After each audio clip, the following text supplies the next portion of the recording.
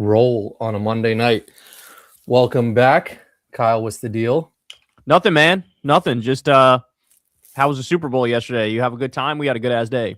Yeah, I just chilled. Luckily, I think we might have gotten invited to like one or two shits, but I kind of gave Molly the like, I I don't want to talk to anybody, do anything Super Bowl related besides.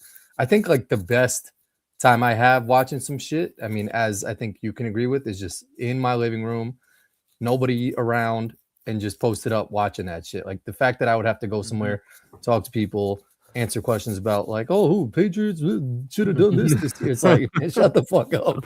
But no, we watched just at the crib. The girls were watching a little bit. And I mean the game was kind of whack, but like it's a Super Bowl, but it also like ended. And I was like, that didn't really feel like a Super Bowl. I don't know how you felt. Like you're not as football-y as I am, but I watched it and I kind of was like, it didn't really hit the same. I'm one of those people who watches one football game all year, and that's the Super Bowl. Facts. And maybe there's a chance if one of the teams that I like is like, in the playoffs or something, maybe I'll watch that, But I gotta say I was happy because fuck Robert Kraft. Yeah. Like fuck the Patriots, fuck Robert Kraft. Facts. He's an asshole billionaire piece of shit. And so like it just made me happy that for once, like the bad guys lost. Yeah. Because like I feel like oftentimes in this world, the bad guys always seem to win. Yep. And so the fact that somebody pulled up the voting results for Seattle, and they voted like 87% for Kamala and 9% for Trump, and I was like, oh hell yeah, I love that they got the Super Bowl. Yeah. Well, Seattle's like, I mean, you know better than I do, but I feel like it's like super progressive state. Like they're always forward. Like, yeah, I was gonna say Seattle's the city. Right. Yeah. Right. Washington State. Yeah. Right. Yeah. But like even I think the Supersonics, well, they're not there anymore, but the female team, their owners or whatever. I mean, like they're very progressive with like, they always have like gay pride nights and lesbian shit, and like the Mariners are always doing stuff. Like they're a good sports like city, just because the owners of their team, I feel like, are pretty like I think the Seahawks have like a female owner, and she seems like very like hippie-ish, like earth, loving type of like just regular ass good lady. Where to your point, like the Patriots, it's like the total opposite. It's like the evil empire, and it's like Robert Kraft like thinks he's like this cool dude hanging out with like Michael Rubin and like wearing like Nike dunks, and like it's like, dude, you're like 90 years old. Like act like you're 90 years old. Don't try and act like you're 47 with like a leather jacket. Like there's some, I know that sounds kind of fucked up, but it's like if you're past a certain age, kind of act your age a little bit, right?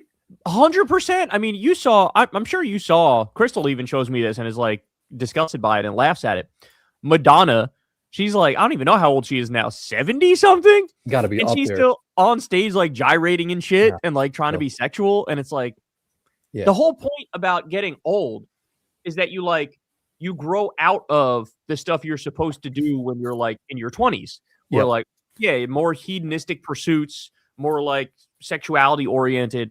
Yep. As you get older, like 70, 80, your libido decreases naturally. And now your life is more about like wisdom and experience and like sharing that. Yeah. If you're on stage fucking gyrating, it's like, look, I'm not saying ban it. Like she can do what she wants, but at the same time, you can't be mad when people look at it like it's a little pathetic. Like that there's this great old quote: beauty is a short-lived tyranny. And that makes sense because that's what you see. It's like Madonna's trying to recapture the magic of like 1987. And it's like, I'm sorry, it's just gone. Like you got to let that shit go, Yeah. And that's the same with like that Robert Kraft shit. Like totally. I see him wearing like this leather shit. He wears like Travis Scott shoes, and he's like trying to be like on stage, while Cardi B or whatever is like performing because she was with Stephon Diggs. All that. And it's like, bro, like if I'm a young kid or whatever, I'm like, just like accept your role as like this owner shit of like wear a suit, shake hands, like speak very professionally, and then just shut the fuck up. Like don't know your lane. Yeah, like you're not relatable at all. You're not relatable. Anyway. Yes, exactly. And you're not cool. Like, so I was very happy. I mean, even just like the New York Boston rivalry and like I kind of have started to come around on Dave Portnoy a little bit, but even like him, like pushing everybody to the Patriots and like him, like being all happy all week. It's like, it's good to see Boston in some type of misery for a little bit. Cause like they've just always had successful teams. Yeah. So the fact that the Knicks beat the Celtics earlier in that day, and then the Patriots lost, it was like, it was good for football, man, because just fuck them, like fuck everybody from Boston. So speaking of the NBA, before we watched the Super Bowl, one of the Christmas presents that we got for our son was to go to the Wizards game in DC, and we had just picked like a random date that we thought would like work pretty well, and it just happened to fall on the same day as the Super Bowl. So the game was at 2:00, and so we went to that game, and then it was a fucking blowout. The Wizards got clonked by the Heat. The Heat obliterated them. But like we left halfway through the fourth, and then we came back, ordered some food, and watched the Super Bowl, and like it worked out perfectly. Like all of 17 people there at that game. Yeah, it was pretty empty. I mean, it was also it doesn't help that it was like with the wind chill, it was like 0 degrees outside or like 10 degrees outside. So like between the Super Bowl coming on later in the day and it being so cold, yeah, it was pretty empty in the stadium. But that almost made it like a little more cool because it was like 100%. Yeah, we got to see Bam Adebayo. Yep. You know, there were some pretty cool moments, some pretty cool dunks.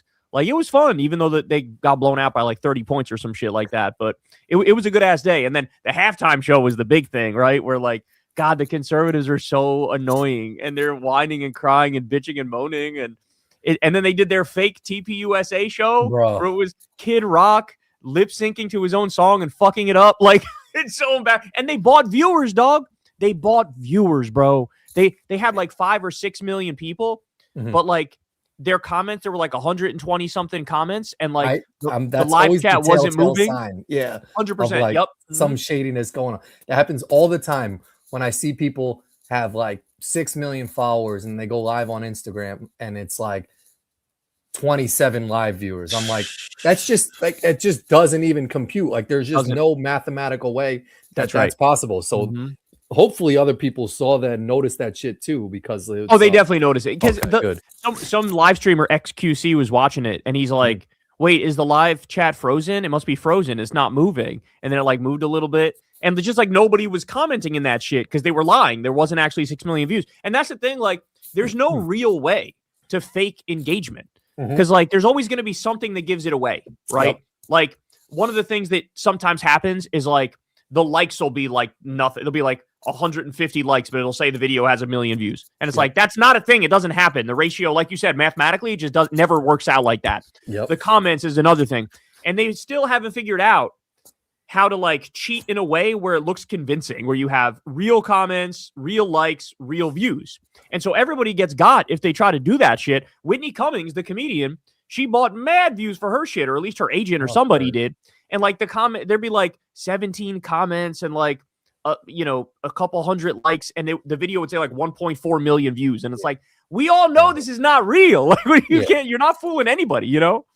The one thing, I apparently like Kid Rock was like singing about like underage girls or some shit. Like it's just like one of the lyrics in his songs is it's some gross ass shit. Well, and it was kind of telling too, because I'm friends with some people on Facebook and Instagram, and they like went out of their way to make a point to show that they were watching that shit. And I was like, that's not cool. Like it's not a thing, you know? And the first thing I saw was, I guess it couldn't stream on X because of like licensing, like some shit. So it's like right out the gate, like you would think Elon would like, bless him, do everything in his powers to make that shit be on there. But the fact that happened off the gate, like off the jump, and they couldn't stream it there. But like, if anyone really was that sure, even like Donald Trump, there was video of him watching the Bad Bunny shit. So it was like, even your leader doesn't care about the Kid Rock shit. And at some point it's like Kid Rock, you got to give it up, man. Like I know nobody wants to hear your shit. Nobody wants to hear. It's embarrassing, shit, man. When was your first big hit? Like 1998? Dog, that's crazy. I was 10 years old when you had your first hit. Like, give it up. It's a wrap. That shit was so bad. I saw this.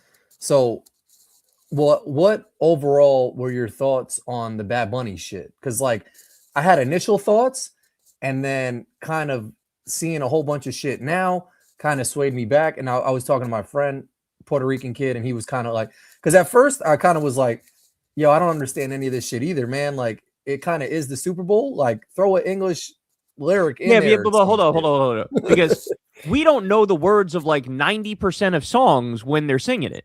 That's you know what I'm true, saying? too. Yeah, so like you know, you'll mumble Kendrick along Lamar with the shit. song. I don't know his shit, you know, like last year. You mumble along, sing along with the shit, and you're filling in mad shit that's blank because you don't know what the fuck they're saying. So like, I don't really view that as too compelling an argument. But look, my take on it, the shit was cool as hell. Like, the reason I like it so much is because we're in a moment right now where ICE and Border Patrol are completely and utterly fucking unhinged, and they're like rounding up innocent people and sending them to concentration camps and shooting people in the face in the street and shit. They're like all these horror stories about children who are like sick and not getting the medicine they need, and they're being tortured and all sorts of just horrible shit. And this was a moment of like a flat out celebration of Hispanic culture. You know what I'm saying? It was like a celebration. And he literally at the end, he went through, he was like Puerto Rico, Cuba, Venezuela, Colombia. It like went through the whole shit. And I love that. And it said all behind him, it said like, the only thing that defeats hate is love or some shit. And it's like, yes, this is what the fuck we need to like combat the fact that we're being run by a bunch of fascists who are fucking openly racist. And they're like targeting people because they're Hispanic. So I liked it for that reason. And the other reason I liked it, his shit, he kind of got some bops. Like, I sort of fuck with it. I was bobbing my head a little bit. Like, I like his flow. It's sort of like a low-key vibe. And the shit is smooth. Like, it's smooth. The only shit that kind of, I saw this right before it came on air, and it gave me like a little bit of vibes of like, now everyone is kind of jumping on that shit and they're using it as like a get out of jail, I'm cool card. Like I'm with the times, like, which isn't a bad thing, but it also gave me like that. You remember that movie Get Out, where the people were like kidnapping like black people? I vote for Obama a third time. Yeah, that's the line. Yeah, like now I'm starting to see like corny people wearing like Bad Bunny sweaters and all this shit and like Benito Bowl, and I'm like, I mean, are you really with it, or are you just with it because it's like a cool fad to say that like you watch the halftime show? And again, maybe regardless, it doesn't matter, you know? I do think that in this moment that is super political, there is like a dividing line, right? Mm-hmm. And so if you say, I don't like it, that is interpreted as, I'm more with the TPUSA assholes. Facts. I'm more with Kid Rock. I'm more with these like loser ass conservatives and Megyn Kelly, who was just like throwing a tantrum because Bad Bunny was like speaking Spanish, right? Yeah. And so, yes, there's like a cultural dividing line now, and that line is as prominent and clear as ever. So, but I actually like, I hope people view it like that, because we need like bold, forthright arguments in favor of multiculturalism and in favor of like acceptance. And that whole performance was about that. You know what I'm saying? So like, even if people feel whatever about it, it's good that they're going like, yeah, I fucked with it. You know what I'm saying? Yeah. Like, I'd rather have the whole country do that, because that'd be better than the fucking racist assholes who are out there just like expressing their racism on. So I saw so many people say just OD racist shit in reaction to it. Like, oh, ICE's approval rating just went up 20 points. I saw somebody tweet that. And it's like, fuck you. So now torture and rape and murder is okay because you didn't like a song that was sung in Spanish. Like, go fuck yourself, you know? Yeah. No, I agree with that. And again, when it first was on, I said to Mom, I was like, maybe they could throw like some English shit in there. And they threw the Lady Gaga, and she was speaking Spanish a little bit. And she was like, don't say that shit on air. And I was like, yeah, but like kind of. And then like, so like, I see your point, but it's also like, if you said one bad shit about that, it seems right now, like people are jumping on you like, oh, all right, go watch the Kid Rock shit then. But like, all right. Because it is political now. That's the thing, right? Yeah. Like in the past, I think things could have been accused of being political that weren't that political. Mm-hmm. So like, I understand your point in the context of like other Super Bowl halftime shows, but this one like is really political. Yeah. And there is like a hard dividing line, and everybody's racist ass uncle is going, why don't you just speak English? You know what I'm saying? Yeah. So Chris Brown came out afterwards and basically said, you saw, he was like, is he getting dragged for that shit? Is he getting dragged for it? I don't know if he's getting dragged, if people even brought really much attention to it, but he basically gave this shit a 4, I think. He said it was a 4? Oh no, Mace said it was a 4. May said it was a 4? May said it was a 4, and then his explanation was because if you're performing at the Super, well, he justified it by saying he saw Prince perform. I think he saw Michael Jackson at the halftime, so he was comparing it to like those people, and basically said performance-wise, it wasn't as good as those Prince, Michael Jackson. I to me that just sounds like nostalgia slop though, and like I get it. I'm a very nostalgic person, but like you think 15 years from now people won't be saying like, damn, those good old days of like the Bad Bunny halftime show, that shit was way better than whatever we have now. It just sounds like nostalgia shit. The thing I saw Chris Brown say was like, they need me. It was something like that. And it's like, well, Chris, I hate to tell you, I'm like the #1 fan of your actual music. Like I fuck with his music hard. Yeah. Bro, they are never fucking picking you. You're like, they're definitely not picking him. You committed as many crimes as Donald Trump, dog. Just none of them happen to be trying to steal an election. But you did all sorts of shit. There's a long ass rap sheet on your ass. Yes. And I know you could dance your ass off and you're smooth as fuck and you could sing some catchy ass songs. They are never picking you, dog. They are never picking you. It's not happening. Yeah. Well, that the only thing I kind of will agree with Mace on is like the performance aspect of it. And like Kendrick wasn't really dancing like that. Bad Bunny wasn't really dancing like that. Usher, like when they had him, I was like, all right, he's gonna freak this shit. Like people who can really dance. Was he just Usher or no? Wasn't he like part of somebody else's show or I think it was like Usher's halftime show. I think it was like, and what his year main was that? Shit.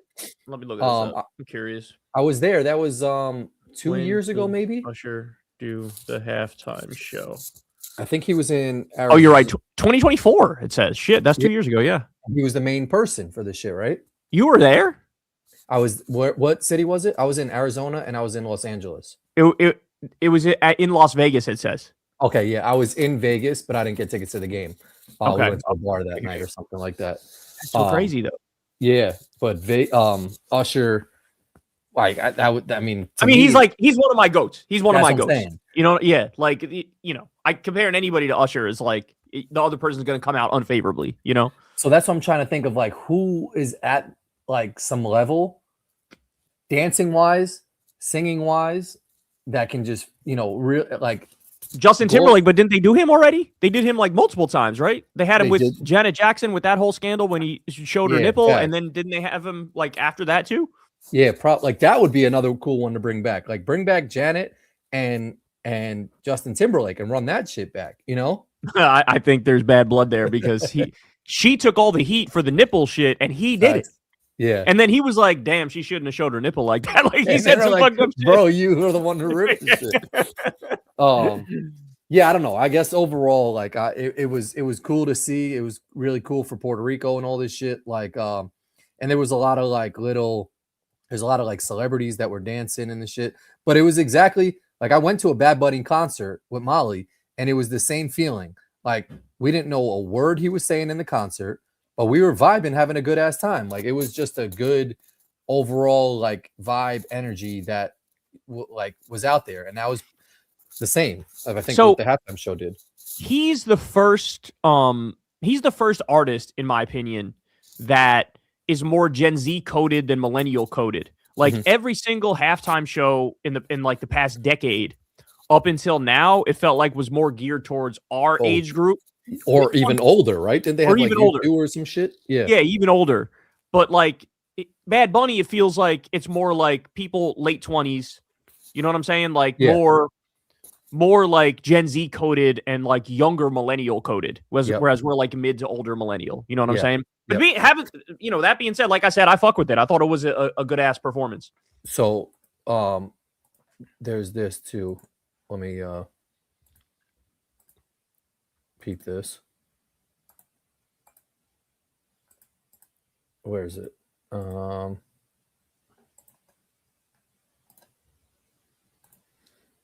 I think they showed that stat that I guess people waited until after his halftime show to go to the bathroom. So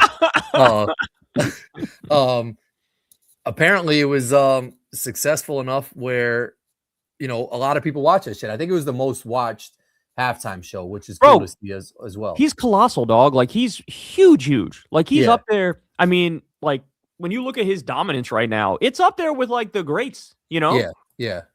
And it's wild because like he performed at the halftime show with someone else. Oh, Lady Gaga was there.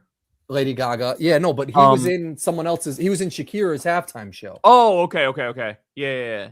And this is just a wild ass stat that like the fact that like the New York City water, I mean, I guess this is what they do, but the fact that they like know this information right off the gate is kind of crazy.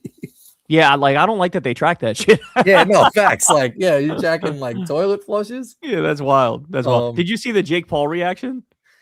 Yeah, man. Like, he's so stupid. Everything was so stupid. But like he said a bad thing, and then today, if it was true, he tweeted out like, "Yo, I was joking." Like I was. He kept walking it back because he lives in fucking Puerto Rico. I know, bro. You live in Puerto Rico, and you're gonna shit on Bad Bunny, who right now is the motherfucking pride of Puerto Rico. Like, you're gonna be people showing up to your house with fucking pitchforks and torches, as they should, you know. Yeah, and it's true they live out there to like avoid paying taxes or some shit. Exactly. That's why any older white person who goes there is doing it to do tax avoidance. There's a whole bunch of crypto assholes who are in Puerto Rico. Yeah, that's exactly the case. And he said some shit like, he was also talking about ICE. Like, how dare you disrespect ICE? Like, shut the fuck up, you CTE ass bitch. Yeah, him and his brother. Like his brother was walking on the carpet, the red carpet, and I just feel like people like him, they're just saying that shit because they feel like they have to play that character, you know. Like, but it's funny though because he walked it back so aggressively, where I was like, damn, the culture really has shifted, you know. Whereas, like, in the past, if people come after you for saying some dumbass shit like that, these people double down and triple down and, like, make it a thing. But now, I feel like it's the opposite. Now, people, like, he got in trouble, and he, like, immediately U-turned out that bitch and was like, no, I actually love Bad Bunny. My bad. I didn't mean to say that. Did I say that it was bad and he should be? And, like, oh, I know he's American. I know Puerto Rico is American. I live in Puerto Rico. I love Puerto Rico. I actually love Bad Bunny. So he did a total fucking 180 because he must have gotten, like, hell, like, unleashed on him. You know what I'm saying? Yeah, good though, because like it's nice to see when that pressure gets the people where they have to like retract that shit, you know, because it's you can't just say some wild shit now and get away with it and then like still think that you're gonna have your fan base. And I think woke 2.0, baby, dark woke. Yeah, well, and hopefully, I mean, but also it's like it is like the damage is done, but then also you can come back from that shit. Like I'm thinking of like Cardi B. Yeah, not Cardi B, Nicki Minaj. You know, like she's done, bro. Like, yes and no. Like even Kanye, like he put his apology shit out. He came out with a fire song in like a couple months. I said this shit about Trump when he first ran. I was like, when he's done, he'll be on. You know, if Ellen DeGeneres was still around, he'll be on Ellen DeGeneres, and like people will forget all the shit that like happened. Maybe not Trump because he's OD, but like if she came out and was like, you know, I really fucked up. I don't know. There was a bug in my head and I was just wilding out and like hit some, what was appeared to be some sincere apology. She could come back, you know, you think it's like done. I mean, look, I will grant you that maybe my perspective on this is so biased because I swim in these waters and I live in this world. Yeah, but my interpretation of it is when this whole thing is over, dog, we're going to go through, you know how after the Nazis fell, there was denazification that happened and they like literally took bulldozers to all of like the signs of Nazi Germany, like knocked down all the swastikas, knocked down all the buildings that Hitler built and shit like that. We're going to need like demagification in this bitch. And for anybody who ever like uttered, especially now, imagine hopping on the Trump train now of all times. Bro, we are so deep into this man's reign of terror, and you decide now to hop on board. So, like, it's my sense that, like, that's going to be a permanent stain on your fucking record, you know? Yeah. That's going to be a permanent stain on you're never going to be able to live that shit down if you ever rode hard for him. It'd be one thing if you weren't political and you sort of opted out. It's one thing even if you vote for him once in 2016 and then wake up and change it in 2020 and 2024. Mm-hmm. If you're, as they say on the I've Had a Podcast, a triple Trumper, you are barbecue chicken, dog. So I feel like it's a rap for those people. And like the Kanye thing, yeah, he did that apology and he said like I got fucked up in the head, my shit's not right, whatever. But like I haven't seen shit from him since then, and I haven't seen people be like, I accept your apology, Kanye. You know what I'm saying? So like I feel, and maybe that's the difference, right? Is that there was a time period where it felt like when Trump got reelected, that what you're saying would be the case. That like everything's kind of forgiven and like everybody's welcome back into the fold. It doesn't matter how hateful you are and how bigoted you are. But now I feel like woke 2.0, dark woke is here. And now it's like, nah, we're out for blood metaphorically. Like it's over, bro. Like if you fucking snuggled up to this motherfucker, it is a wrap on your whole shit, you know? Yeah. Well, I mean, I hope that's the case. And I mean, you know better than I do of like how trends are going to be for voting and stuff like that. Just like, let me just say this. Yeah. So Nicki Minaj, who's her fan base? Who's her fan base? Her fan base is, so there's a lot of gay guys in her fan base, right? What do they call them? The Barbs? It's the Barbs, right? I think it's the Barbs. Maybe. And then you also have like the culture, the black culture, right? Yeah, facts. Like, yeah. And they steer what is popular culture in America. Yep. Like black people are popular culture. They're the ones who set the trends and everybody else sort of catches up to them, right? Facts. Look at Jelly Roll. I don't know if you've seen that shit. I have seen that shit, but I can't think of a single. There's no gay people who are forgiven what Nicki Minaj is saying right now. There's no black people who are going, oh, it's all right. We'll give you a pass because you made some bangers in like 2013. Like, no, that's not happening. It's not happening. They're done. Everybody's done, you know? Yeah, I hope that's the case. And I mean, not to switch gears, but that was one that kind of got me. There's one lady I follow on Instagram. I just started following her, but she like will make reaction videos to like just dumbass shit she sees. And she made one to Jelly Roll, not speaking on whatever at the Grammys and basically saying like, I'm going to comment on this shit in a week. And then I saw all these old videos of him kind of like with cornrows. He had the jewelry on, was rapping, and was like, you didn't know about politics and you want to like, you know, be all in this black culture shit with cornrows and jewelry. But now it's all I don't know anything about ICE, and now it's all I'm just a redneck, and now it's all fucking pictures of him hugging Christy Noam. Like, go fuck yourself, you know? Yeah, and like they're being called culture vultures. That's what they're called. They're called 100%. culture vultures. Yeah. They like infiltrate black culture, and they make it seem like, oh, like I'm down with black culture, and then they will abandon that shit immediately as soon as like their whiteness and their privilege is more convenient.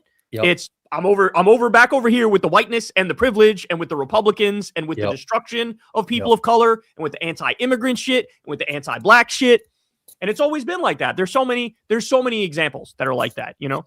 Yeah, the Jelly Roll shit got me tight, man, because again, like I think it's just universal across the board that we can all see that what ICE is doing is fucked up and it's just like not good for the country. And then to even pretend like I'm going to say some shit in a week, you don't want to hear my stance. It's like, we got your stance right there. You know, like, it's like, exactly. You don't have to, you know, like exactly right. You might as well just come out and double down and say you're on, you know, the MAGA team and the Trump shit. And you support what ICE is doing and all that shit. Like, we know what you're saying more when you don't say some shit. So fuck that dude, man. I'm like so over him and then trying to put like God on all this shit. Like, man, that shit got me mad. And this was another one that got me mad was, I don't know if you saw, but Mark Teixeira, he used to play on the Yankees. Yeah.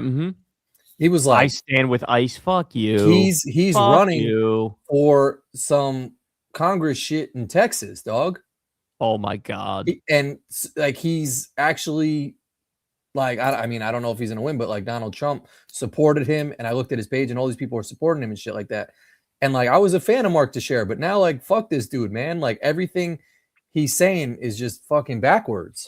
The thing that's so dishonest about these people is they have no response to the specifics if you bring them up to their faces. Now, they'll run out of the room just to make sure they don't hear any fucking specifics because they want to pretend to be ignorant about it.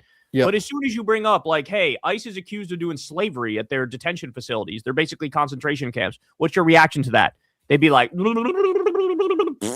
got nothing to say.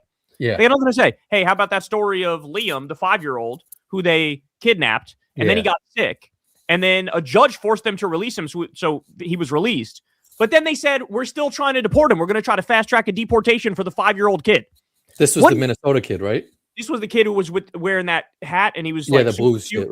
He had the backpack on. Yeah. Like, they're still trying to deport him, even after a judge said, you got to fucking release. Like, how do you respond to that? Mark Teixeira, go fuck yourself. Like, these people, this is why I say, like, and at first it started out kind of tongue in cheek, like, these people are demons, these people are demons. No, metaphorically speaking, these motherfuckers are demons. Like, they embody the spirit of evil. Like, they believe in evil. They believe in doing bad things to people they don't like. And, like, Liam's brown, so they don't fucking like him, you know? Yep. Well, so I plugged in a couple of questions, and it had me thinking, and you would know best, but, like, it said, why does being famous give people instant political credibility? That's a good-ass point, bro. It's just like the disease we have in this country, the disease of the mind of, like, just being sucked in by anybody who's in front of a camera all the time, anybody who people can connect to through a screen, whether it be a TV screen or a computer screen or whatever. There's like, it's a shortcut to trust, basically. And so that's why people trust the celebrities. And so then they feel like, oh, this is like my friend or my family member or my doctor or somebody who's I'm close to. If they say some shit, it's like automatically a level up compared to somebody I don't like or don't know saying some shit, you know? Yeah. No, I mean, this one got me tight, man, because I saw Mark Teixeira fucking tweeting out all this shit. And, like, the fact that I mean, it kind of goes with that shit with, like, a musician who does something bad. It's like, can you separate Mark Teixeira, the baseball player who won the Yankees World Series, from this dude? And it's like, can you remove fucking R. Kelly from the person he is off of, like, the microphone from his music? So in a way, I kind of got to do that, but also fuck Mark Teixeira, man. Like, I don't know. I don't know what he's running for, but fuck him, man. Like, that one to me is like, fuck that dude. It's kind of weird, but I think you're right, because it's kind of like, if somebody is ideological and I disagree with ideology, then I kind of agree with you that it's easier for me to say fuck them and their whole body of work. Yeah. But if it's not ideological and it's just like crimes, run-of-the-mill crimes, I almost find that I'm able to separate the art from the artist in that scenario more often. Facts. But as soon as it becomes ideological, as soon as it becomes like I'm part of MAGA or I'm a fucking Nazi like Kanye, as soon as you get to that level, it's like, okay, nah, fuck you and your art. But, like, unfortunately, I don't think it's the same when it just feels like run-of-the-mill crime shit. And that's not to downplay the run-of-the-mill crimes. It's just, for whatever reason, it's easier to mentally separate those things. Facts. You know what I'm saying? That like, maybe this person isn't as bad as their worst moment. You know what I'm saying? It's easier to think that. But when your whole ideology is evil and badness, it's like, no, you are that evil person in every fucking waking moment. So fuck yourself, you know? Yeah. There was, what's her name? Ghislaine Maxwell or whatever was saying she's only going to speak if Trump pardons her or some shit like that. Yup. Mm-hmm. And she's already, I don't know if you know this, bro. She's already got the sweetest fucking deal in the country, where she used to be in a serious ass prison. Now they moved her to some fucking resort ass, fake ass, low level prison. And she's got a fucking puppy. She goes and gets to do fucking hot yoga. She's got somebody who waits on her hand and foot. Like, they basically made it so she's living in a resort 24/7 now. And she's still saying, like, I'll talk, but you got to give me a pardon. And of course, what's she going to do if Trump pardons her? She's going to go out there and say, like, oh, he did nothing wrong ever. He was such an angel. He was actually the only nice one to the girls. And the real criminal was Bill Clinton. And, like, she's going to go through that whole thing. But, like, she's already been knocked on being a prolific liar during her cases. That was known about her, that she's not trustworthy. And now she's trying to fucking fish for a pardon. She's so disgusting. I saw some shit where Lizzo was trying to defend her and basically was like, oh my God. Did you see that? And she was like, if I go to the grocery store or some shit like that and I steal something, is everybody in my phone book like an accomplice or some shit? And they were like, bitch, what? What she was trying to say. So what she was trying to say is, she was like, everybody who's in the Epstein files, they're not all equally guilty of the shit, like the worst shit. But, like, everybody knows that, Lizzo. You know what I'm saying? Like, everybody knows that. Like, Crystal's name is in the Epstein files because there was a link that Epstein sent or somebody else sent to him that included an MSNBC segment that she was in. So her name was, like, in the article that they sent. So her name shows up in the Epstein files. Like, does that mean that she was on the island raping kids with Bill Clinton? Like, no, fucking of course not. You know what I'm saying? So we know that. But that's the thing, though. Like, everybody knows that, Lizzo. Like, this is not, nobody's arguing it's all equal. What people are doing is going through the Epstein files and pointing out, hey, this one is into torturing kids. Hey, this one is into rape. Hey, this one was with this girl in 2011, and that's illegal. Hey, this, you know what I'm saying? Like, they're just going through the specifics. So I don't know. It's this weird, it's like an autistic, weird reactionary response where it's like, oh, not everybody's equally guilty. Nobody said everybody's equally guilty. What the fuck? Did you see there's a, I don't know if it's a real photo or not, but there's a dude who kind of looks like Epstein with longer hair and glasses. Yeah, that's fake. It was fake. It was AI. Okay, good. Because they're trying to say, so one of the conspiracies now that's sort of blown up online is that actually Epstein's not dead. He's alive and he's in Israel. And then they have all these like convoluted things that they point to. One of them is like, they say this Xbox Live account that's like little Jeff something was still being used in 2023 and he's still playing this game. And then people fired back and said, no, that account was either hacked or it's somebody who changed their name to Little Jeff, whatever, and they're playing. It's not actually Jeffrey Epstein. And people were doing an analysis of like, if you look at his side profile when he's alive, his nose is one shape, but when he's dead, if you look at that picture, his nose is a different shape. So they're saying it's not him, it's somebody else. There is weird shit around his death, but that doesn't mean that he's still alive. Like one of the things that was really weird is there's a federal government document that announces his death on February 9th when his actual death was February 10th. That's kind of crazy.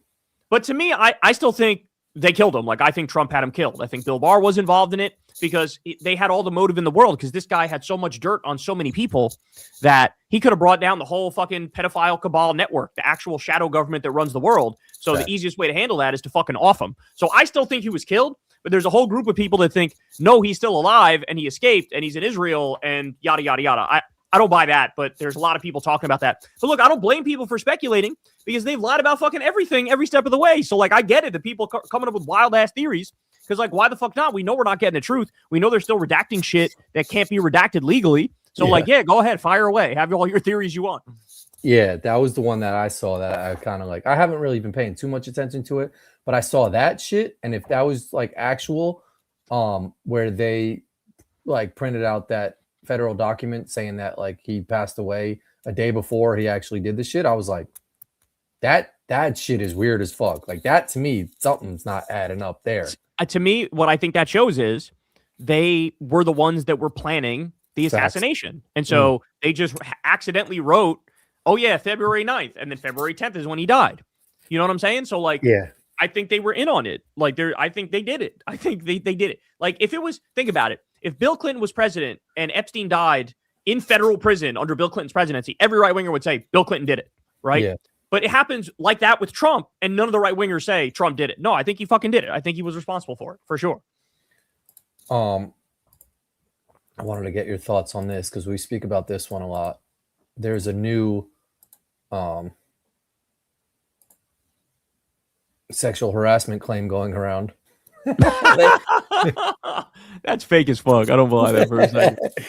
And by the way, bald is something that's like objectively describable. You know what I'm saying? Like, sexual harassment. So wait, isn't the implication there that if anybody gets called bald, that means you want to fuck the person who says it?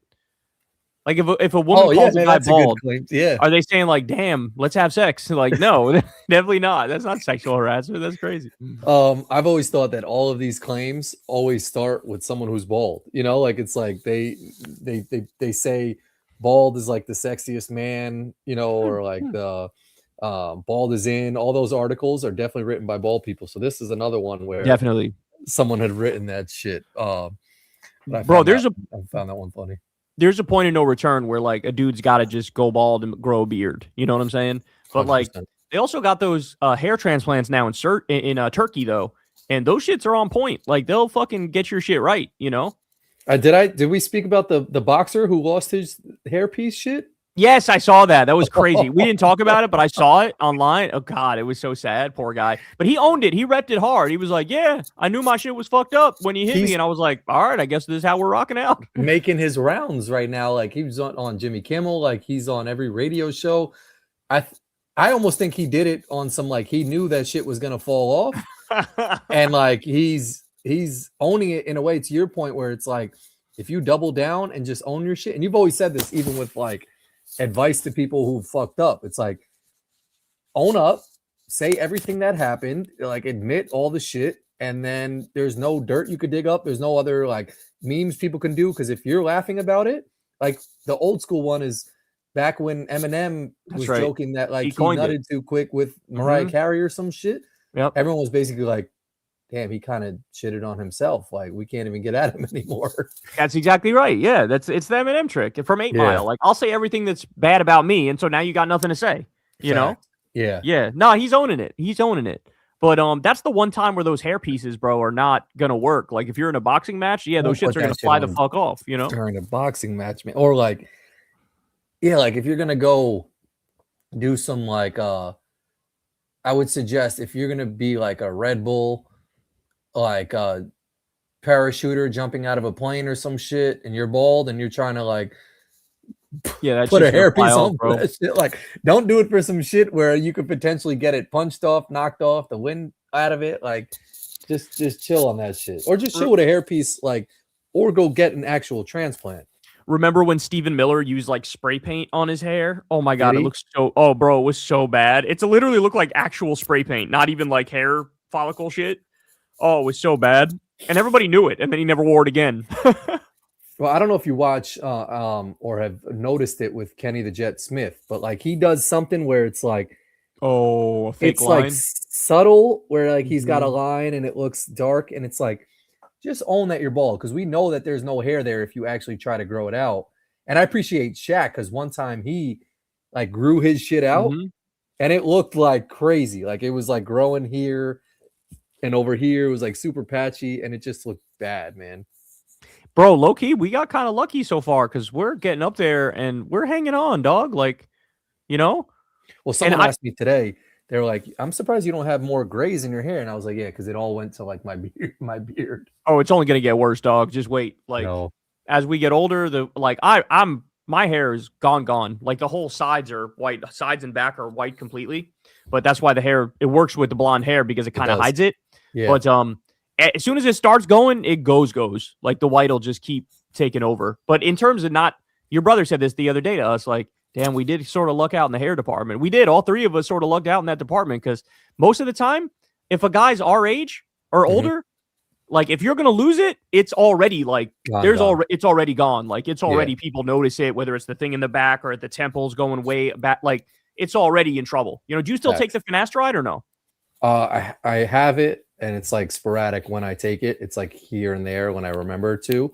Yeah, you just don't take it that much. Yeah, I kind of stopped taking it. Same. Yeah. I use there's a shampoo, Hims, which is awesome. Oh, has I the use stuff that in when it? I shower. Yeah, like so I'll like massage that in my hair for like a minute. It's supposed to be how it's done, and then like I try to let it sit, and then I'll shower it off. Yeah, that's the minoxidil, I bet, because there's finasteride is the one that keeps you from losing more, and minoxidil is one where they say it helps grow it. And that's like the active ingredient in all the fucking like the foam shit that you put on that makes your hair grow. I'm blanking on the name of it now. Oh, But and the shit you put on your temples, yeah. So that's probably what's in that shampoo, I bet. They say there's a new one. I just saw the other day. I got recommended some video, the like hair transplant guy, and apparently there's a new thing that came out that is even better at growing hair than minoxidil. So I don't know if it's like not approved yet or if it's going through the process, but it looks like there's some shit that might actually be like next level good, you know? Oh, if you remember what that shit is, tell me. I mean, like, there's so much. I'm like, whatever, if you want to do Ozempic or whatever, like as a cheat code to like lose weight, but like there should be a cheat code to like regain hair, you know? I mean, I guess Rogaine is some shit, right? Yeah. Oh, Rogaine. Yeah, that's the foam shit too that I was talking about. Yeah. I used to use that when I was in high school because I wanted more of a hairiness here. Like, oh, really? I wanted the pointy sideburns to go down lower, and there was like a spot that was missing, so I used to use it right here to try to get the sideburns to go lower. Rogaine's like a cream you just put in, and it'll just like there's different versions of it. I use the foam one, the foam version, and you just like rub it into the skin. But yeah, the new shit. There's like good options now though. Whether it's like hair transplant surgery or minoxidil or finasteride, like there's a bunch of shit where now. I mean, Justin Bieber got a fucking hair transplant. His shit looks much better now. Yeah, he was really his temples were going bad, and then he got a hair transplant. And now there's a lot of guys who like famous guys. Got one that like really threw me off. And we saw me and Molly saw him as a comedy show, and I saw an old clip of him, and he wasn't funny at all. He wasn't really funny at the comedy show. Joe McHale. Oh, he got one. Oh, D got one. He was like from Canada, and he did a call center one time, and his hair was like gone. And now his hair, like, dude, Joe McHale. Yep. I'm looking right now. I see it perfectly. Yep.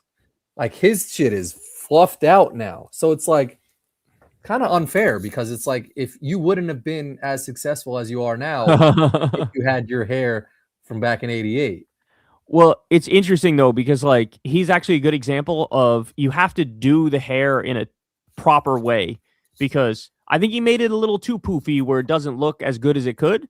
Yeah. And The other thing is sometimes, especially if you go to Turkey to get it done, they'll be too aggressive with where they put your hairline. Like they'll make it go too far forward and too down, and then it looks like shit.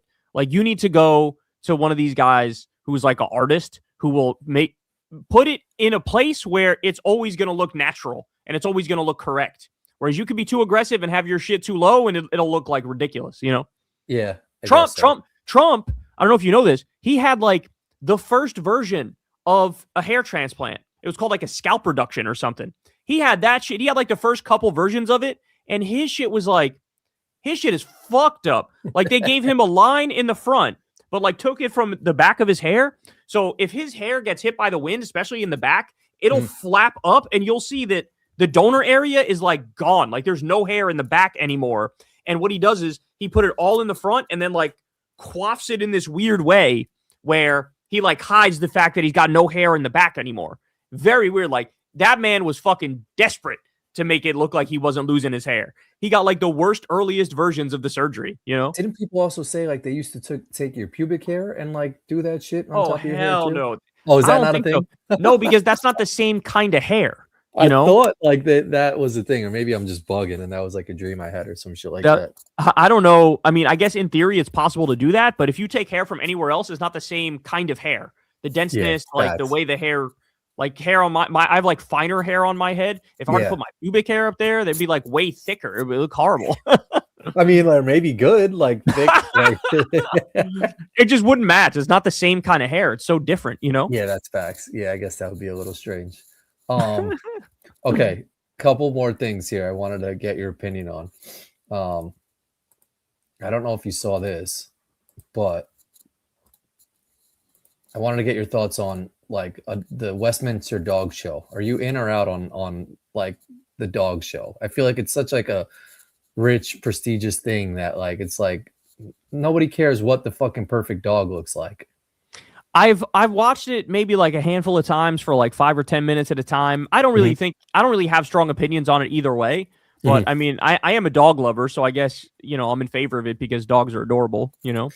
Yeah, but like, so one of the questions that came up was like, I guess there is a human like judging show of what the perfect human looks like. And it's like, it's all subjective, you know?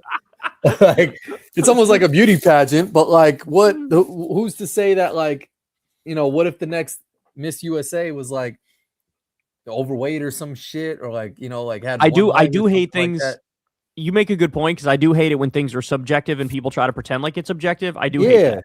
That is sort of a pet peeve of mine. So yeah, it kind of like I would want to give the prize to all the dogs because they're all good little boys and girls, you know? Yeah, facts. That's what I'm saying. And would you watch a cat show? Like, I love cats now too. I always used to be a dog person over a cat person, but now as I've gotten older and I have both a dog and cats, I'm more of a cat person now. Because I always think of that meme. There's this meme that floats around on Twitter all the time where it's like 6 a.m. with a dog person at 6 a.m. and they're outside like walking a dog in a blizzard, and it says a cat person at 6 a.m. and you're just laying in bed asleep and the cat's like sleeping next to you, and it's like, oh yeah, that's it's true. Like that's the difference. It's so much easier to have a cat. They require like nothing. All you got to do is feed them and fucking make sure their water's taken care of and like scoop out their shit from the litter box, and that's it. Like that's all you got to do. It's so much easier than a dog, you know? Yeah. Every person that I know that has a dog is on the same wavelength of like so my friend just moved to New York. They have a dog and they like thought that they'd be able to just put their dog out on their patio of their apartment, and it's been brick city, and he was like, I gotta leave my apartment, walk down like 8 floors of my shit, walk all the way down to the water to fucking let my dog out. And I'm like, and he was like, this is horrible. I was like, so why the fuck do you have a dog then, man? Like, and I thought the same shit when Molly had her dogs. I was like, I don't want to, if it's raining, have to put my jacket on, go outside with an umbrella and get all muddy and shit like that. Then your dog comes inside all muddy. Like, it's just unnecessary. Bro, let me just say, shout out to my mom. Because I remember when me and Jenna were kind of young, we were pretty young, right? Like probably in elementary school or whatever. And we asked my mom, like, hey, can we get a dog? And she was like, nope. And I was like, why not? Like, we'll take care of it. We'll love it. And she's like, no, you won't. You won't take care of it. I'll be the one that ends up taking care of it. I'll be the one that feeds it. I'll be the one that takes it to the vet. I'll be the one that walks it. And I don't want to do that shit. Respect. And at the time, I was like, damn, that's sort of fucked up and sort of cold that you don't want to get as a dog. But now as an adult, I look back and I'm like, that was gangster. That was gangster as fuck. She's right. She's right. She's right. And like, we're actually kind of lucky because we have property which is okay with like we could just let our dog outside. We don't have to walk our dog. We just let the dog outside. We got so much room. And it's like, go ahead, do whatever the fuck you want to do, right? Run around, whatever. But for sure, like the cats are just they somehow always know how to give you the exact right amount of attention. Where like they'll always come up to you and you're like, oh, a cute little kitty, and you'll pet it, and then they'll just like go away. And then you just like it's whatever. And then later on they'll come back, oh, cute little kitty, and that's it. Like there is no with dogs, bro. I mean, our dog Phoebe is like, it's so demanding. Like she won't let you walk by without like, all right, you got to pet my belly for like 10 minutes straight, dog. Like, I hope you know you're not going past me right now. You better pet my fucking belly. And then if I don't do it for long enough, she'll get up and rape my leg. She'll start humping my leg.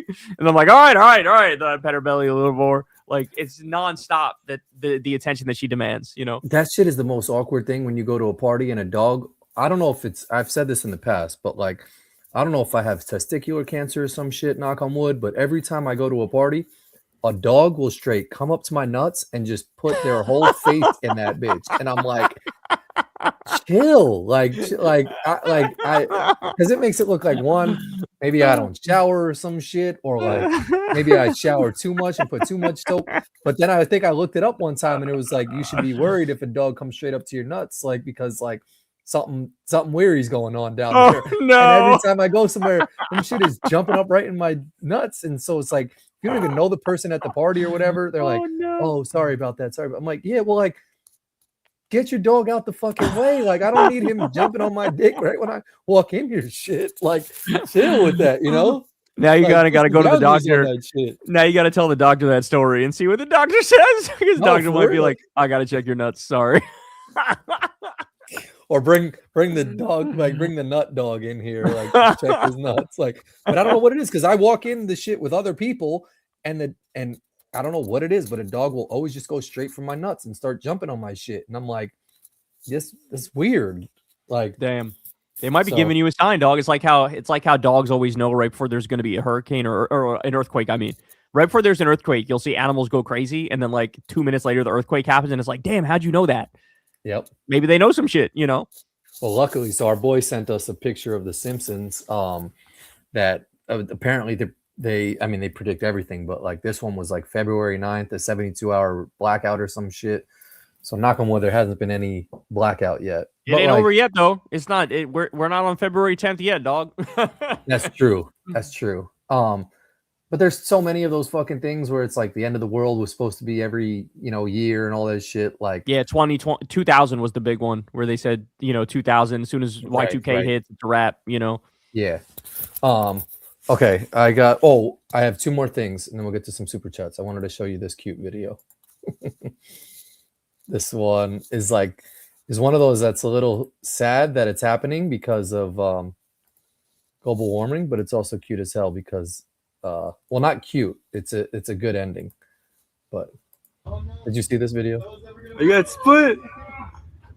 There's one penguin that got left on the shit, and then it gets back. I remember this shit. They can swim too, though. Those things, Oh, okay. So that makes me feel better. Oh, yeah. He just made it back though. Yeah, that's funny. But yeah, those shit swim, so he would have been fine. Okay. They're had me worried because I was thinking if he dead ass got separated from that shit, he would have never saw his crew. Like, imagine that, ever again, bro. Maybe I'm wrong. Let me check. Can penguins swim? I'm pretty sure they can. Yes, penguins are excellent, highly adapted swimmers. Yeah, not flyers. So they can't fly, but they can swim. So which that is makes weird sense. because they have wings. Imagine ostriches have wings. They can't fly. Those big ass birds. Yeah, I guess. Very weird. They're very bizarre. Big ass birds with long necks.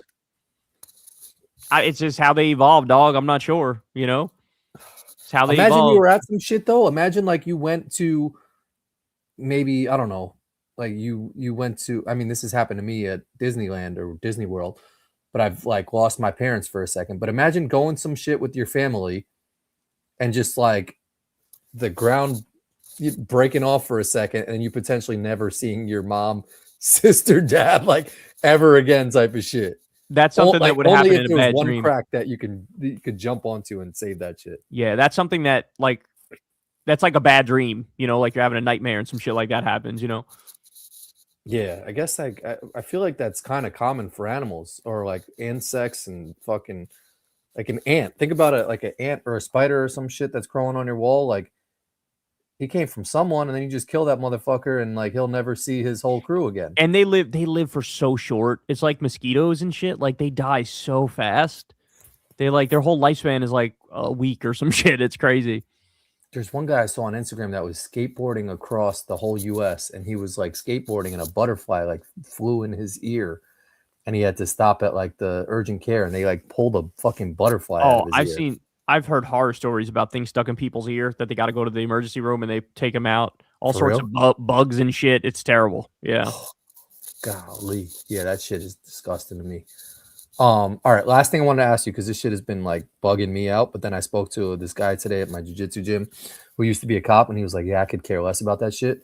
The Savannah Guthrie shit, are you intrigued by any of that shit? Or like I just feel horrible for her, you know? Like I wouldn't say I'm intrigued by it. I just feel horrible for her that like, what the fuck is this? Your fucking 84-year-old mom or whoever old she is gets kidnapped. They have no leads. They have no idea who it was. They just know that. I'm just more so like, what, like, it's so weird to me. It's like straight out of a movie type of shit. That yeah, like, and why like, her? Like, that's why what I'm saying. her? Like, why the fuck? Like, I'm like kind of really invested and interested in it. Like, I don't seek shit out, but like when it comes across my feed, I'm kind of like, oh, a new video dropped or a new lead or some shit. But also like, is TMZ on top of that shit? Yeah, TMZ's like all over it because like I think they were sent an initial like ransom note. Right. Yeah. I think it was a dead end, but there's been like 2 deadlines, and they both passed, and then another one just passed, and it's like, I don't think she's still alive, because if she needed medication and shit, it's a rap ski on her probably. But like, I'm just more like, it's just such a weird story to me, man. Like, who the fuck would kidnap some lady, and there's no leads whatsoever on that shit. I don't know. Yeah, it's very bizarre. It's very bizarre. I saw people trying to connect it to Epstein or something. I was like, what? Yeah, I didn't look into the details. It just seems like it's a bit of a stretch, but I saw that because like Savannah was like the one who interviewed, I think, the Epstein like girls who came forward or something like that. So I think they were trying to make some connection there. Maybe that's what it is. You know who else I feel bad for too? Lindsey Vonn. I feel horrible. Nah, fuck her. Like, you got to hang it up. Like, what? But bro, okay, so hold up. The fact that she tore her ACL and then was like, I'm still gonna do the shit. That's like, where I'm like, you maybe like hang this shit up. You tore your ACL. Like, you don't need to go back on the mountain on but that. Bro, but in her test run, she freaked it. In her test run, really? I didn't know that. She freaked it completely. Like, it wasn't like she couldn't do it. In fact, now they have this brace that acts as an ACL. So I actually know somebody. So our son's friend who was on the soccer team with him, he also has like bad ACLs somehow, like genetically. And he had already torn his ACL as like a fucking 11-year-old, right? And so they gave him this, like, it's a special ACL brace that like it literally acts like an ACL. So like crazy, you could put a brace on and just sort of have an ACL all again. It's just, you know, you got to have the brace on if you're doing anything physical and walking and shit. And so she had on one of those braces, and she was able to do high jumps and shit and move left and right and do everything. So she was good. Like, and you know what it kind of reminded me of? You know how Tiger Woods won the US Open in 2008 on a broken leg? Yeah. Bro, on a broken leg, dog. And so I was like, goddamn, Lindsey Vonn, who dated Tiger Woods back in the day, she now has a no ACL and is going to do the fucking downhill skiing shit. And I was like, this shit is all set up to be a motherfucking storybook ending. Yes. And then it does end like a storybook, but in a bad storybook ending where she broke her whole leg broke, dog. Like, that's what I'm saying. Like, Tiger, like, you know, I respect golf just as much as anybody, but golf and downhill skiing is like night and motherfucking day. You know, like, it's like, you could hit a golf shot and maybe be in some pain, and you got to walk up to your next shot. Like, I watched some of that downhill skiing shit, dog. They're going 90 miles an hour. They're going 90 fucking miles an hour. Going mad fast. Yep. And you know what happened? She hit the flag thing, Yeah. And she hit it at like an angle where it was a little too much of a direct hit. And so that hit her off course and she fell and then her leg snapped. And they said it's going to be multiple surgeries, bro. Multiple surgeries to get her shit right, which also reminds me of Tiger. It just reminds me of when he got into that car accident and they basically gave him a fucking metal leg. He has like a metal ankle in one of his legs. And I was like, damn, Lindsey Vonn and Tiger, like there's weird parallels here, you know? Oh, 100%. But like when I saw that when I first saw the headline that she was going again or like gonna do the, actual Olympics after suffering that shit. At first I was like, all right, maybe she can do that shit, but kind of like, yo, chill. Like you just tore your ACL. But then when I saw the headline, I kind of was like, what the fuck was she like? She got airlifted off again. And it's almost like it had nothing to do with the ACL though. That's the thing. Oh, bro. really? Just it hitting the Polskis? It had nothing to do with the ACL. Like the ACL didn't affect it at all. It was literally just she tried to cut a corner a little too tight because she wanted to get gold. Got hung up in the flag and she went sideways. Yep. Had nothing to do with her knee. Yep, exactly. That's exactly right. It had nothing to do with her ACL. So it's just like a devastatingly sad. That's why I feel bad for her, man. Like it was fucking heroic for her to say, "I'm gonna try to do this shit with no ACL." Hell and yeah. she did it, and then she fucking nothing to do with the ACL. She ended up fucking wiping out and breaking her leg. And to be like her life won't be the same because that leg injury is a real motherfucking injury. Where now they're called like compartment syndrome, where like it swells up too much and like they're worried about amputation. So like it's multiple surgeries now to keep her shit okay. Just like it was with Tiger. They wanted to amputate his leg too. And he was like, no. And then they fucking found a way to save it. But now he might deal with chronic pain. So I just feel horrible for her because she tried her best. And I definitely feel bad, but it also makes you like, you don't obviously discredit all the shit she's done before, but it's like you remember this the most, And it's like I just felt like when I saw that headline, it was such a sad way for her to go out. Where it's like, what are you proving by like doing this shit? But that's what the greats do, bro. The no, greats that's true. Keep pedal to the metal. There is no stop in them. How many gold medals does Lindsey Vonn have? All right, let's see. I don't know the answer to this. 3 gold medals. She has 3 gold medals. So like to me, I look at it. GOAT, I think, of skiing. Like she just this is some Michael Jordan ass, Tiger Woods ass shit where it's like I'm gonna fucking go until I'm gonna fucking ride this bitch into the rocks. I don't give a fuck. I'm gonna go out doing what I do. And like watching Jordan on the Wizards, like it's like it's cool, it's Michael Jordan, but also maybe just. But guess what? He was underrated as fuck in his Wizards days. You go. No, he was. Yeah, like the greats are always gonna be great. Like they'll find a way. They'll find a way. LeBron fucking 41 years old or whatever the fuck, and he's still putting up 20 points a game. Like this is what the greats do. And I always love watching greatness. I always love watching greatness. No, it is definitely cool. And I think like even for like Roger Federer and Rafa Nadal, like it's love watching those guys. Like it's there's something to having those people still in the tournament. So even LeBron when he's playing in the Olympics and all this shit, like it's cool. Even playing now in the NBA. But I watched that downhill skiing shit and I was like, holy, because I've been on a mountain, and I've skied before. Obviously, I'm going like 5 miles per hour and I'm doing the pizza shit the whole time. But I'm watching it and I'm like, yo, that's like, how do they even get to that level where they can go 90 miles per hour down a mountain and you get that close to a little fucking pole and you still can like be on track and still go? Like, it's so impressive. Some of that skiing shit, dog. Like, even the ice skating. I haven't watched much of the Winter Olympics. We did. We watched the figure skating, and you got motherfuckers doing backflips on ice. You got motherfuckers. Now, when we were kids, they would do like a triple axel where they spin 3 times. Yeah. Now those motherfuckers are doing a quadruple axel. They're spinning 4 times in the air. I don't even know how that's possible. They're like violating the laws of physics every time they do a routine. It's OD. So you've been following the Winter Olympics shit? A little bit. Not a crazy amount, but a little bit. Yeah. But Go ahead. No, I was just gonna say it's just like some of the Winter Olympic shit is it's really fucking impressive, man. Like it's like the shit they're doing is next level. I mean, absolutely. Like I haven't watched any curling, but I'd love to watch that shit just because it's dorky as fuck. I saw one of the bobsledding shit. I think it was Team USA.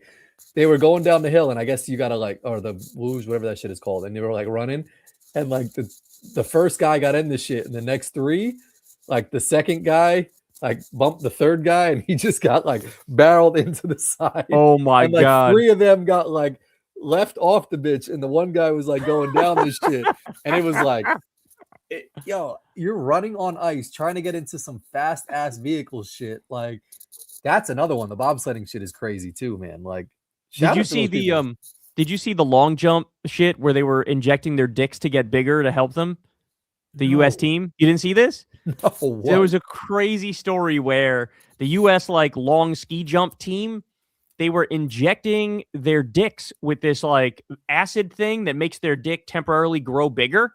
And the reason they do that is because the more you can increase the surface area of the suit, the more drag you're going to get in the air when you're jumping. So like you can go further in theory. And so they said, oh, no, we're not doing it. But there was this reporting that said they were doing it. And so I don't know what happened, but everybody was laughing at that story because like they're literally injecting their dicks with acid in order to try to jump further. Yeah, I need some of that shit when I go to the gym and I'm in my boxers walking around just to shave and stuff like that. No, but do you remember somebody had this in their stand-up? Oh, I think it was Sebastian Maniscalco. There was a high jump guy that was jumping over the bar and his dick hit the bar and that's what made the shit fall down. I remember that. Yeah. No, actually, he might have. No, because that would be a disadvantage in the pole vault. Yeah, having a bigger dick would be hurt in that sport. Yeah. Fuck. Yeah, but that's some cool ass shit to be known about though. Like I'm the guy whose dick was too big. Like that's a funny. Like that's what it says in your Wikipedia. Known for having a dick that's too big. I think after I watched that stand-up bit, I googled like high jumper with big ass dick or something. But yeah, they were like, "Yep, this video." Everybody asked for the same video. But the skiing shit is OD. But yeah, I saw the Lindsey Vonn shit and I was like, I kind of like just felt really bad. Because it's like the last way you go out is getting airlifted off the fucking mountain. But then also I was like, why are you doing that shit on a torn ACL? But if there's some shit that makes you feel like you have a ACL, that's next level because there could be NBA players that come back in the playoffs or some shit and try using that shit. Right. Yeah. In fact, I wonder if any of the people was it meniscus or ACL for Jimmy Butler recently? I don't know what it was, but if it was ACL, he should look into that shit. Oh, facts. All right, I think it was meniscus though. I'm not sure. All right. Yeah, he might have had some shit. King of the Realtramites coming in hot as per usual. Shout out to you, bro. The Super Bowl was a class war. The billionaires, MAGA, and Israel were for the Patriots, while the working class supported the Seahawks. Our first major victory in the global class struggle and war. That is kind of what it felt like, isn't it? That yes. I think that was how everybody felt, which is why everybody was happy the Seahawks won. So yeah, that's dope. Yeah, shout out to the Seahawks, man. They're a likable team. Good point, King of the Viltramites. Kyle, there is a deep state. The deep state loves Trump because he serves the deep state. Trump is the deep state taken to its logical conclusion. Yeah, I could see that. Well, what I mean is when I said there's no deep state, what I meant was there's no deep state full of like responsible elitists who like make sure we stay on track. You know what I'm saying? Because then they would have gotten rid of Trump a long ass time ago. If Kyle Kulinski had an older brother, he would look like Graham Plattner. Changed my mind. New conspiracy unlocked. Graham is Kyle's older brother. Do you really believe that? That's kind of crazy. I never heard that before. I never heard I look anything like Graham Plattner. I mean, maybe it's the new blonde hair that people are connecting to that. I'm not sure. But shout out to you, bro. Thanks. Cadelio, thanks for the $5. I had a dream that Corin's World was in a Super Bowl ad for Pringles. Y'all were passing the tube between the panels. LOL. That's so funny. Imagine they come to me and you for a Super Bowl commercial. I was thinking, don't those shits cost like $2 million a piece now or some shit like that? Way more than that, probably. Oh, now. More than $2 million now? Facts. Yeah. They're then the commercials are kind of ass cheeks. I'll keep it real. I agree. How much does a Super Bowl commercial maybe at least 9 now cost 2026? Let's see. 8 million with some spots for top tier brands reaching 10 million. Oh my goodness. I remember back when it was 1 million per ad. That felt like it wasn't even that long ago, right? Yeah. And again, they weren't even like good. Like I was watching. They were ass cheeks, bro. All AI bullshit, all fucking gambling ads and shit like that. The Backstreet Boys sold out like a motherfucker. That was horrible. Yeah. Yep. Did you see the Jewish hate video? It was like 2 out of 3 Jewish people are getting like Robert Kraft shit. He's the one that made that, right? Yes, he made that shit. Someone tweeted out like it used to be 3 out of 3. This is progress or something like that. The Golden Child. Thanks for the $5. You guys were born in 1988. What are your earliest political news? Political/news memories? Tanya Harding, O.J. Simpson, Monica Lewinsky, Y2K, Insanity, Beanie Babies. Literally all of that, bro. I can say this for sure. The one I remember for sure. It was the summertime. I think it may have been July 4th. We were having family over for a barbecue, and I directly remember my dad saying to family members as they walked in the door, we're not going to talk about what's happening in the news. We're not going to talk about that thing that's happening in the news. And what he was referring to was Monica Lewinsky and Bill Clinton. Oh shit. And so that's my first real, like, I remember that vividly. And I remember If thinking that shit happened now, it would be like, would it even be a news story? Like, I mean, it'd be a news story. No, I think you're right, bro, because we in the Epstein files, you had Steve Bannon talking to Epstein and saying one of the women who work in the White House blow Trump. They were saying that. And, and nobody even talked about it. Her nickname was knee pads. Knee pads. And nobody even talked about it. So you're right. If it happens now, nobody fucking cares because Trump has his Monica Lewinsky. Nobody cares. Oh, the craziest shit to me is the emails that were like, you got a new Brazilian girl and like the young kids, and the fact that like they can block out whose name that is insane. They can't. They actually are not allowed to, but they're doing it anyway. It's a big scandal. Yeah. Oh, really? Yeah, they're not allowed to do that. Under the Epstein transparency law, they have to release everybody except the victims' names, which they redact, and they're not. They're redacting all the names of the fucking perpetrators. Yeah, hopefully it comes out who the fuck said all that shit, because some of that shit was super weary, bro. Bro, talking about torture and shit. This is horrible. This is horrible. I got to get to this one. This guy Benjamin's a real one as well. Benjamin, shout out, man. That's very kind of you to donate that. Facts. Did you see Discord announce that it is age locking all users and forcing them to scan their face or upload ID to undo it? I did see that. And the immediate thing I thought of was the Secular Talk Discord, where I know there's like a vibrant Secular Talk Discord. And I feel horrible. Like, what the fuck are we supposed to do about that? It feels like such a violation of privacy. And I do think it might lead to like Discord just basically fucking, falling apart in the same way that like CBS News was taken over and they're falling apart. Like this takeover is a catastrophe, because who the fuck's going to want to use Discord now when they're like, you got to upload your biometric data? Like, fuck you. I don't trust you with that, Isn't Discord the same thing kind of as like Reddit or whatever? It's like, no, Discord is kind of unique. It's kind of unique. I don't know how to describe it because I never really use it, but I know there's a Secular Talk Discord and people create like real communities over there on the Discord. And like, there's all different sorts of ways to like talk to each other and talk about events But different from Reddit, because Reddit, isn't there like communities and threads and shit? I feel like Reddit is more like, people respond on a thread, but it's a bunch of like randos. On Discord, it's like you set up literal communities. So, like there's a Secular Talk community where the people are all cool with each other and like they know each other, and now they're trying to fucking rip it apart by forcing these people to upload their shit, Yeah, I wonder what the reasoning behind them. Well, they always lie. Everybody lies and says, "Oh, it's to protect the kids. We want to make sure teens aren't in like unsafe discords or whatever." But that's bullshit. They just want everybody's information. And why would anybody want to give up their information when we have a fucking fascist regime that's like locking up dissidents? Like it's insane. It's like the old school AOL chat rooms, Like those were all pedophiles packed in those shits. Totally.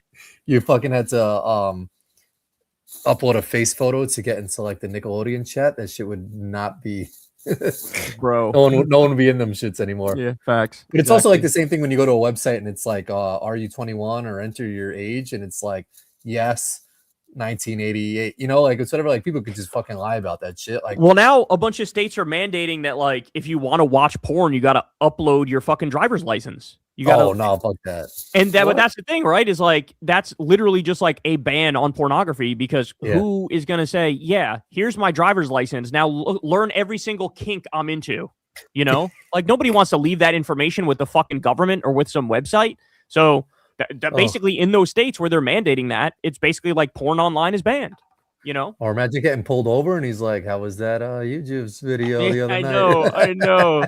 Oh, it's horrible. Thank you, bro. Thanks a lot for that, man. Peppy Luscious, thanks for the $10. What do you make of Trump's average approval on Real Clear Politics still being 42%? Seems quite high, even with right-leaning pollsters like Rasmussen. Yeah, I wouldn't put any stock, honestly, in Real Clear Politics, because Real Clear Politics is like very biased in favor of right-wing pollsters. So their shit is always weighted more towards the pro-Republican side. So in this moment, I would give them like no mind whatsoever. I would pay more attention to the more left-leaning pollsters, like Public Policy Polling is one of them. Data for Progress is another, although I don't know if they're still around. I think I've seen so many approval polls where he's in the 30s that I would say he's closer to like 39% average. I still see some 40-41s occasionally, but I would say like 39 is roughly where he's at on average. And but having said that, even the fact that the furthest right-wing pollsters still have him at 42, like that's really low. You know what I'm saying? Like we forget 42 is bad. I was gonna say that's almost fucking still half.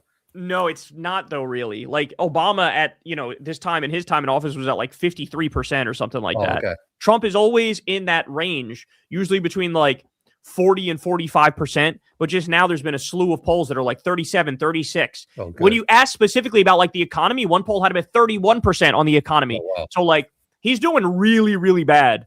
But honestly, in this moment, I wouldn't put much stock in anything from Rasmussen. I'd look more at the left-leaning pollsters because I feel like they're the ones that have their finger on the pulse more these days. And for them, I'm sure there's going to be a poll that comes out within the next 2 weeks or 3 weeks where I feel like it's going to be 35 or less. So he's struggling. He's struggling. Yeah. Kieran Barlow, thanks for the $5. Yo, just want to say big fan of you both from Scotland. Well, shout out to Scotland. Much love, Thanks, brother. man. Appreciate you. Thanks, you. Drake Cody, thanks for the $5. Kyle, like Bad Bunny said, the only thing more powerful than hate is love. You and MAGA should learn that. Well, if you're trying to compare me to them, I would respectfully disagree because my policies are based on love and their policies are based on hate. And I might yell at them, but the reason I yell at them is because it's the old paradox when it comes to tolerance. If you tolerate everything, then you tolerate intolerance and the intolerant win, right? The only thing we need to be intolerant of is intolerance. And that's why I am very intolerant these days of the intolerant. Facts. Mic drop. Blue, thanks for the $5. Tom Steyer is running for California governor. He says Bernie was right on Medicare for all, wants to abolish ICE. Thoughts? I think Porter is weak. Well, I think Porter sort of self-immolated when she was like yelling at that reporter and all these stories came out about how she's shitty to her staff and whatnot. So I think she sort of destroyed her own campaign. And Tom Steyer, yeah, I mean, he's running for California governor. He knows where the heart and soul of the party is right now, and so he's going to position himself more appropriately. So, yeah, I mean, it wouldn't be the worst thing in the world if he won. I don't know if I'd go as far as endorsing him, but I think he'd probably govern in a more progressive way than people would think. He's a legit class trader billionaire, which is good to see. Thanks, Blue. Ryan, thanks for the $5. So, found out that Analilia Mejia was the New Jersey director for Bernie Sanders. She also flew in to help Sanders win the Nevada primary. That's right. And now she's a congressman from New Jersey. So shout out to her. That was an awesome W. And we're getting big wins on the board these days, boys. Big wins on the board. It's good to see. Fact. That's what's up. Adam King, thanks for the $5. Kyle, if you were president, how'd you make housing more affordable? 2, overall opinion on Ossoff for 2028. 3, NBA and WCSB. We all agree? The NBA and World Cup are greater than the Super Bowl. Yeah. Well, I think the Super Bowl is objectively bigger, but I'm more of a fan of NBA, so I'm going to pick the NBA over all of that. But the World Cup, I think, is objectively bigger than the Super Bowl because the World Cup is like the world's involved, obviously. Facts. And so the real pecking order is like World Cup, Super Bowl, NBA. But for me, I go NBA, World Cup, Super Bowl, personally. But that's just my personal take on it. John Ossoff, I think he is making a play for 2028. He's got some things to account for. Like, I think he voted for the Lake and Riley Act, for example. I think he's smart enough to maybe reposition himself better. Like, he's now saying Epstein class, which he took from Ro Khanna. Ro Khanna originated that. Shout out to Ro Khanna. He'll be a formidable contender in the primary. But I will say, I have a really strong bias against everybody who I feel like is doing an Obama impression. And I always have. So Beto O'Rourke rubbed me the wrong way for that exact reason, even though he's more left-wing than everybody originally thought. So we were maybe even a little too harsh on him. But Beto O'Rourke annoys me. Mayor Pete annoys me for that same reason. He's doing a cheap Obama knockoff. Shapiro in Pennsylvania really annoys me. He's like the worst Obama knockoff. Like I can't even watch it. It just makes me wince. And Ossoff, I feel like he's not the worst of the Obama impersonators, but he's definitely impersonating Obama. So I just have a bias against those candidates. But having said that, if he were to win and be the nominee, he'd probably be a relatively strong candidate. So we'll have to see on that. And if I were president, how would I make housing more affordable? I would look at the models in Europe where they have made housing more affordable. And what is it, in Austria? There's some place there that they literally just do, like, they just did a whole bunch of social housing. And now everybody lives in this like cheap, awesome housing. When people think of like public housing, they think in the US of like dilapidated old buildings.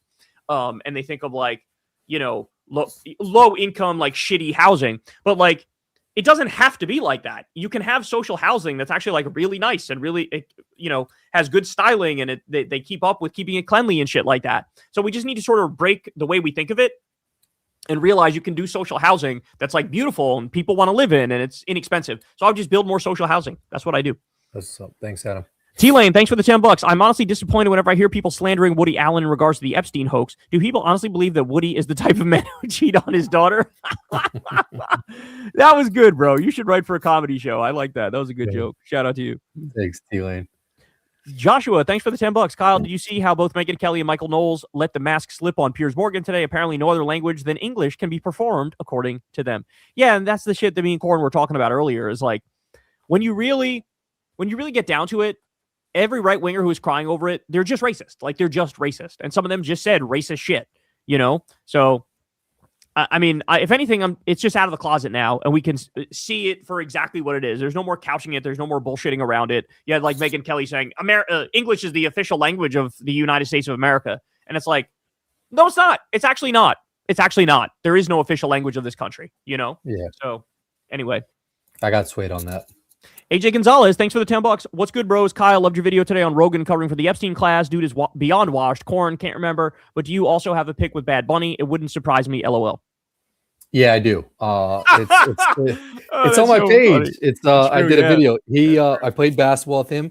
He invited me to his concert, and then I don't know if it was intentional or not, but he pointed at me during his concert. So go to my short on my YouTube page, and he's like pointing right at me during his concert. So like, I'm still friends with a couple of his close friends on Instagram.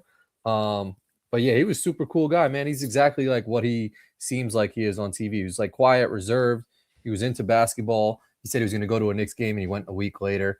But it was really cool. Did you see him at the Knicks game too, or not? No, I wasn't at the Knicks game when he was there. But like the fact that he was like, I want to go to Madison Square Garden and get to a Knicks game, and then a week later he was there, was like, oh shit, he told me that when I saw him in Chicago. So it was surreal, man. I went to the concert and he had tickets waiting for me at Will Call. Like it was dope. Amazing. As fuck, man. That's so cool. That's so cool. I love that. And AJ, anytime you think about asking Corin, hey, do you have a picture with this celebrity? The answer is yes. He just does. He somehow has that picture. He literally has a picture he has a picture with Barack Obama. Like, who gets a picture with Obama? Like, nobody has an Obama picture. That's so crazy. Metalhead Matt, thanks for the $5. I generally support the U.S. emulating Europe, whether it's social democracy or voter ID. 71% of Democrats favor, 83% total, and limiting birthright citizenship. Yeah, I don't agree. I feel like this country is unique in the sense that everybody thinks of citizenship here as being born here. Like, that's, in fact, I remember the first time I learned that other countries don't have birthright citizenship. Some don't. I was like, really? Oh, How is that even a thing? Yeah, some countries don't have birthright citizenship. A lot do, but some don't. And I remember just being flabbergasted. So wait, I could be born there and it doesn't count. Like then what country do I fucking where do you belong in? You know what I'm saying? Yeah. So I'm totally in favor of birthright citizenship, or of having birthright citizenship. It's literally in the Constitution also, which is like, sort of makes it hard to work around it. Trump is trying, but I think he's going to fail. I think even the Supreme Court is going to say, sorry, bro, that no go on that. But what was the other thing you said? Voter ID. Yeah, voter ID. The problem with voter ID is that it's a scam to try to disenfranchise poor people and people of color who are lower on the economic ladder and don't have the time or the ability to go to a government office and go through the process and fill out the forms to get some new bullshit ID. In fact, now there's this new law called the SAVE Act, I think, that the Republicans are pushing, which would mandate all sorts of IDs to vote. And like, some of the criteria describe an ID that doesn't fucking exist. It's something like, it shows your military service and your voting history or something like that. One of the criteria was, and it's like, there is no ID that has all of those things on it. You're telling people to show an ID that doesn't even fucking exist. The whole point is voter disenfranchisement. So the thing is, we don't actually have a problem with voter fraud. It's not a thing. Like, they argued this on CNN the other day, where some Republican was saying it was a big deal. And they were like, oh, really? How many examples have there been? And they were like, 77 examples. Since from the year fucking like 2000 to 2026, there were 77. You're more likely to get hit by lightning than somebody to actually commit voter fraud. So it's not a problem. Like, basically, the Republicans harp away on the voter ID thing because they want to disenfranchise more people. They want to make it so that people get turned away at the polls, even though they have every right to vote. So I definitely disagree on that. But the social democracy thing, obviously, I agree. So shout out social democracy. Thank you, bro. Thanks for coming around. You seem like we lost you for a couple of weeks, but now you're back on the. Become Numa, thanks for the $5. Thoughts on Marxism, Leninism seems to be what the Epstein class is truly opposed to, according to the files. Even child diddler Chomsky is compromised. Yeah, rest in peace, Noam Chomsky's reputation. It's a real shame. He really sort of nuked it, and that's sad because he was one of my introductions into leftism. I consider myself, in these days, a friend to literally everybody left of center, and that includes liberals, and that includes Marxist Leninists, and that includes communists, and that includes every single flavor and variety of left anarchism or left libertarianism or whatever the fuck. If you are left of center, you are on my team. So that's my general thought in these days, is that we need to build a movement that encapsulates people from liberals all the way to hardcore communists in order to defeat the rise of fascism. Facts. Wes Nelson, thanks for the $10. I'm more sure than ever that these billionaires have legit dirt on Rogan.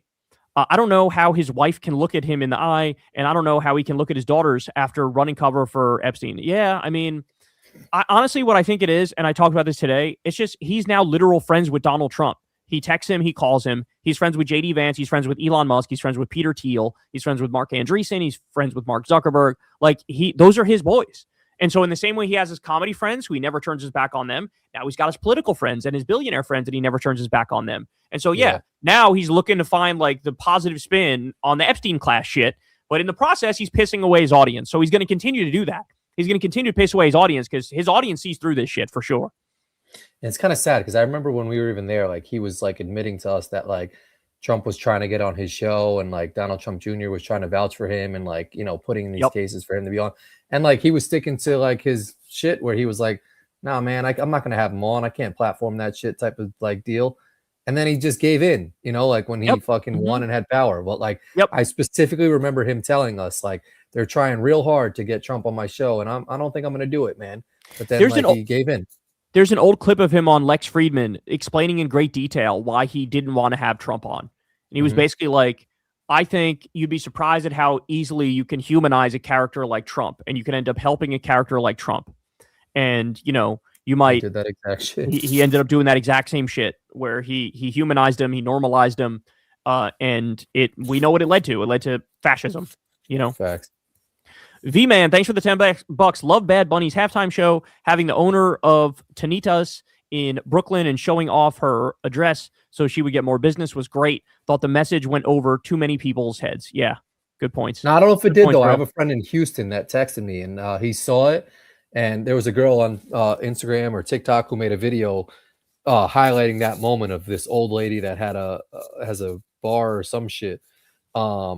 Tonitas or whatever, and he was like, yo, get me a hat from that spot. So like I think whether or not it went over people's heads, there are some people that have made videos on it that have went kind of viral that are getting this lady the recognition. But like I think people know about it, but and I'm sure her place in Brooklyn is probably blown the fuck up ever since, you know, she was on there.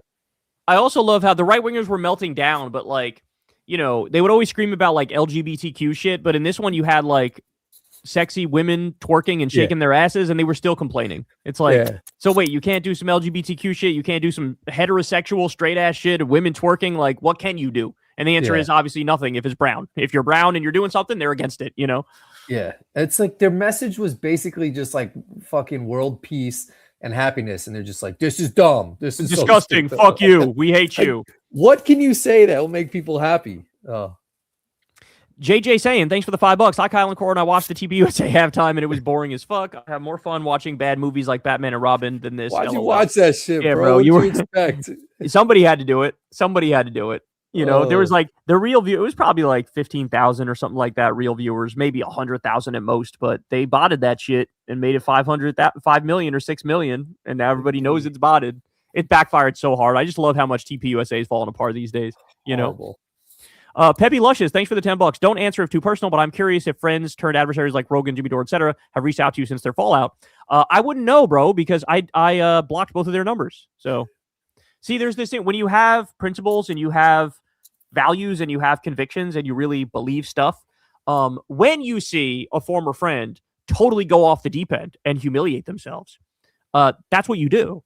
Is you just, okay, well, I guess I'm done with this person. Cut them out of your life completely. So that's what I did. I cut them out of my life completely. And with Jimmy in particular, it's actually kind of funny. Not only did I block his number, I also blocked his YouTube channel. I was like, I'm not gonna fuck this guy. I never want to see anything from him again. Dude, and I've seen it firsthand where we went out to LA and that dude went ape shit. Oh, have I ever? I don't know if we've ever told the story publicly. We should tell the story. Yeah, I mean, so we were. I don't even know what year it was. Maybe 2017 or something like that. Mm-hmm. We went to Los Angeles, and I was on TYT, and they had me stay after for like the post game show, right? I'm going to take a piss real quick. And I had it slated where we go from TYT to Jimmy Dore after that, right? And so we get through the TYT shit, and they go, "Oh, can you stay for the post game show?" I go, "Sure, no problem." And I didn't know like how long it would be or whatever. Anyway, long story short, I was expecting it to go maybe 15 minutes or something like that. This shit ended up going for like 40 minutes or an hour, right? And so soon as I'm off air with TYT, I text Jimmy, who I'm scheduled to be on his show probably like 10 minutes from now or 30 minutes from then, right? And so I'm like, "Hey, man, just wrapped up here on my way to you," right? He comes back over the top, fucking furious, saying all sorts of fucked up shit to me. "Fuck you. Like, you would never do this to somebody else. You would never do this to Joe Rogan. You'd never do this to TYT, but you're doing it to me." And I'm like, I literally don't even understand why he's freaking out. And I guess the reason why was we put into the, like the GPS, how far away is Jimmy's place from the TYT studio, and it was like an hour or something like that. And so I would have been late to it. And, we also hit traffic. So I was updating him and telling him like, "Hey, it says it's going to take this long or whatever." And he flipped out. I don't know. Ultimately, what was I going to be, an hour late or something like that? Maybe 2 hours late at most. And it wasn't because I was snubbing him. It was literally because I was TYT held me over. And what was I going to do? Stop the segment in the middle of it and say, "I got to get out of here"? I didn't even know how long the drive was to get to Jimmy's. So anyway, he flipped out like a motherfucker. He was texting me all sorts of fucked up shit. Did he call me too? Shit. Did he call me? Yeah, everything, bro. I was even like, "Yo, this dude's ODing." So anyway, he had like a literal fucking like alcoholic screaming ass meltdown because I was going to be a little late to his show. And I remember being the nice guy that I am, I was like, I'm not going to put him on blast publicly. And this is 2017 or whatever. I still like the guy. He's still largely on the left. You know what I'm saying? And so it was weird. I was nice about it, but now here we are years later, and this guy's totally off the fucking deep end. And so now I'm telling the story about how he's a totally unstable, like alcoholic guy, and like. Weird. Yeah, and he burns bridges with everybody for no fucking reason. I mean, seriously, stop thinking about it. You're yelling at a grown-ass man because I was going to be, an hour late to your show? Like, and this is, by the way, it wasn't some live show. It was his YouTube show. You could wait an hour. It's not a fucking big deal. You know what I'm saying? Yes. And again, I didn't do it on purpose. I was held over by TYT. I didn't know it was going to last an hour, the post-game show. But anyway, that's what happened. Anyway, Bernie Sanchez, thanks for the $10. Hey, Kyle, I know you don't follow Secular Talk subreddit, but they were wondering who landscapes your big property. Many of them say Crystal probably pays for landscapers, being your sugar mama, LOL. We do have somebody who cuts the grass and stuff. Yeah, but I don't, I'm not going to like dox the person and give out their name here. But yeah, we have somebody who does the landscaping for us. Bernie, thanks for the $10 again. But I could picture her gardening in a big hat out there, tending to some flowers or vegetables, maybe mowing all the grass, but probably leaving a small landing strip. Oh, easy there. Easy, bro. Easy. So she does. I've got gardeners too. People cut my shit, man. She does do gardening in like the proper garden area where it's like flowers and stuff like that. But for the actual grass, somebody comes and cuts the grass. Yeah. Some real news. I don't know. I haven't read the whole thing, but I think you sometimes troll us. Some real news. Thanks for the $5. Rank them by grifting. JD, Tulsi, Rubio, RFK, Noam. Thoughts on Shapiro/Whitmer ticket. ChatGPT says the strongest Dem 28 ticket. I think Newsom loses. Okay, let's go through these one by one. So rank them by grifting. So I would say grifter, you got to go Tulsi number one, because everything she's doing now is literally the exact opposite of the things she said she believed in, like when it came to foreign policy and stuff.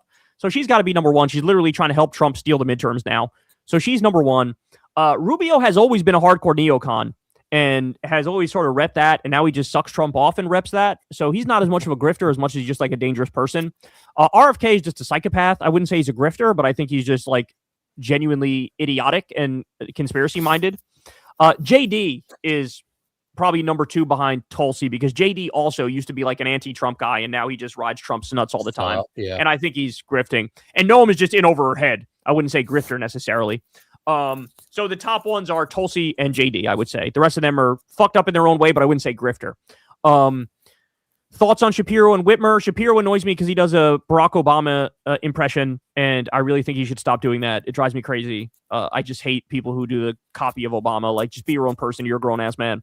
Whitmer blew everything by snuggling up to Trump and going to the White House and being nice with him and playing footsies with him and having that picture taken of her in the White House where she's covering her face because she's ashamed of it. ChatGPT saying Whitmer and Shapiro were the strongest 2028 ticket. ChatGPT has no idea what the fuck they're talking about. They make shit up all the time. AI is fucking idiotic. And if you think Newsom loses, I disagree. I think Newsom could win, but I don't want him to be the candidate. But if he is the candidate, I do think he would win a general election. I think almost any Democrat, I think, would win the general election in 28, assuming it's free and fair, which is a big assumption. What do you make of Planner's statements on Reddit that black people don't tip and rural whites are stupid? I stand by him. He's the fighter Congress needs. I never saw either one of those ones, so I don't know, but I'm sure that you're not explaining them properly.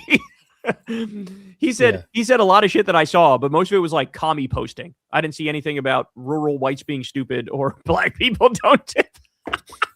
Why do you stand by him in that shit, man? Dumbass shit. Thanks, Matt. He's just trolling. Yeah. Jacob's Tech, thanks for the $5. Hey, Kyle and Corin. So the monks will be in DC tomorrow and Wednesday. Are you planning to see them? Also, did you see Pusha T is in the Epstein files? I don't know about that Jay-Z Pusha T story. I saw that floating around. I'm not sure that's accurate. What happened? They said they're both in the Epstein files? There was some New York Post article about how they were both in the Epstein files, but it was sort of, I don't know. It was like, it was a little sketchy. So I'm not sure. It also could be one of those things where it's like maybe some shit just got sent. Like maybe Epstein was like, sent a Jay-Z email or file or some shit. It might have something to do with Harvey Weinstein because Weinstein, was friends with Epstein, but also with Jay-Z. Fact. So I don't know the specifics of the Pusha T thing, so I can't really comment on that. The monks, I will not. I was in DC the past 2 days. I have to go back to Virginia tomorrow. The monks are like walking across America or some shit. Yes, for peace. Shout out to them. That's that's incredible, actually. V-Man, thanks for the $10. The message that was that Americans are the people of the hemisphere, not just those that live in the U.S. Also, Ricky Martin singing What Happened to Hawaii was peak anti-statehood. Interesting. Shout out to Ricky Martin, bro. He looked fucking good as fuck. I think he is gay. He's always been gay. But I told everybody the story. Crystal gets a kick out of this. Is like when I was a kid growing up and that Livin' La Vida Loca song hit #1. Yeah. I remember just thinking like, damn, Ricky Martin is like the epitome of masculinity, bro. Gay mad ass. Meanwhile, he's gay as fuck. And like Crystal always laughed at that. She thought that was funny that my idea of the ultimate man was this guy who wound up being like super duper gay. I mean, back at the time, like you would think like he had everybody. Like Ricky Martin was like the top of the fucking mountain. You're right, though. He looks good as hell. He looked good. He looked young as hell. Yeah. It looked like he had work done because but not like not like crazy, just like look good, I would guess you think he's older than 50? You think he's in his 60s? Let's look that shit up. No, he must have been 50s maybe, right? He's probably like Jennifer Lopez. He's 54. He's 54. Yeah, he looked good for 54, man. Shout out to fucking amazing for 54. That's crazy. That's another icon that's like he's legendary. Yeah, he definitely is. Diego, thanks for the $20. Very kind of you. Follow up to my Anthony Aguilar chat from last week. He is now running as a Green. If he wanted to run, he should have entered the Dem primary. I have no patience for Green Party spoiler candidates in the year 2026. Wait, he's now running as a Green Party candidate? Oh, that's horrible. I don't like that. That sucks. I didn't know that. I had no idea. Mohi, thanks for the $5. Thoughts on NBA deadline? Winners, losers. What about Knicks and Giannis prediction in the offseason? What % chance that will happen? Bro, let me say this right now. Fuck Giannis, man. That shit. Did you see the Kalshi shit? Oh, I did see that. He's like, bro, that's the most corrupt shit I've seen. This motherfucker for the past 3 months has been teasing like, oh, I'm going somewhere. Oh, I'm definitely going somewhere. Oh, maybe it's the Warriors. Oh, maybe it's the Timberwolves. Maybe it's the Knicks, right? And then he drops that he's a fucking partner with Kalshi, and they were just fucking robbing people blind. Yeah. Bro, so fucked up. Fuck those fucking people, bro. Fuck Giannis. Fuck the betting, the gambling apps like.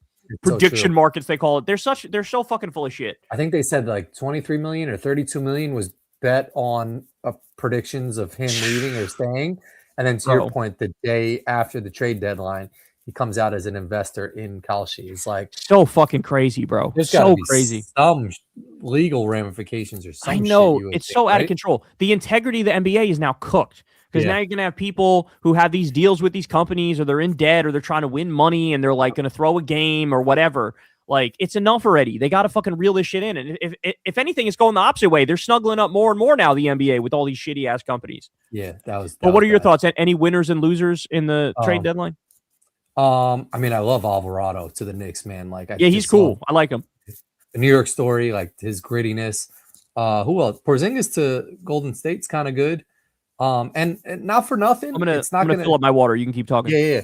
It's not for this season, but where Kyle lives in Washington, Trae Young, Anthony Davis, the Wizards kind of like have a little bit of a roster that is formidable going forward. So we'll see if they can be good. I'm curious Kyle's thoughts. I want to hear what he says, but I was just saying that, like, the Wizards, if Anthony Davis is healthy and Trae Young, like, they've got a squad out there a little bit, bro. And also contract year for both of them, so they're gonna ball out because they're gonna want another contract. Totally. So I for real, that was like a no risk move that they made. 100%. It's two guys that, like, their teams gave up on them, and they're like their storylines. And then we're gonna get a new pick too, a new draft pick. So we already have Alex Sarr, who was a pretty good pick, and he's been improving. And now they might get some new fucking pick. So you're going to have fucking Trae Young, Anthony Davis, Alex Sarr, and some new, like, that's a squad, bro. It's got potential. Yeah.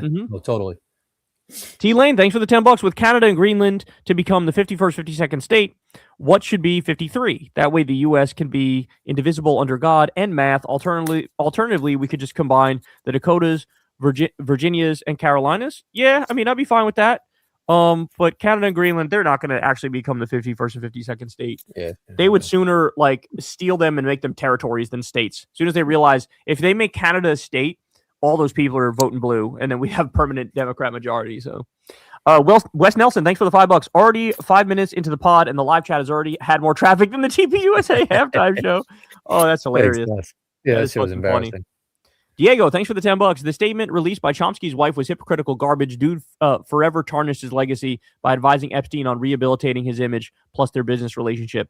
Yeah, I mean, I agree, man. It's really sad because he's had so many great books. And, he honestly didn't realize that, like, what Epstein is doing here is tarnishing your legacy just by you associating with him. That's it. Like, just the fact that Chomsky snuggled up to the world's most historic pedophile child trafficker, that alone is going to tarnish his image to the point where people won't even like, what he says anymore and read his books and care about his message. And that's devastating because, like, it worked. What Epstein did worked. It made it so that everybody's like, fuck Chomsky, and he did it to himself. Chomsky did it to himself. The Bill Gates shit where he's like, oh, it's proven that I've only went to dinners with him. And it's like, oh my God, give it up, dude. You're fucking guilty. He's super guilty. And he just looks sad. Metalhead Matt, what do you get when you combine a rape and grope Donald Trump? Oh, sorry, I mean grape. He has all the traits of a comic book villain minus an evil laugh. Yeah, did you see the thing he said today? He was like, I know I'm not getting into heaven. I don't think I'm ever getting into heaven. It's like, yeah, oh, good. A lucid moment where you're telling the truth. That's hilarious. Yeah, he's a bad man. Greater Wisdom, thanks for the $5. At Kyle, Chicago don't claim Poole, Fuentes, and Kirk. We are actually good people out here. And Corin, if you were to open a restaurant, what's on the menu? Good question. Definitely some chicken parm, Reuben sandwich, chicken fingers got to be on that shit, hamburger, some spaghetti with meatballs for the kids, and some teriyaki hibachi chicken. Dope. I'd eat there. Yeah, Chicago don't fuck with any of those cats, man. Chicago keeps it real. Krantz Official, thanks for the $10. Hey, Beta Boys song and vid are finished. Did you get the billionaires are the problem from Lilith? Just wanted to help further your reach. You say we all need to fight, so check Corin's email. 6-time lucky. The billionaires are the problem. I don't know, Krantz. I'm not sure that I've seen that one yet. But we saw the Beta Boys shit. We did see the Beta Boys one. That's right. Yeah, the billionaires are the problem. I'm not sure I saw that one yet. But shout out to you, bro. We appreciate you. Your creativity, and I'm sure Lilith will send me that. The real lol bussy jumbo Real Corin heads in the chat, rise up. We're all Corin heads here. This is a podcast full of Corin heads, bro. Cartoon, thanks for the $5. Thoughts on Megyn Kelly, Jake Paul, and others meltdown over the Super Bowl halftime show? Yeah, it's pathetic.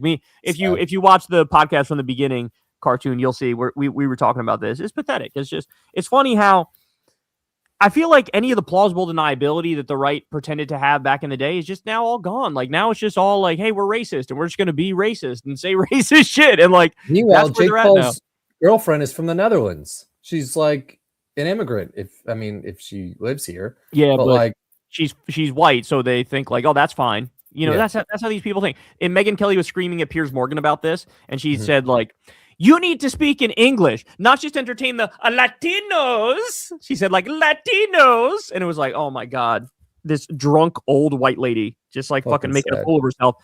Dancing like a monkey for MAGA. That's what it is. Like she's just sucking up to the worst people in the country. That's what her little shtick is. I don't even think she's this stupid. I don't think she believes half the shit she said. I doubt they believe it. Samuel Rogers, hey Kyle, do you live in Virginia? If so, where? I asked because I grew up in Northern Virginia and have lived here most of my life. Currently live in Vienna, Virginia. I doxing himself, bro. Yeah, I do live in Virginia, but I'm not going to say exactly where. I'm not trying to dox myself, but I do live in Virginia, and I'll give you this hint. It's pretty rural, so there's that. And shout out to Vienna, because Vienna fingers were higher back in the day. Skylar, thanks for the $10. Who's the current 28 pick for the left that can actually beat Newsom's name recognition? Bashir, Rowe, AOC is better for Senate. Waltz is cooked. Feels like there's a real power vacuum. There is definitely a power vacuum, and there's going to be a primary, so we'll see who rises up through the ranks. But I do think a lot of people are going to be vying for that lane, and they're going to try to stake that lane, which will be interesting. But, you know, I still think Jon Stewart is the best option. If he were to just actually listen to the people and run, it would be legendary. So to me, it's still Jon Stewart number one, maybe Ro Khanna and AOC tied for number two. But really, it's a fucking crapshoot, bro. Like, you don't know. Somebody might rise up here and surprise everybody and be the one. And we're all watching together. Thanks, Guy. The Lonesome Lefty, thanks for the $10. Cool breeze, Corin, chill with that fuck everybody from Boston talk. Also, your cheap sauna tent is leaching toxins and heavy metals. Damn, bro, take it easy on me. That sauna was like $300. I love that shit. He sort of cooked you, dog. He sort of cooked you. Yeah, but like, yeah, man, I don't fuck with Boston like that. I mean, I got people that are cool up there, but as a New Yorker, it's just in your blood to hate on Boston. So it's nothing that I can control, and vice versa. So exactly, yeah. Is doing the same shit in reverse. He's mirror imaging that shit. Exactly. Yeah. Don't hate on my sauna tent, man. We use that shit every day. I love it, but I love you too. Sorry, everybody but you in Boston.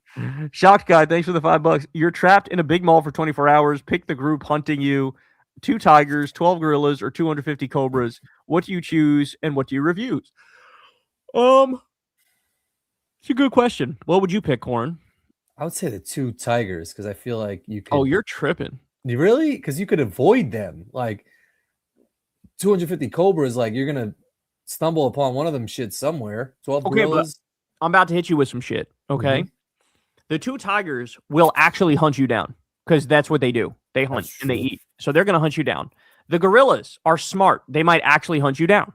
They'll look for you, right? Cobras are fucking stupid. They're not following you. Cobras only fuck with you if you're in their vicinity. So go ahead, put 250 cobras there. I'll go find a hiding spot way away from them, and they're not going to fucking come for me. We're chilling. 250, it's going to be hard to find a fucking hiding spot. It's a big-ass mall. 250 cobras is only going to be in an area that's like 30 feet by 30 feet. The rest of the mall is fucking free and open. All right. Go to the Express or to the fucking, the motherfucking Hallmark store, and you're good. Like, you're chilling, you know? My ass would be at fucking Manchu Walk eating some food, and the tigers and gorillas and all the motherfuckers would be in there eating my ass because I'm sitting there with all the food around me. My ass would be in the food court, the worst spot to be with all these fucking things hanging around. I'll be hiding in Macy's. Yeah, exactly. Like, hide behind the fragrance counter. I'm at the Cinnabon shop eating this shit while tigers are walking by. G-Sin, thanks for the $10. If Dems actually take House/Senate, what do they actually accomplish while Trump is in office other than investigations where no one goes to jail? Will there be enough lefty pressure for populist policies? I mean, I have a crystal ball, but not the kind of crystal ball that you need. Basically, if Democrats were to win the House and the Senate, they could stem the motherfucking bleeding, right? Where the Republicans there'll be some semblance of pressure on them if they know, hey, assholes, you're under a fucking microscope now. Now we're going to subpoena you to Congress. Now you got to come and answer for these fucking crimes, right? So Democrats taking the House and the Senate could at least stem the fucking hemorrhaging that the country's doing right now. So it's necessary for that reason. Okay, that's point number one. Point number two is if/when Democrats get power again, assuming everything, the elections are free and fair and we crush like we should, right? I don't know what's going to happen because we've never been here. Like people like to think maybe, in the Obama years after Bush, it's like somewhat similar where, you had some more criminals who did horrible shit. And like Obama said, we look forward, not backwards, and kind of let them off the hook. And so you can maybe make an argument that that's on the table, but I don't know, man. I really think that this moment feels kind of different, that there's got to be some people. I don't know who specifically is going to go down, but like some people are going to fucking go down, right? I don't know if it's Elon Musk. I don't know if it's fucking Stephen Miller would be nice. Stephen Miller or like the ICE people who carried out the crimes. Like you get the sense that people will not accept just letting everything slide this time. You know what I'm saying? So like part of the let's get the Democrats back in there is like, let's fucking see what we can get out of this shit. Like for sure, it can't be as bad as it is now. Literally impossible for it to be as bad as it is now. Like they're going to be way better. But like, what can we get? Let's see what this new fucking invigorated left-wing movement, like people haven't stopped to think about the fact that who's the most popular politician in the country right now outside of Bernie Sanders?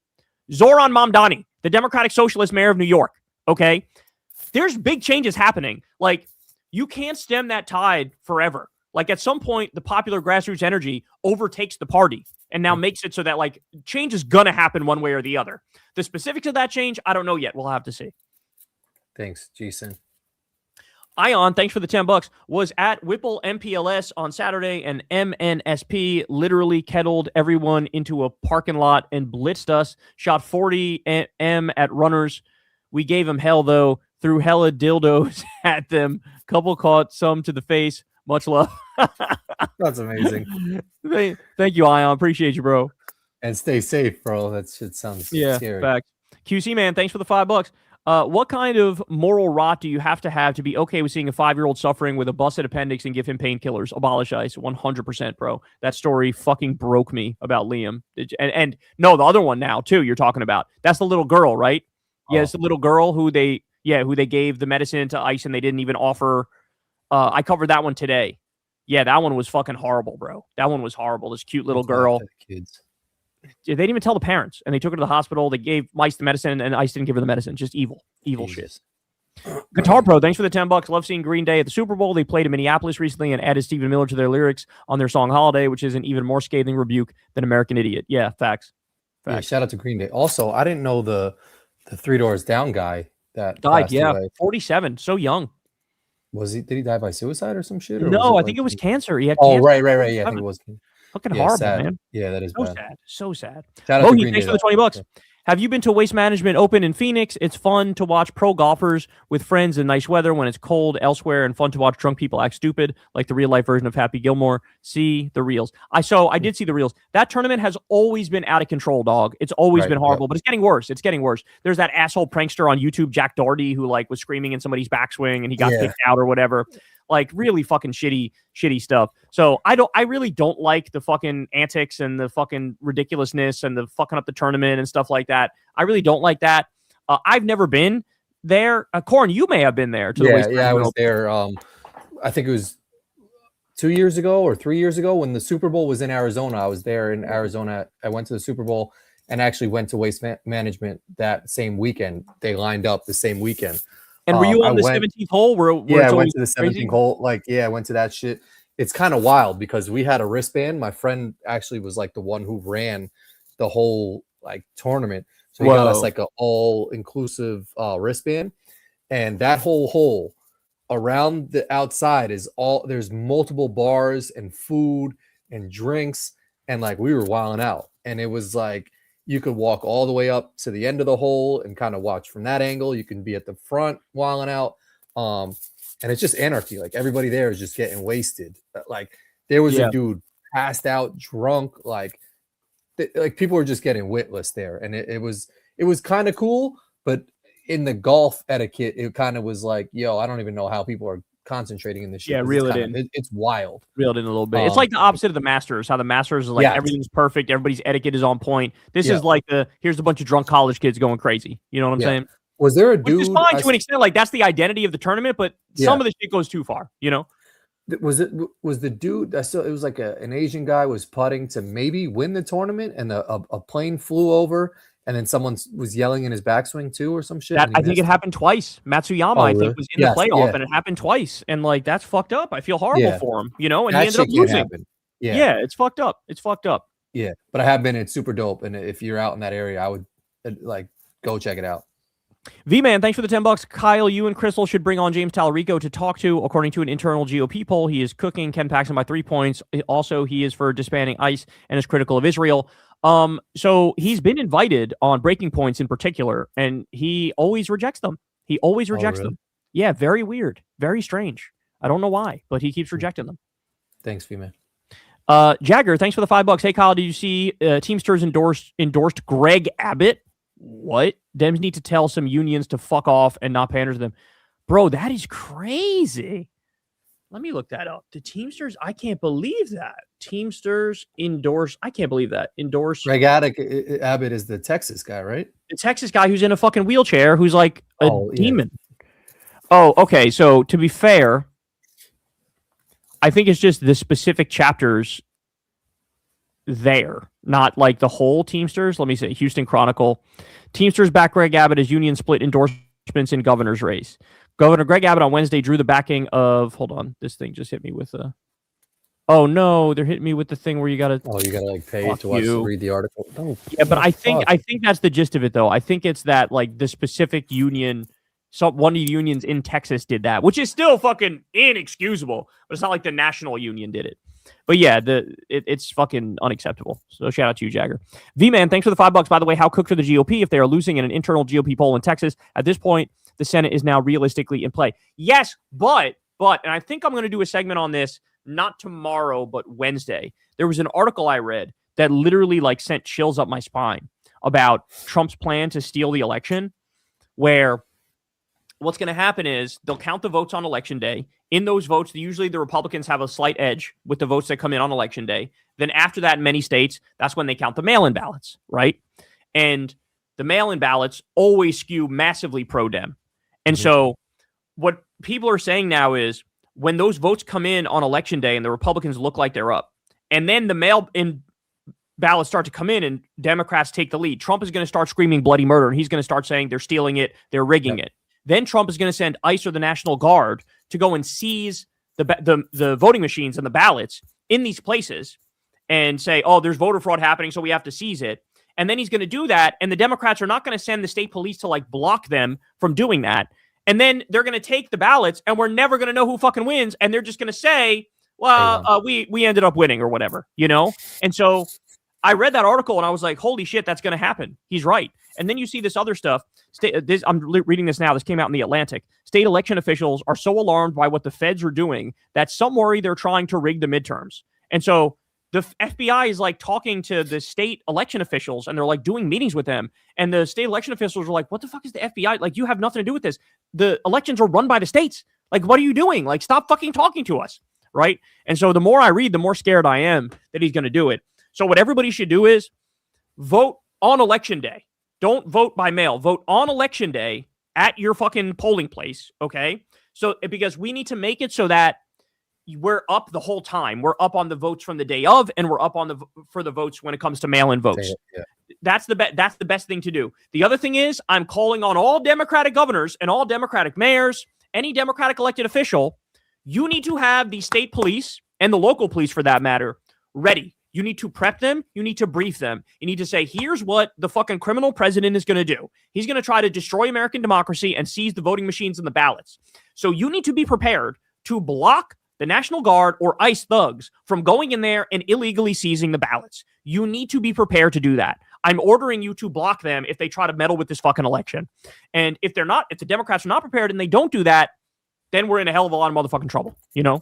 It'd be wild if they did that shit. Equality stole my bike. Thanks for the $5. Kyle, have you seen the Jewish subreddit? They are saying that the release of the Epstein files is anti-Semitic. I don't believe that. That's crazy. Yeah, come on. Also, there's no the Jew. Is there a the Jewish subreddit? That's insane. Mr. Shea, thanks for the $5. When you Googled JD Vance booed and 100 locations results popped up, I completely lost it. Yeah, that shit is hilarious, bro. Everybody hates that guy. They fucking despise him. He's a bozo. CK Progressive, thanks for the $20. Trump's blocking the opening of the new Gordie Howe Bridge connecting Detroit to Canada. Canada paid for the entire project, and it took 22 years to complete. See Wikipedia. He thinks Canada owes the U.S., when in reality, it's the opposite. God, I fucking hate these people so much, bro. Shout out to you, man. I did not know that story. That is so crazy. Thanks. That is so crazy. Black Coffee builds 9191. Thank you for the $10. Kyle, the primaries are getting real close. Have you considered creating a timeline of primaries and making a full list of the good candidates and making segments to boost awareness and donations? I have not considered that, primarily because that's not really feasible, given that I got to cover the news on a daily basis. Yeah, there's so many. It's just I don't have the bandwidth. I don't really. When have people ask about it, he'll tell his opinion. Yeah, but honestly, I don't even know all the candidates and all the places. True, you know what I'm saying? Yeah. Like, I'm not a machine, you know? Mark Moore, thanks for the $10. They could have Nightwish come here and do a halftime show in Finnish, and it would still be more American than anything made to appeal to MAGA scumbags. Yeah, I mean, and I saw a lot of people make a bunch of great points. Like, The Weeknd did the Super Bowl halftime show. He's Canadian, right? Yeah. There's been a bunch of people who did the halftime show that are not fucking American. Bad Bunny was in the halftime show 5 years ago or something. And Bad Bunny is American. Puerto Rican is American. Yeah. So, like, it just makes no sense in so many different ways. There's been, like, actual foreign performers, and they didn't say anything, you know? Yeah, so true. Black Coffee, thanks again for the $5. On that topic, shout out to a great candidate for governor here in Wisconsin, Francesca Hong. She'd be an interesting interview. Well, shout out to you, bro. Everybody check out Francesca Hong and vote for her. Shout out to Wisconsin. Yeah. QC man, thanks for the $10. Are we sure Chris Brown hasn't tried to steal an election? I think the halftime show with Eminem, etc., and the Shakira J-Lo shows were better, but Bad Bunny's was great. Don't care. I couldn't understand. Most people, I don't think, if you just speak English, you were just vibing out, dog. Like I said, we don't know the lyrics to most songs in English, you know? So true. So true. It's got a good beat. Are you vibing with it? That's all that matters. Josh J. School, thanks for the $10. Yo, I thought KNC was 100%, but now it's facts. What gives? Oh, we changed 100%. That's true. We fucked up. We got to go back to 100%. Did you order the bag of Lay's Super Bowl chips? And did you ever have a strict teacher you grew up respecting, but now realize he's just a jerk? Mr. Mackey, I think his name was. Did you have him or no? No, I didn't have Mackey. It was either McKay or Mackey. I forget how it was said, but he was this. McKay sounds familiar. Mr. McKay. I think it might have been Mr. McKay. He was, I think, a reading teacher. And yeah, he was a bit of a douche. But he had good politics, so I got to give him a pass on his douchiness. So I had a math teacher, Miss Henkel, who she was a strict teacher. I had her too. She hated me, bro. I sucked at math and she hated me. She was still a jerk. Like, bro, she was both. I had her and she fucking hated me because I suck at math. And I think all these people looked at me like, you're smarter than this. And I would look at them like, no, I'm not actually. Like, I actually suck at math. Yeah, no, you might have been smart at math, but I feel like even if you were smart at math, I was terrible at math. Oh, really?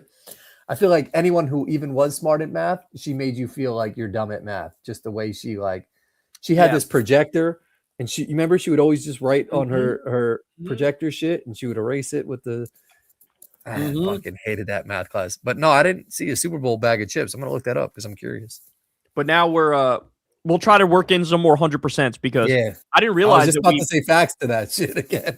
I didn't realize we replaced 100% with facts. I thought we still said both. You know, kind of did. I mean, we've changed with the times, man. Maybe facts is where it's at. No, we're trendsetters, not trend followers. Let's be serious. I mean, 100%. Equality stole my bike. Thanks for the $10. There are 25 plus posts on Reddit are Jewish saying the Epstein files drops are anti-Semitic with hundreds of upvotes and supportive comments. Why can't we address the issue with one particular religion? Well, because if there was some shit that was like R Christian and they said like some dumbass shit, it wouldn't. The fact that it's on R Jewish sounds like it's tarnishing all Jewish people. So that's the issue with it. You know what I'm saying? Yeah. Like. But it's also weird to just have a Reddit that's just like Reddit Christianity, Reddit Islam, Reddit Jewish. Like that doesn't represent all Jews and that doesn't represent all Christian. Like it's just a weird Reddit thing. You know what I'm saying? In the same way that like the Joe Rogan subreddit has Joe Rogan haters now. You know what I'm saying? Like it's not indicative of anything more broadly. But anyway, Real Bright Yellow. Thanks for the $5. It's crazy how you guys have literally hung out with both of the Super Bowl halftime performers, Corin with Bad Bunny and Kyle with Lady Gaga. That's true. Very true. Yeah, I think about that sometimes. How my friend hooked up with Lady Gaga, and I was like in a car with Lady Gaga, and then I wonder if like any of the songs she's made were like heartbreak About songs that time. were about that dude. Yeah, I've thought about could that be. before, you know. She's a strange character too. I don't get the whole Lady Gaga like phenomenon. Like she's a little weird to me. But real bright yellow, you're a real one. She got Thanks, some man. bangers. I fuck with some Lady Gaga songs. Yeah, she got some shit. That song "Applause" is a banger. I fuck with that one. Yeah. Mm-hmm. Equality's on my bike again. We can criticize Christian extremists when it comes to women's rights, but not addressing being called subhuman goyim by Jewish billionaires. Well, we actually did in the Epstein files in particular. Epstein would always talk about the goyim, and so everybody did criticize that. I criticized that. Everybody did criticize that because Epstein himself was absolutely like a Jewish supremacist in the same way that they're Christian supremacists. So yeah, like that, the goyim shit was totally fucking unacceptable. And it's crazy how often he let that shit rip. He would be talking to another like wealthy Jewish billionaire and he'd be like, yeah, these fucking like stupid goyim. Are there any goyim coming to the event? And they'd be like, no. Yeah, we got some. He said in one email, we have some brilliant wasps coming. He said something like that. But somebody asked like, are there any goy coming to this event? And it's like, Jesus, man, don't throw that shit around like that. He had an email with it was David Stern, the NBA commissioner. No. It wasn't David. It wasn't that David Stern. It was a different David Stern. Oh, really? It was a different David Stern. Yes, because I saw that one and I thought the same thing, and I had it in my show, and then Crystal told me no, it was a different David Stern. It was some Wall Street David Stern. That was not that David Stern. So David Stern of the NBA, totally innocent. Shout out to David Stern of the NBA. Who ran that shit? Now I miss David Stern. Yeah. You know? Yeah. Compared to Adam Silver, David Stern was the fucking man. Oh, you know? Yep. Yeah, he built that shit to fucking greatness. Black Coffee, thanks again for the $10. Corin, you said last week that they don't make good movies anymore, but I swear there's still tons of great new movies. Check out the Oscar noms for Best Pick 2025, OBAA, Sinners, and Marty Supreme. By the way, like, take it with a grain of salt, because me and Corin are not big movie buffs anyway. You know what I'm saying? Yeah. Like, our criticisms on movies are not that valid because we're not big into it. You need to go listen to somebody who watches all the movies that come out. You know what I'm saying? Yeah. And I heard like Marty Supreme was like, a lot of that is just like buzz and hype and people just saying it's good type of shit. The one that got me hype was actually, I saw the preview during the Super Bowl yesterday, was like, they're coming out with a new Scream movie. And I think Nev Campbell's like the main character in the shit. And that one was like, got me a little bit hyped. But that's a remake of like a banger from like when we were a kid. But it looked like a good, scary movie. I don't know if you saw the preview or not. But I didn't know. Like the OG Scream movie though? Oh, yeah. Oh, no. You're right. I did see this. The Scream 7 or Scream 5, whatever it was. Yeah. It might have been like Scream 9 or some shit. I think it was 7. I think it was 7 sounds about right. Yeah. Yeah. But like, that's a lot of Scream. That's a lot. That just goes to prove my point of like, there's not good horror movies anymore if they're getting to Scream 7. Yeah, just like there's Fast and the Furious, like 28 or whatever the fuck. Yeah, it's kind of crazy. Come on. There's no other good driving movies that they have to come out with. Fast and the Furious. Thing is, it's a risk. It's all a risk to do new shit. Like, that's why they don't do it. Hollywood goes with the tried and true shit because they don't want to have a flop, you know? Like, if it's stupid, like, you got to do it. You got to try some new shit. Yeah. Zach, thanks for the $5. Hey again, guys, do you think it's if Bernie Sanders was 10 to 15 years younger, a third presidential run in 2028 would be successful? Did he miss his moment? To answer your question, yes. If he was 10 or 15 years younger, he would win in 2028 for sure. Did he miss his moment? Yeah, in a sense, but not by his fault. Yeah, exactly. That's exactly what I'm trying to say. Not by his fault. It's just like he just got old. Like, you know, what are you gonna do? But like the thing that we're seeing now though is the fruits of his ideology are now the party's base, and now there's no escaping it. Now there are no, like in 2016, there were Hillary people and there were Bernie people, right? But now, like, everybody's a Bernie person. I can't tell you the number of pro-Hillary people who said, I was wrong, I should have supported Bernie.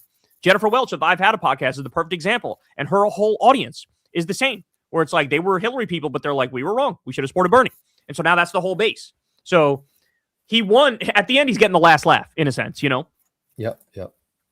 Jaden Williams, thanks for the $5. Do y'all have hope for the future? I feel like the world is turning more left and can turn with the presidency as well. It's a great question. I wouldn't say I'm optimistic or pessimistic. I'm just like existing. Does that make sense? Like, I don't really try to put optimism or pessimism in the picture. I don't think about it from an optimistic or pessimistic perspective. Certainly the stuff I cover on a daily basis is pretty pessimistic because I'm covering the horror show that we live through. But to your point, yeah, like the pendulum can always swing back, and it's in a way things are so insane these days that I feel like it opens up the possibility for radical positive change too. And Zoran's a good example of that. So like I don't know, I'm like cautiously optimistic that if we fight hard enough, we can get some W's, like get some real W's for people. Thanks, Shaden. Mingwan, thanks for the $5. Seems to me that Jelly Roll is a plant because he is in everything. No one can name one of his songs, and he has shitty politics. F that dude. Yeah, fact. I mean, 100%. 100%. Not fact. 100%. Fuck Jelly Roll, man. Fucking big ass, jelly ass, bitch. Rashad the Derico, thanks for $5. This is the difference between us and MAGA. No person is beyond criticism, no matter how much we follow them, be it a celebrity, artist, or politician. Yeah, exactly. There's more independent thought here. There's no doubt. It's not a cult on our side. Homelander, thanks for the $5. Hey, Kyle, in the Epstein files, Bannon told an Australian billionaire to spend $60 million to stop Labor from winning. Shows how the right are the real globalists. That's a great point, and I never quite thought of it in those terms. But yeah, they're like the global cabal of pedophile billionaires. They are the globalists. They all act for the benefit of their own class. So now we need to have class solidarity in the same way that they do and defeat them, because there's more of us than there are of them. Thanks, Homelander. Ace Woe, thanks for the $7. Mr. Kulinski, with all due respect, love and respect, you owe Kendrick an apology. Homie's a righteous dude who speaks through his music and does not need award shows. Well, I agree he doesn't need award shows, but like then don't go to award shows and don't. I was just gonna say he's at every award show. Award, yeah. You know what I'm saying? But my issue is like we said the other day is if you can have Justin Bieber wearing some anti-ice pin, you think Kendrick Lamar can't in his victory speech say abolish ICE or fuck ICE or down with fascism or hands off Venezuela, or fuck anything. There's so much, like, there's so many political issues that are haywire that, like, anything will do. And you didn't give us any of it. You know what's so good? My fault. No, go ahead. No, I was going to say, I saw, like, this gangster-ass clip. I don't know when it was from, maybe the 70s or 80s. But Marlon Brando won, like, Best Actor for his Oscar, like, from with Godfather. And he didn't go to the award show. He had some like Native American like woman spokesperson like go up and accept his award and like give a speech on like some shit. Like he didn't go to the award show. He didn't get his Oscar. She like went up there and was like, no, thank you. So like he doesn't need the award shows. He's at every award show. He collects every award that they give him. Like, you want to make a stand? Like, don't go to the award show, And I saw the Marlon Brando shit and I was like, that was dope. I know somebody who's like a Kendrick super fan, and Crystal brought up to him. I wasn't there, but Crystal said to him, like, I'm a little disappointed that Kendrick said like absolutely nothing political in the midst of this like really crucial moment in history where fascism like rapidly taken over the country. And then this guy who's like literally a Kendrick super fan who's always gushes over him and loves him goes, yeah, it's fucked up. Like he fucked up. Yeah. And that to me, that says everything. That when you have even the super fans are going, really, bro? Like, you got nothing for this moment? Like, literally, anything would go so fucking far. Anything would go so far. Bad Bunny, all Bad Bunny did was he had a sign up that said, the only thing that defeats hate is love. It said something like that, right? And he just shouted out the different countries in South America and Central America. Like, that alone, people are like, oh, thank God. Yeah. Just a celebration of Hispanic culture. Oh, my God, thank God. But, like, you got nothing. You got nothing. Again, if Justin Bieber can wear an anti-ice pin, you could say something, Kendrick. If you want to be the woke, like I'm down for the struggle guy, then like, okay, be down for the struggle. You know what I'm saying? Yep. Brady, thanks for the $10. My aunt is the director of 5 but hospitals in Kentucky, and she told me she's got fired because of the Medicaid cuts and apologized to me and is now mad at Trump, and she voted for him 3 times. Yeah, well, I warned everybody about that. The Medicaid cuts, up to 742 rural hospitals are going to shut because of that.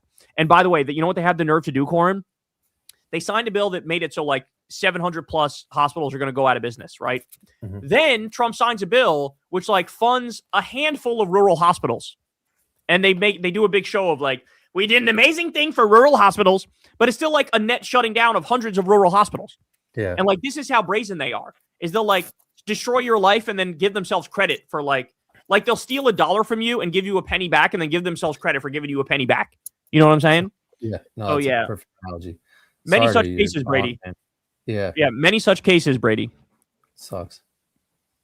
Shit. Now you again. Thanks for the $5. What's y'all favorite Bush era? 90s landing strip, 2000s Brazilian wax. I think 70s because it's between 60s flower power and 80s glam spray, both men and women. I'm gonna go. I don't know about you, Core, but I'm partial to 90s and 2000s, either landing strip or Brazilian wax. Same. No, Yeah. my mom watches this. I'll agree with you and keep it moving on that. I'll just say, don't be dinky bush. That's just like absurd. Like at the very least, you got to trim it. You got to like get that bitch under control, and that goes for men too. Don't be walking around with the hairy ass fucking pubes trying to overtake your dick. You know what I'm saying? Like you got to police those shits. You got to put a little buzzer on there. Get it down, trim it to size. You got to treat it like you treat. Like, look at my facial hair. Look at Corin's facial hair. This shit is like taken care of. Now your shit looks like some pretty taken care of. You got to keep that bitch like sort of in line a little bit. You know, like that's the idea. Question for Kyle. Shout out to Ian. Question for Kyle. Do you think Gen Z is cooked? A recent study came out that said Gen Z has a lower IQ than previous generations due to heavier reliance on social media and AI. You got hope for us? So I haven't seen that study. I am open to the idea of like social media addiction and like device addiction being like an actual serious problem, because I kind of see it with my own eyes with our kids that like it really looks like fucking crack or heroin to some of them, where like they can't fucking put it down. And so I'm open to that, but I don't think Gen Z is cooked in the long run because they have decent politics, because they still are an overwhelmingly left-leaning generation. Even though this last election there was some movement to the right, it's still overall very left-leaning. And so I don't think they're cooked. I think their politics are okay. I just think that the world is going to be changing in a rapid way, and it's going to be incumbent upon us to fix the system to give these people a chance at a decent life. But no, I don't think they're cooked. Because, by the way, think about it. The trends that are happening with Gen Z are happening across all of Gen Z. So, like, everybody has the same sort of problems. Everybody might have an issue of, like, social media addiction and being too online and whatever, having, like, a shitty attention span. So, I don't think you're cooked, but, you know, it's something to keep an eye on. Thanks, man. Noah, thanks for the $5. Thanks, guys. Curious if you saw clips of Ossoff's big rally. Not always my cup of tea, but love seeing him lean into an economic populist message. I only saw clips like you did. The thing I took note of was he said Epstein class, which again is a Ro Khanna original, which I've started using and now Ossoff is using. So yeah, it was an okay speech. But again, the thing about him I don't like is his Obama affect. I just hate politicians who copy Obama like that, the way he speaks. Thanks, no. Equalities on my bike, potato skins, mozzarella sticks, or jalapeno poppers. Favorite non-meat appetizer? That's a great question. I gotta go mozzarella sticks. I love me some mozzarella sticks. I'll go jalapeno poppers second, and I'll go potato skins third. Oh wow, I would go mozzarella sticks, potato skins, and jalapeno peppers. I didn't know you were into jalapenos. Poppers. I am, just not the super hot ones. But I guess I've been kind of lucky because all the jalapenos I've had within the past like 5 years are not that hot. So. I do fuck with some good jalapeno poppers, but mozzarella sticks number one. I mean, that's basically in my DNA, you know? The fact that it comes with like some like marinara sauce, you could dip that shit in, and 100%. It's like, potato skins though, back in the day when Fridays had that shit, was kind of goated though at one point. Yep. I forgot the thing I was going to say was, bro, anything that comes with multiple dipping sauces, you got me. I'm hooked. 100%. Yeah. Give me 3 different dipping sauces or 4 different dipping sauces with my shit. Whether it's chicken fingers or mozzarella sticks, like that's a 10 out of 10 meal. 10 out of 10. Yep. A good chicken finger that's crispy with like a honey barbecue or a honey mustard or like some type of just ketchup or whatever. Ranch, anything. Give me 4 sauces. You can go crazy. Badado boy. Potato, thanks for the $5. Love the show. Did y'all see the ShamWow infomercial, guys? I did see this. Is running for Congress as a Republican. In the ad, he said he was going to wipe up liberal tears. Yeah, I saw that. I didn't know if it was serious or not. So that's actually real. Oh my god, man. Oh my god, the ShamWow guy. Like, bro, all you're known for is being on infomercials at 3 a.m. in fucking 2007. Like, fuck you. Grow up. Like, what is this shit? That's so crazy. They gotta have the ShamWow guy, the Mr. Pillow guy, the fucking. My Pillow guy's dead. Yeah, I think. Oh no, My Pillow guy is Lindell. That's right. He's not dead. Did one of them die? One of the other guys? Yeah, Billy Mays. Billy Mays died a while ago. Oh, Billy Mays died. Yeah. He's he slapped the shit on the shit, right? What's the shit that was it? Is it like tape or something that you slap on that stops leaks? Yeah, what was that shit called? Oh, someone might have said that shit. I'm gonna look it up. Billy Mays. Yeah, it was like slapped is on. American TV personality who became popular for his energetic, loud volume, sales pitch, household products, booming voice, blah blah blah. I don't know. There's the first thing that Flex Seal. Flex Seal. Oh, that's it. The first picture that came up with him showed him holding baking soda. And then there was another one that had him with OxyClean. I remember OxyClean. I remember OxyClean. Oh, Billy Mays was OxyClean. But I think you're right about the Flex Seal thing too, though. Flex Seal. Yeah. That shit, they would slap that shit on anything. Flex Seal. Jorgen, thanks for the $5, bro. I think Big Jeff is alive. There's no way a world-class intelligence power broker didn't have a dead man's switch to nuke all his socialites. I mean, I get it's possible. It's possible. But I don't know. To me, the evidence is still death. It just looks like they had every reason to kill him. But I get your point. You're saying if they did actually kill him, shit would automatically be released. But yeah, I don't know. I still think he was killed. I still think he was killed. Yeah, that's probably the case. It's a nice conspiracy, though. At Purple-Headed Yogurt Slinger, thanks for the $10. Kyle, you're approved for chiding Nancy about her prayer before fucking speech. Just kidding aside. And Trafficked First or No, was Mel a producer? And though lots of crossover with political, Epstein business intel too. Just kidding aside. And Trafficked First or No, was Mel a procurer? I don't know. Who's Mel? Mel who? I'm not sure. Mel Gibson? That's what I thought too. Was Mel a procurer? Like, was Mel a procurer of trafficked women? I don't know. I haven't seen him mentioned in the files, but I haven't searched him. And I don't know what other Mel you could be talking about. And though lots of crossover with political, Epstein business intel too. Not quite sure what you're saying there.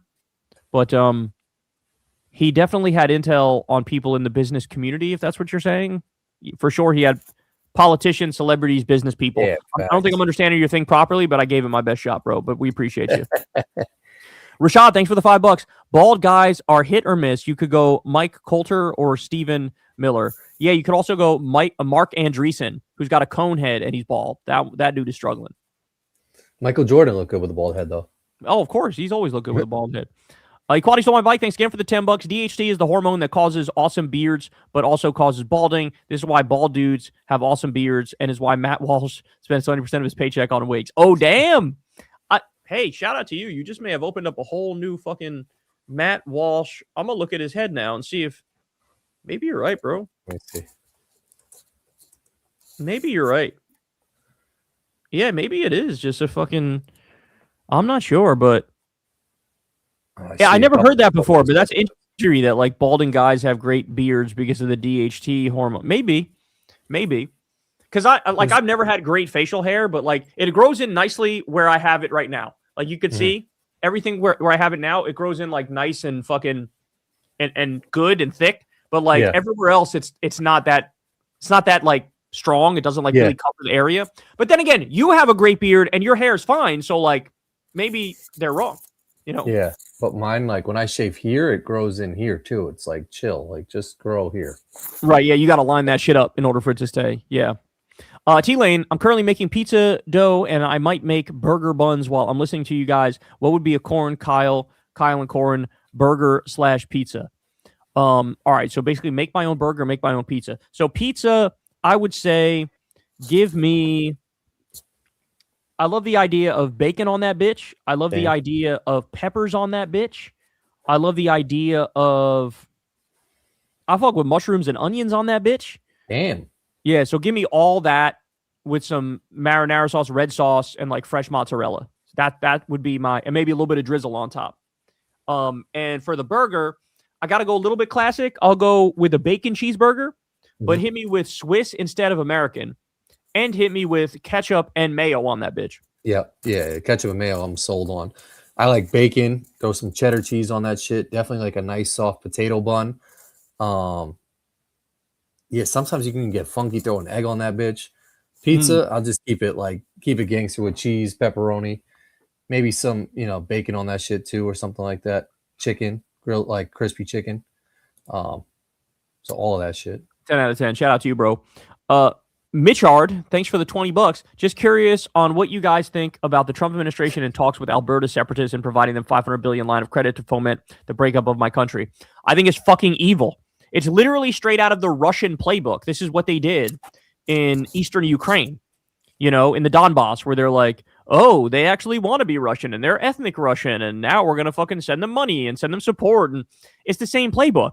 It's literally an attempt to divide and conquer Canada and break up Canada. And by the way, anybody in Alberta who wants to get in bed with the U.S., don't fucking whine and bitch and moan after they stab you in the back, which eventually they fucking will, because they always do. Look at how the U.S. treated the Kurds over the years. Always stab them in the back.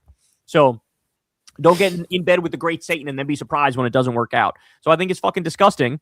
And I'm not so shocked that the Trump regime has now stooped to like literal, fascist Russian tactics here. That's what it is.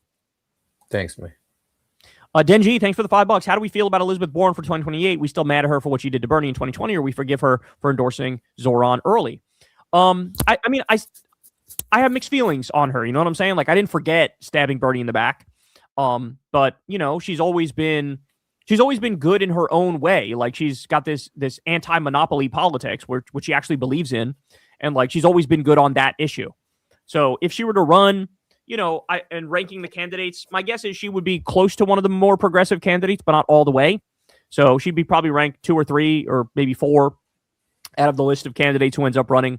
But I still don't think she has the sauce in terms of the capacity to get everybody riled up and on your side. Like, I just don't think she's a great campaigner, and I don't think she would actually win, if that makes sense. Yeah, and that shit she did to Bernie at the debate. Yeah, it was fucked up. It was fucked up. Yeah, it absolutely was. McGuire, thanks for the $5. Kyle, what are the chances of getting Tallarico or Crockett on KKF? I think Tallarico is the best chance we have winning in Texas, but still love Crockett.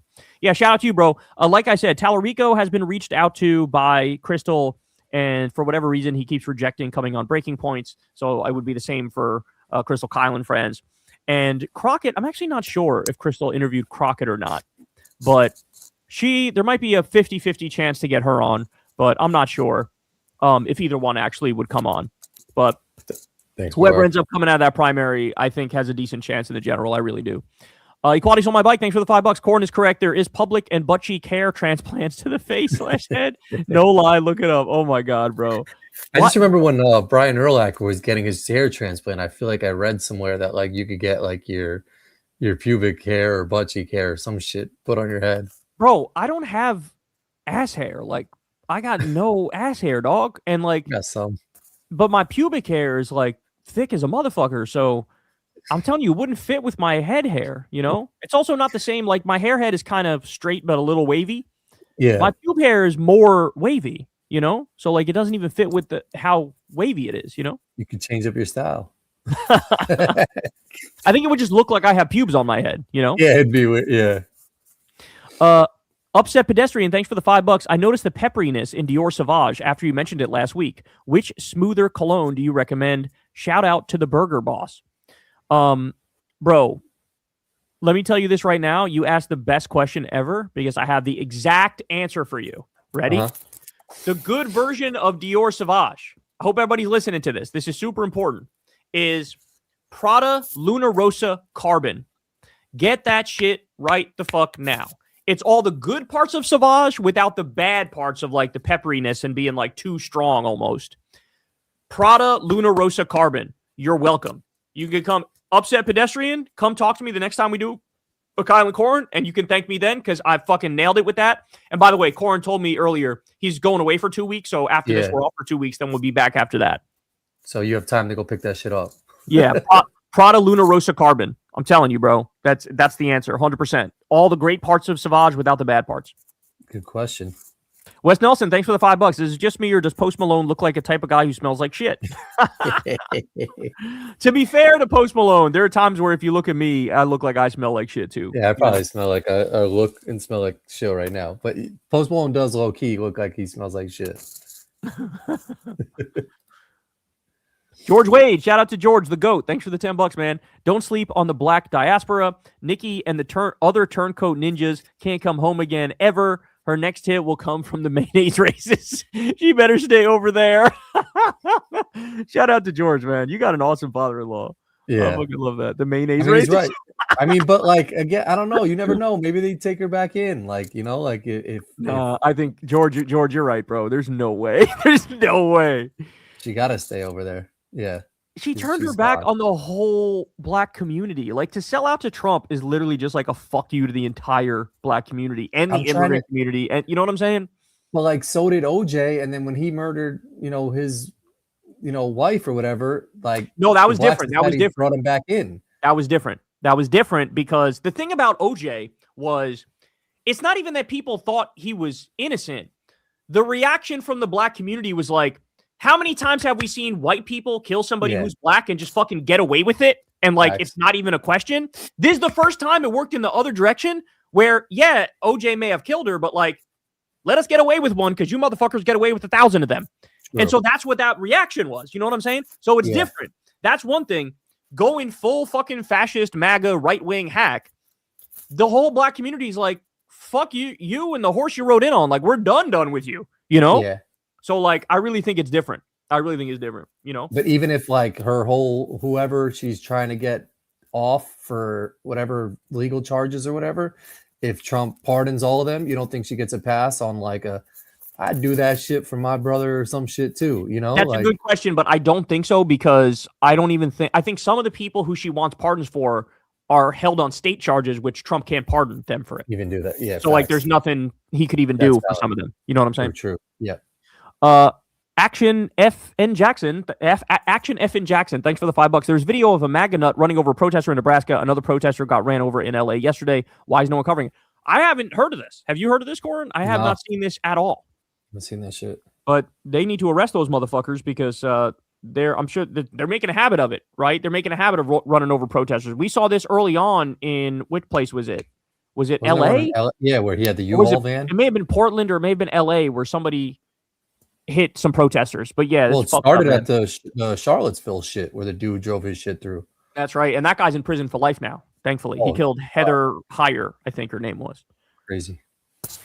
Zach Langdon, thanks for the $5. Who do you guys think is the better Joker, Jack Nicholson or Heath Ledger? My personal favorite was Mark Hamill in the 90s Batman cartoon.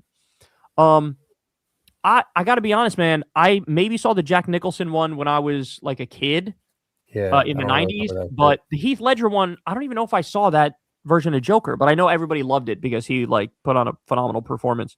But I'm not sure the answer. I guess I'll go Nicholson just because it's the only one I think I've seen, but it's you didn't see the Heath Ledger one where he was I think I did, crazy, or like the clips of him blowing up like the hospital, and he's like, the man like went insane because he was so locked in on that role. Like he's got to get the edge on that shit. But Jack Nicholson's resting phase is fucking insane. Like he's got insane vibes through and through. But I kind of gave up on superhero movies after the Christian Bale Batman in like 2008, was it? Yeah. Like when he had that fake ass voice, the whole thing. I was like, I can't fucking listen to this. I can't do it. I've always been a superhero movie hater. I apologize to all you out there who love it. I know I'm literally in the minority on this, but I've always been a superhero movie hater. So my opinion on this stuff is fucking garbage. It is trash. Whatever I can reliably fucking throw it out, you know? The best Joker is Nikola Jokic on the Denver Nuggets. He is pretty good at basketball, even though he hates basketball. Actually hates it. Yeah. Here's a new one on PBD. No, do you see PBD podcast? Oh, it's a new one. My bad. It's a new one. My bad. I thought you didn't change it yet. Brandon Life Stories. Thanks for the $5. Joe Kyle, PBD podcast rewind isn't cutting it. Do some more adversarial collab / debates. The Patreon is OD dry, top tier. Should have a Discord. Yeah. So remember, man, there is a Secular Talk Discord that you're welcome to join. But now we were just talking about how they're fucking up Discord. So I don't know if you're gonna want to join it at this point. So there is the Discord you could check out if you'd like to join that. But the Patreon was made after Adpocalypse when they literally stopped, like jacked all of our funding overnight. And it was basically my way of saying, hey, audience, can you save me by giving me like $2 a month or $5 a month? And that's always what it's been. Like I say on the Patreon, like, hey man, everything is going to remain free. Like you can still see everything on the Secular Talk YouTube channel, but this is mad respectable too. But this is like, if you want to support the show, $2 a month, $5 a month, $7 a month, whatever it is, that's what the Patreon is for. But yeah, the more adversarial stuff. I just did the Piers Morgan thing recently, but yeah, I haven't had any real invites since then. But we'll see. If something comes across, I will probably agree to it if it's on a topic that's in my wheelhouse, which the Venezuela thing was for Piers Morgan. So shout out to you, bro. Appreciate it. Zach Langdon, thanks for the $5. What are your favorite dog breeds? I have been raising Rottweilers for my entire life. Funny you say Rottweilers because I remember being scared of Tom's Rottweiler. I hated that dog. That dog scared the shit out of me. Cisco was that dog's name. Good memory.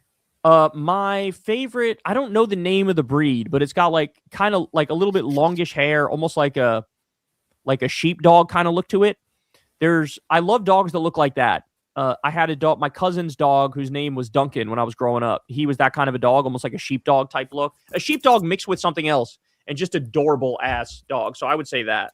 Yeah, I like smaller dogs. Anything like big and like fucking hairy and like you gotta pull them when you're walking them and shit are so unnecessary to me. Their shits are bigger. Like, give me a little dog that's cute. We had a couple for a while before they all passed that like I enjoyed. I don't know what type of breeds they were though. Molly would know if she's in the chat. Like an old English sheepdog mixed with some other dog is the cutest fucking thing to me. But it's got to be, like Corin said, I like a medium size or a smaller size dog, not a huge one, because the big ones, like Phoebe's pretty big. And to Corin's point, it's like, it gets to be an issue at a certain time, you know? Yeah. So, but I do love the Burmese Mountain Dog, which is what Phoebe is. They are the sweetest fucking, like, if you want just a sweet dog who's going to love you unconditionally, you can go Burmese Mountain Dog or Golden Retriever, and they will fucking love you like there's no tomorrow. You know, so it all depends on what you're looking for. Hastor, thanks for the $5. Me and my bro love your show, Kyle. Been fans since 2015. Question for both: who was y'all's top 5 rappers all time? Damn, that's a good question, bro. That's a good question. Okay, I got Jadakiss in there. I should actually do it in like a yeah. You got to go Jada. You got to go Jada for sure. I love Fabulous. But I'm also like old school. I love old school Cash Money. Mm-hmm. You know, like I love Juvenile, I love Lil Wayne. Yeah. I wish there was a way I could get Ti. I loved for sure, but I wish there was a way I could actually like give you the exact like who I have the most rap songs from. Yeah. In my library here, because that would give me more of like a quantitative answer. You know what I'm saying? Mm-hmm. But yeah, off the top of my head, I'd probably go like maybe Lil Wayne the GOAT, Jadakiss, Fabulous. I'm not a big Jay-Z guy. I'd probably put Nas above Jay-Z. Yep. Yeah. Anybody else who I'm missing? I'm with you. I'm like, I like Eminem. I don't love Eminem. And we know people who put Eminem top of the shit. I like 50 Cent. You know, 50 Cent had a lot of bangers. 50 had a good ass run in like 2005. Yeah, maybe he just had a good run. I don't know. I don't think I'd put him top 5, but I did love G Unit. Like I did love. I have a lot of like Lloyd Banks, Young Buck in my phone. You know, but for me, really, I feel like Cash Money is more the top for me. Like that run to me is forever number one. Hope that answers your question a little bit. I know I'm a little all over the place. Michelle, thanks for the $10. Direct quote from Kyle. Thank you, Kyle, for saying something that Kyle would say. Lives in my head rent free. Keep doing the damn thing. I don't remember saying that, but it's kind of fucking hilarious if I did say that. I must have played a video of myself and said, thank you, Kyle, for saying something that Kyle would say. I love that. That makes sense then. Thanks, Michelle. Stadiophile, thanks for the $5. My friend told me that this whole entire time, up until the Super Bowl, he thought Bad Bunny was the Cash Me Outside. How about that, girl? That, you know what's so funny about that? I could totally see that. I could totally see somebody thinking that. You know what I'm saying? Yeah. That makes sense. That makes sense. Shout out, Stadiophile. Appreciate you. Vapid Raven, thanks for the $20. Very kind of you. Why Savannah Guthrie? Her reports on the victims may be end wasn't the founder of TMZ. Buds with him, according to the files. Harvey Levin? I don't know. He may have been in the files, but if he was, I'm not sure it was in any like serious way. You know? Yeah. I don't know. I didn't see anything on Harvey Levin, but I didn't look into that shit. But I don't know why Savannah Guthrie shit, man. It's so weird to me. It is really weird to me too. It's really hard to wrap your mind around that. Yeah. You know? Brian, thanks for the $5. Hey, Kyle, I'm curious if you could dive into tax cuts you do support. Tax cuts almost code as right wing. I don't think I agree with that. The tax cuts code is right wing. I could see myself supporting lowering taxes on the working class. You know, income taxes in particular. I could see myself supporting that. It would depend on like what else it's paired with, but like I wasn't opposed to the Bush tax cuts on the bottom 90%, and I wasn't opposed to the Trump tax cuts, the ones that were temporary on the bottom 90%. Problem with it was those went away, but the rich ones stayed forever, right? So yeah, those are the kind of tax cuts I'm okay with, like income tax cuts on the bottom 90%. But you know, you really got to raise taxes. You have to make it a more progressive tax system, and people, 100K and up, 200K and up, 300K and up, all the way up to like million up, 5 million up, 10 million up. Those you got to kick up the brackets more, and have the marginal tax rates. I would have no billionaires, like literally 100% tax for every penny over $999 million. So, I just want a more progressive system. Lower on the low end, higher on the high end is the idea of a progressive tax system. And I don't think that's conservative. That's actually the definition of a progressive tax system. Purple-headed yogurt slinger, thanks for the $5. Kyle says, fuck it, I'm selling out, and you're my agent. Corin, what brands do you hook him up with? You're looking cute as fuck with the glasses too, by the way. Thank you. Hopefully you're a badass girl. No, I'm just kidding. Express got to be one, right? Because all like the shirts and all that shit. I do wear a lot of Express. Yeah, it's true. And then it's got to be some like loan companies, right? I think. Express went bankrupt? Yeah, but I don't know if like somebody else is gonna buy them out or some shit. But yeah, like the store is still open in the mall, but I don't know like what's gonna happen with them. But what was the other one you said? What other? Just company? Some fragrance shit. Like gotta be fragrance for sure. Yeah, because I love fragrances. It's true. Yeah. And then be like a sneaker brand or something like that, like a Jordan or something. Sneaker brand, tie brand, Oakley glasses. Oakley glasses or Ray-Ban glasses. Yep. These shits, the zero pouches that I have, which I'm like the only person in the world that buys these because these are non-nicotine pouches. Mm-hmm. These are just flavor ones, but I have ones in the morning that are caffeine and cognizant. It's like 30 milligrams of caffeine and something of cognizant, which is like a cognitive enhancer. So I have those in the morning, same brand, Nectar. So like those are the things I actually use. Yeah, you know what I'm saying? So yeah. Shout out to you, Purple Head, if you're a girl or a guy, whatever. The Luis Celia, thanks for the $10. Hey, Kyle, heard your interview on Rap Latte. Wondering if you've tried to listen to more political-minded music since that discussion. Would definitely recommend Public Enemy, Run the Jewels, and Rage Against the Machine. I haven't really, to be honest. Corin can attest to this. I'm not the biggest music guy in the world, but I'll go through phases sometimes where I do it. Like I'll go through streaks where I listen to a lot of music, but I haven't done it since then. But duly noted that you say Public Enemy, Run the Jewels, and Rage Against the Machine. I would say probably Public Enemy would be, of those options, I'd say Public Enemy is probably one I would listen to faster. Because Rage Against the Machine I know is more like hard rock, right? And that's not as much of the genre that I'm into. I like pop, I like hip hop, I like R&B. That's more of my thing there. But appreciate it. There was that country person that I mentioned a while ago that I just saw another video that went viral of his, like, I think it was like Brian Andrews or some shit like that, or Brian Adams or something like that. There's this bigger country musician that makes mad videos on like going against MAGA, and he's like, I'm putting my like whole country credibility on the line by going against the whole fucking community here. So shout out to that dude. Shout out to that dude. That's right. Because in his field, it's not easy to do that because the base is very right wing, Lucas Magnus, thanks for the $10. You said AI is like caveman accidentally burning the cave. I'm sure it happened, but fire was a crucial step in our evolution. We'd be nothing without. The problem with AI is billionaire control. Yeah, I mean, that's one of the problems for sure. But I don't know if I like the idea of trying to build God in a computer. It feels like, especially because we're not like thinking about the logical consequences of it and how it can destroy people's livelihoods and like make it so nobody has any money and sort of destroy society. So like to your point on the billionaire thing, if we're going to do AI, you need like actual central planning where it's like, here's how it's going to work. As soon as it's created, this is how we give people money. This is how we keep society functioning.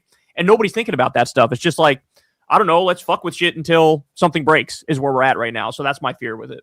But thank you, man. Appreciate you. Jorgen, thanks again for the $5. Yo, is the U.S. long ski jump team taking members?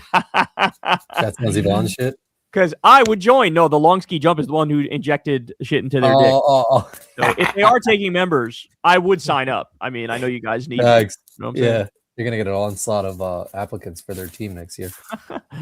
Morganman, thanks for the $50. That's very, very kind of you. That's a very kind donation. Letters have a vibe, which has to do with the word any given letter is in. S sound is in slow, sleep, slack, smooth, silk, soft, etc. R sound is in rip, risk, roar, row, rattle, stress, strength, struggle, etc. Show this to your kid who loves rap. Okay. Rapper? Yeah. Thank you for that education tip on that. Appreciate you. Emily, thanks for the $5. Hey guys, Kyle, did you see Crystal's voice on Jon Stewart last week?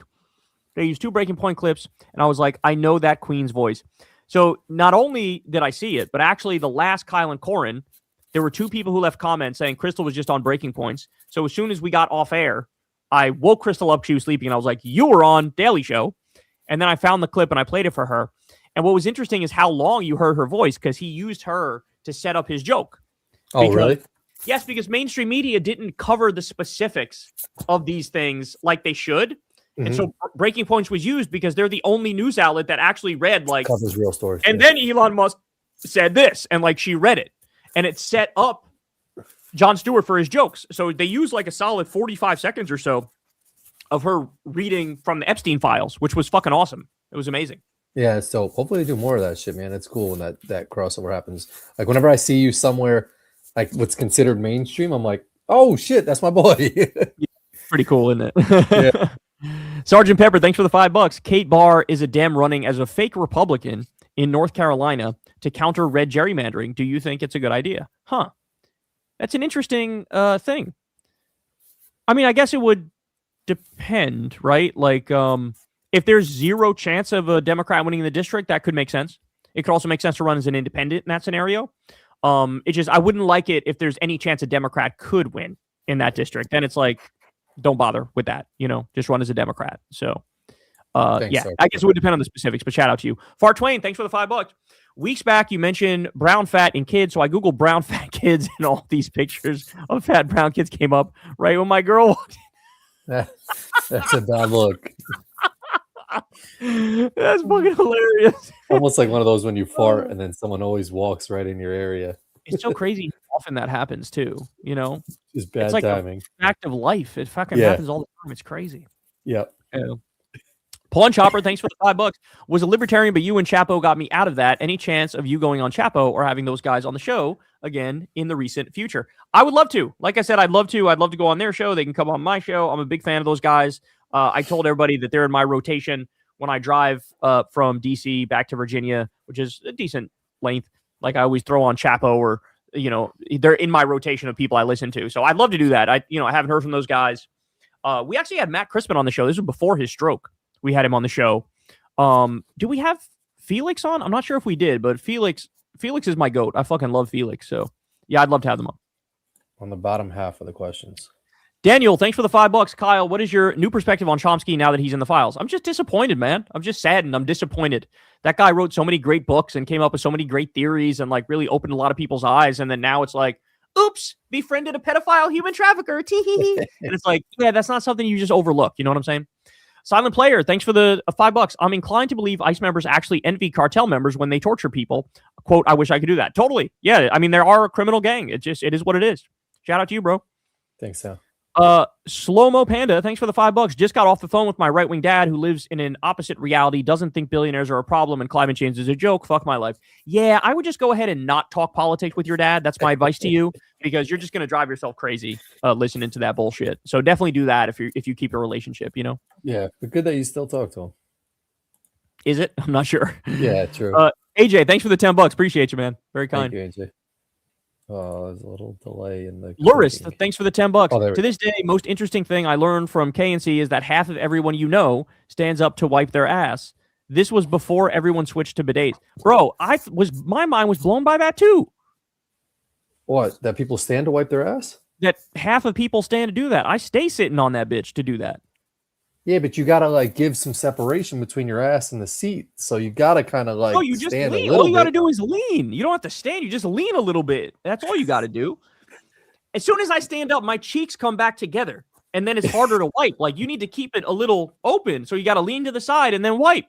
Yeah, but if you lean forward, it opens back up a little bit. I don't know. I'm with Luris. Luris was saying like that blew his mind. I'm in the same boat. I was like, there's no way that shit happened. There's got to be some separation between your thighs and the seat when you're wiping, in my opinion, which it elevates ass cheeks a little bit off the toilet seat.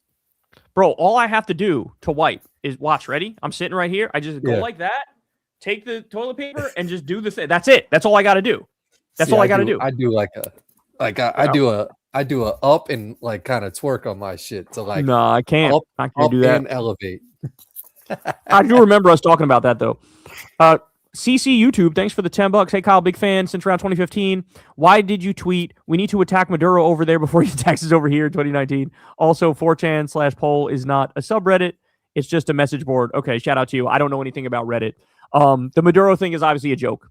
it's a joke and it's an allusion to we need to attack Saddam over there before he attacks us over here. So did you think I actually supported regime change in 2019? That'd be ridiculous. I've been a crusader against regime change literally my entire life. Chicken Warrior, thanks for the $10. There's a serial killer that hasn't been caught in New Mexico today after 20 years called the West Mesa Bone Collector, where they found a lot of dead women that I think could have been Epstein, actually. Jeez, oh, damn, that makes sense. That actually makes sense.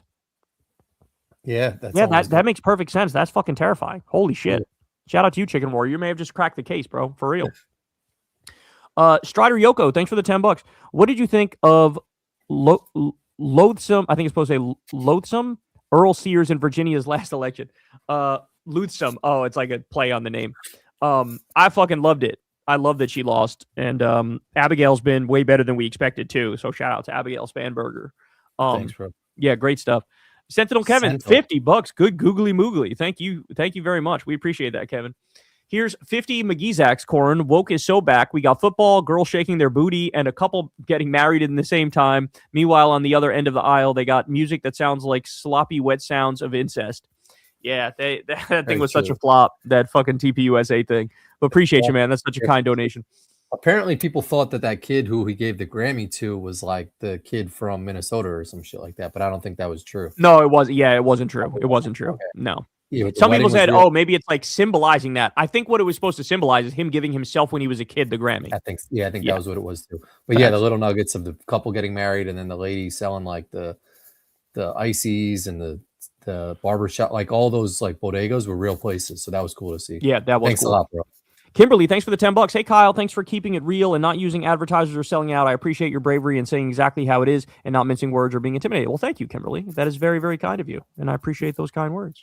Yeah. Jagger, thanks again for the $10. I think some liberals are being way too hard on Andrew Schultz. At least he's willing to go harder on like Rogan. These guys are never going to become socialist. Centrist is best you'll get with them. It's a sliding scale, right? Like there's different levels, and Rogan is now running cover for the Epstein class and Trump. And now you have Tim Dillon and Andrew Schultz have fully retreated from MAGA and are now fully like enlightened centrist, right? Which is not great. We still got to call it for what it is. It's not great. You at least have to be liberal and not centrist, right? Once you get to liberal, okay, you're broadly on the team. But if you're centrist, right? So they're better than Rogan, but that's like being the tallest kid in kindergarten. So you can show them some grace, I'd say, but just not all grace. You know what I'm saying? Not all grace. That's all I'd say to that. But appreciate you. Thanks, Jagger. Fat Dave, thanks for the $10. Love your name too, by the way. If any Dem in 2028 wants my Insta support, all they have to say is Jack Smith will be my attorney general. We need trails. Bro, I'm so happy you said that, because that's a point I made too, that if I was president, the first thing I would do is say Jack Smith for attorney general. And I would tell him, you need to go ham on these motherfuckers. You need to arrest all of these motherfuckers. You need to try all of these motherfuckers. And I think he'd pull it off because he's really good at this shit, you know? Thanks, Fat Dave. Lizzie Bennett, thanks for the $5. Appreciate you. Kind of bummed that Mamdani endorsed Hochul. Should have waited till later, like May. Any updates on Antonio Delgado's run for New York governor? So I don't have many updates, but I will say this. When we had Antonio Delgado on the show, he kind of was underwhelming, right? Like I was expecting him to come across like, you're running against Hochul. Mamdani just won in New York. You have to be like a crusader as a democratic socialist. You need to rep the left-wing position. And he didn't. He was much more measured, much more like trying to split the difference. And like, I don't think he's really about it. You know what I'm saying? Now, having said that, I understand your point. I kind of agree with your point that maybe you wait a little longer before weighing in on the race. But having said that, I think what Mamdani's doing is solely about getting his agenda through in New York City. I think that's the point. And he knows he needs Kathy Hochul to be on board as governor of New York for him to get shit done.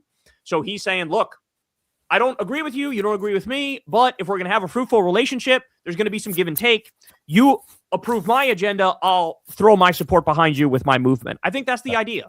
And I think it's like practical, pragmatic politics that he's playing because he's solely focused on getting left-wing policies implemented in New York.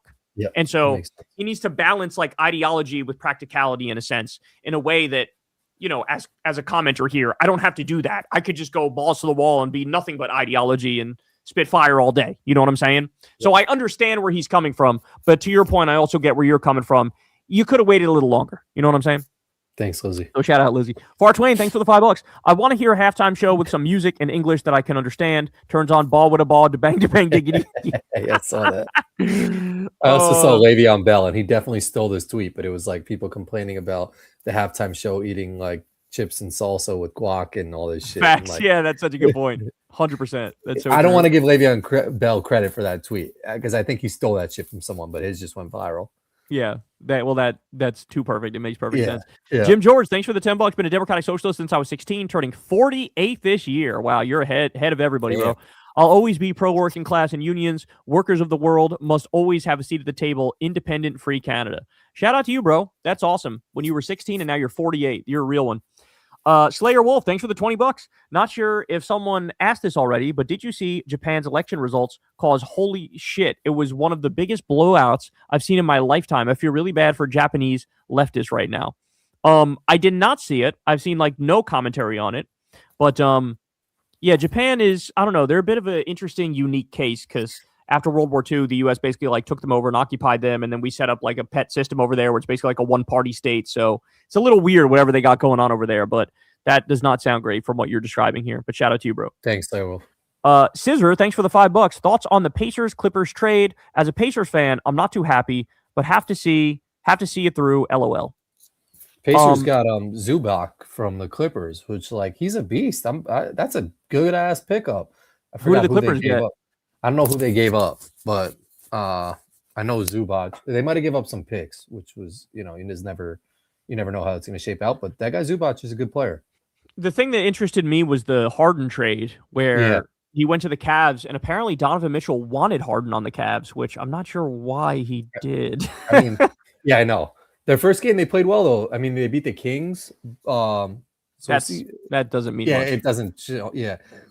But yeah, no, that's a weird one for Donovan Mitchell because it's like you're the alpha there. So like, why are you bringing in? Yeah, why do you want this guy who says I am the system? Yeah. Is Harden coming off the bench or no? No, I think he's starting. Oh man, good googly moogly.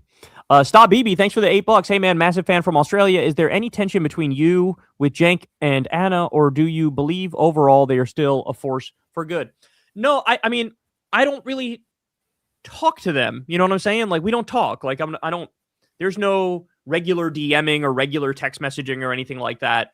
Anytime you see commentary between me and them, it's like literally with them on the show. Like, Jenk came on Crystal, Kyle, and Friends a couple times. Sometimes we debate, sometimes we don't. But you're seeing the full extent of our conversation. So is there tension? Not really. Are they generally a force for good? I'd say it depends on the issue, right? It depends on the issue in question. I think they're good. I think they're really good on Gaza. I think they sort of help on the fight when it comes to that issue. I think for a long time, in my opinion, they were being way too centristy.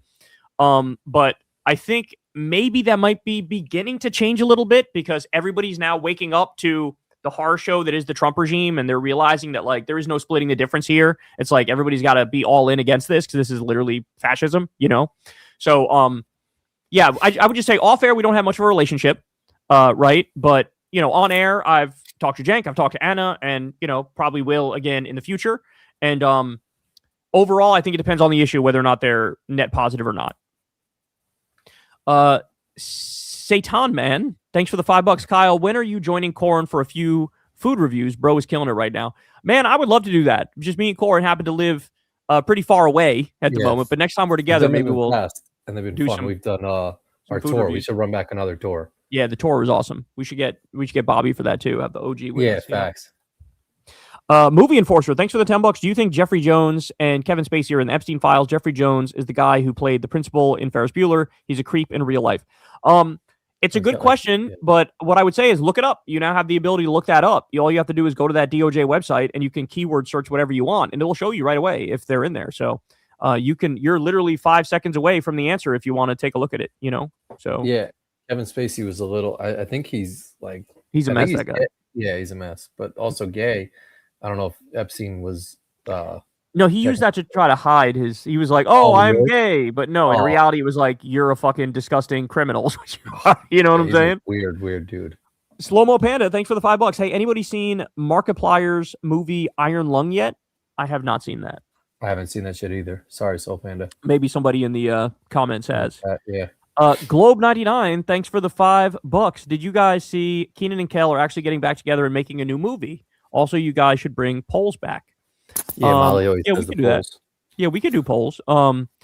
And I didn't know that about Keenan and Kel, but you all know that I'm of the belief that outside of Kyle and Corin, Keenan and Kel is the greatest duo of all time. So Facts. I will definitely watch whatever the fuck they put out because those guys are goated, man. That like Keenan was he was in trouble for something. Is he? I don't know what it was, but I feel like he had some type of legal charge or some shit. I feel like recently with him. Maybe I'm wrong, but I feel like Keenan had some shit. Keenan Thompson at the Ducks Vegas game. DJ Khaled stars in Wegovy Pill Super Bowl ad with Keenan Thompson. SNL mainstay says he's dreading leaving the show. Keenan Thompson says he's thinking about exiting SNL. It's going to suck. Keenan Thompson says he does think about Final Day on Saturday Night Live. I don't see anything about a legal problem here. Yeah. Oh, Keenan Thompson is currently facing legal charges related to breach of lease. The lawsuit filed by his landlord claimed that Thompson breached a 12-month lease for a 3-month bedroom rental in Los Angeles. Landlord alleges that. Oh, Thompson I see this now. I mean, nothing serious. Just like that's nothing serious. Yeah. Just some douchebag landlord, you know. Yeah, facts. Thank you, though, bro. Lucas Magnus, thanks for the $5. Jimmy Dore could be bipolar. Sounds familiar. My ex she'd blow up at me and get all abusive like that over stuff like being 10 minutes late. Maybe. I mean, maybe. My grandma on my dad's side was bipolar, and I know somebody else tangentially that's bipolar, and it's super unhinged. But he strikes me as more of just like an abusive alcoholic type, like a verbally abusive alcoholic type, you know? I agree with that. Jakey D, thanks for the $5. Do you think Seattle will get our team back ever? Probably talking about the Supersonics. The Supersonics? I wish you guys would, but I'm not sure. I don't think so. But I wish you would. I feel like they do like Las Vegas before they do any other new place, true. You know? Yeah, facts. It would definitely go there first, I feel like. Yeah. Spam, thanks for the $10. Hey, Kyle, did you know the victim that spent hours with Trump was apparently Virginia Giuffre, though that's just according to the GOP. Also, 4chan/poll is in the subreddit. It's a message board. Okay, my bad. That's the second time somebody told me. Don't call that. Yo, my bad. It's a message board. My bad. All right. But I did not know that about Virginia, but thank you. Handle, thanks for the $10. What's the over-under that Trump is one of the names born before 1970, Massey mentioned in the presser with Roe? Did you see Trump's club showed Bad Bunny? Get John and Corin on KKF. I did a KKNF one time when we were in, where were we? Texas? Somewhere in Texas. Yeah. And who's John who? John Stewart, maybe? Oh, I like how casually you put you and John Stewart, like you guys. Yeah, I know, like boys, we're yeah. I'm not sure what he's saying here about Trump and Massey. It mentioned in the presser with Roe. I didn't see that. I did see Roe make awesome comments about like the royal family, though. He was basically like, your punishment shouldn't be just losing your title of prince if you were boinking girls. Like you should go to prison. Yeah. And he basically was like, maybe the monarchy will come down. But anyway. Cloud, thank you for the $5. Rogan defending PDF now that pod was something else. Legit infuriating. Even Tim Dillon has half a brain to know that dude was doing stuff on the island. Yeah, of course, man. Like we said, it's sad. The fact that Schultz and Tim Dillon are now more on point than Rogan is disgusting. Brendan, thanks for the $20. Kyle, been a huge fan since 2016. You've always been a real one and my favorite political commentator by far. Thanks for never letting us down. Corin, love you too. I'm rooting for Knicks this year as my Bulls are a clown show. Well, shout out to you, bro. Appreciate that. The Knicks appreciate this support. And we were worried about them. And then they just went on a crazy winning streak where they won like 8 of their last 9 games or something like that. I said, don't hit the panic button though, man. Like I was panicking. I was fucking pressing that bitch like crazy. You know, we're not even at the All-Star break yet, so there's a lot of basketball left. When is the All-Star game? Do you know? When's the All-Star game? This weekend. Really? Sunday? Yeah, Saturday. Oh, let's fucking go! I fucking love that. Let's do it. That's amazing. Because this time of year sucks, bro. I hate February. It's so fucking. Oh, it's so horrible. It's just so gross. PMG, thanks for the 5,000, whatever denomination that is, whatever currency that is. Appreciate you. Any full-grown man without children who wants to be around kids is sus. What? Are you trying to feed the manosphere? Proud male teacher. Well, I'm not saying that all male teachers fall into that category. I'm saying, like, if you're a male and you want to work at a daycare, you're a grown man and you want to, like, to me, that's a little, like, I don't know if I want to leave my kids alone with a grown man. I would much rather leave my kids alone with a grown woman. Yeah. Right. Or like a You male might, gynecologist or some shit. Like something weird going on there. yeah, like I think everybody knows what I'm saying. Like there could be like, would you rather have a grown man babysit your kids or a woman? Like I think everybody's going, I'll stick with the woman. You know what I'm saying? Like you got to be extra careful when dealing with kids because people who are pedophiles and they're into kids, they will put themselves in positions to have access to kids. And sometimes they're the best at masking their pedophilia because they'll make you feel really comfortable so you're okay with leaving your kids around them. You know what I'm saying? Like, it's just, now that I am a parent, it's like that extra level of like, I don't want that person alone with them. I don't want that person alone with them. And it's not even anything against them. It's just being extra careful, knowing how fucked up the world is. You know what I'm saying? Yeah. No, it's true. Bleach, thanks for the $5. It's fine. Me, Corin, as someone Seattle born and raised, people from Boston are whiny babies, aren't used to being number one all the time. Boston is number one all the time. That's why fuck them. Become Numa, thanks for the $5. Megyn Kelly and Slow Rogan justifying child rape, murder, and cannibalism when they have young daughters is fucking disgusting and pure evil. Yeah, and they're playing hide the ball with so much shit that's in the files, and they're pretending like, you know, like it's not torture, rape, cannibalism, and horrible shit. Shocked Guy, thanks for the $5. How many fourth graders could you take at once? Obviously, if you fought a million, you'd lose. How many do you think you and Corin could handle together? How many fourth graders? Probably like 200. That's way too many. What are you talking about? Yeah, that's actually a lot of fourth graders. I would say 4 each we could maybe handle. So 8 total. That's it? We could fuck up more. Once you get to 5, there's somebody, like, you'll be fighting one and somebody's going to take your leg out or some shit. Yeah, I was going to say, someone's going to be hanging on your leg. Yeah. Or each. Yeah. Lucas, thanks for the $5. Gorillas won't hurt you unless you attack them first. Chimps, on the other hand, scary as fuck. They kill and torture for fun. Look up Travis the chimp. You're right. I used to watch National Geographic all the time, and I think I learned this as well.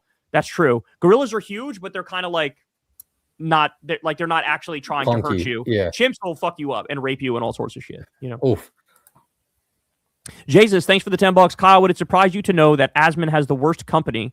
Bro's friends with a stalker who got his guns taken away for 10 years in Texas, of all places, and friends with pedos. Laugh my ass off. I didn't know that, but I'm not surprised. I'm not surprised Asman Gold has horrible taste. Barking, thanks for the $5. I wonder what will be the extent of Trump's damage to 5-10 years. Just literally immeasurable. That's how bad it's going to be. It's really fucking bad. We just lost our spot in the world. It's that simple. Like, everybody hates us, and they should hate us. You know. Jagger, thanks again for the $5. I saw someone say Trump is like an Archie Bunker racist, while Stephen Miller is like Dylan Roof racist. That is so fucking true. Who said that? That is brilliant. That is so accurate. God, I love that. That's so accurate. Jesus, thanks for the $5. I really think AOC should run for Senate instead. Having a more reliable vote than in the Senate is better than Chuck. Also, hate those glasses he wears. Talk about Chuck, not you, bro. Oh, I was about to say, yeah. Yeah, no, that's about Chuck. I agree with you about Chuck's glasses, and I agree with you. The way he wears them at the bottom of his nose. That looks yeah. Oh, that's so dumb. But I agree on AOC. I think it would be better if she runs for Senate because it's basically like a guarantee for her. She would be guaranteed to win that, get rid of Schumer. Fucking, we're moving up in the world, you know? But I think she has eyes on the presidency. I do. Francis, thanks. Or Francisca. No, Francis. Francis Calhoun. Thank you for the $5. I'm a lifelong progressive. I was stumping for Paul Songus in 86 at 10 years old. You are a real one, Kyle. I have some info for you, P.O. Box. I don't have a P.O. Box, but if you get in touch with Lilith, she potentially will pass along the message to me. But shout out to you. Thanks. And thank you for watching, bro. Han Storgerson, thanks for the $10. Yo, Kyle, me and my bro been watching 2015. Much love. What's y'all top 5 rappers of all time? We already did this one, but shout out to you, bro. We appreciate you. Definitely putting Cash Money, Lil Wayne at the top. I got to go with that. Jadakiss Fabulous up there too. But yeah. Anyway, Handle, thanks for the $5. I didn't like Gaga, but I miss Brat Summer. Kamala didn't deserve it. It would have been more fun with Biden. Y'all mess with Charlie XCX? I do because Crystal listens to Charlie XCX sometimes. So yeah, I fuck with Charlie XCX. Yeah, I think I like it too. I can't name a song. I think you do too. Yeah, I think if I played one for you, you'd be like, yeah, I fuck with this. You like know the songs, you know. Facts. Yeah. Daniel Winter, thanks for the $5. As a wheelchair user, I profoundly apologize on behalf of all of us for Abbott, and we don't consider him as one of us. Shout out to you, bro, and believe me, we don't blame you for Abbott. And anytime, by the way, anytime I make fucked up jokes at Abbott's expense, it's all about Abbott specifically. So you know what I'm saying? Like I might make some anti-disabled ass jokes, but that's just about Abbott. I fucking love you and support you. Jesus, thanks for the $5. Who would win, American Super Bowl alternative or stuttering French Canadian realizing chat is not moving? I'll go with the stuttering French Canadian realizing his chat is not moving. David Ruiz, thanks for the $5. Kyle, I always look forward to hearing you talk about Jimmy Carter's peanut farm when talking about the emoluments clause. One of my top Kyle lines. Yeah, bro. Thanks, man. I appreciate that. People got to know about that peanut farm. Mr. Game Day, thanks for the $5. I get why you're hating on Pats, but trust me, Drake May and Vrabel are chill. Vrabel are chill. They both seem cool. Yeah, I saw Mike Vrabel at a Boston Celtics game. Apparently, like, he gets after it if you go out with him. So they seem like good dudes, but the fact they're on the Patriots, fuck them. Chicken Warrior, thanks for the $5. I think there's a serious culp on the Epstein thing. Also, still trying to give a cat away. Oh, damn! I was going to ask about nobody that got cat. it. There were so many people inquiring about it, bro. Nobody came through. Yeah, there was actually people like in North Carolina. So I don't know what happened there. I actually left the chat telling Molly, like, I think we saved the cat tonight on the podcast. Bro, somebody get that cat, man. Come on. Listen, let me explain something to you guys. We had 2 cats show up to our doors that we took in. Okay. Mm-hmm. We bought Salem. We got him from the, whatever they call it. I don't know why I'm blanking on the name of it. The shelter. So we got Salem. Then we had Dream show up at our doorstep. We brought her in. Then we had another one, Sock, show up at our doorstep. We took him in. We've taken in 2 cats already. Somebody out there get that cat. I'm commanding you in the name of secular talk. I thought someone did too. So Chicken Warrior, stay after it on the chat, man, because someone should save this cat. Araxio, thanks for the $10. Haven't been able to eat since Clavicular got mogged by the ASU frat leader Jester maxing in front of his void girlfriend. You can see Clav's cortisol spike in real time with looks maxing with Clav. Me and Crystal have been joking around based off that tweet, like, since we saw it, where I'll say to her, like, why are you Jester maxing? You're Jester maxing all the time. What? Is that a thing? Yeah, all the language, like the lingo language used here is like looks maxing language, and people are now like fucking saying it as jokes and shit, and we're getting it on the fun. Yeah. Thank you, man. Thank you for the $10, Matthew. Appreciate you. Corey the King, thanks for the $5. Appreciate you too. Christopher Helmer, thanks for the $5. Corin, did you ever get Kyle's nose blood on your varsity jacket after shoving him into a locker in high school? What the fuck? He's trying to say you're like a cool guy and I'm like a nerd, I think is what he's trying to say. Me and Kyle were like the same person. He was just smart. That's debatable. I'm not sure I'm there. Become Numa, thanks for the $5. China's policy of nationalizing important industry, energy, tech, defense, finance, materials, infrastructure, etc., is superior to social democracy. Well, part of social democracy is nationalizing important industries, by the way. That's kind of like the point of social democracy, is there's some elements of capitalism with some sectors, but a lot of stuff gets nationalized. So yeah, you're saying the same thing. I totally agree with that. Cat Mom, thanks for the $5. Kyle, what's the gyro, however you say, a place you were talking about in the previous stream? You should try Capital Donor on P Street Northwest. I don't know the name. It's the expensive. Hold up, let me look this up. Expensive Turkish restaurant, DC. It's like rated. It has like Michelin star. Oh shit, that's official. Yeah. I don't know the name of it though. Sorry guys. I just typed in expensive Turkish restaurant. I don't know the name of it. My bad. But it's like, it literally has like a Michelin star or some shit. It's like, it's next level. It's fucking delicious. So now I love Turkish food because the only Turkish food I've had is this from this place. And there's Cat Mom. Cat Mom, get that cat from Chicken Warrior. Yeah, Cat Mom, hook it up, bro. Appreciate you. Handle, thanks for the $5. Is Epstein just living at the house in Arizona? Why didn't they search it? That story was crazy. Yeah, it's crazy. That ranch has dark, dark secrets. But no, I think homie's gone, dead.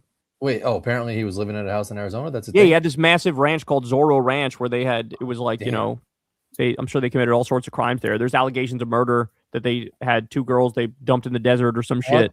Yeah, that's in the files. Yeah, it's crazy. Corey the King, thanks for the $10. Say KNC, Bill Maher thinks he's slick. Always talking about Muslim women just to sleep with one to be cool guy mode.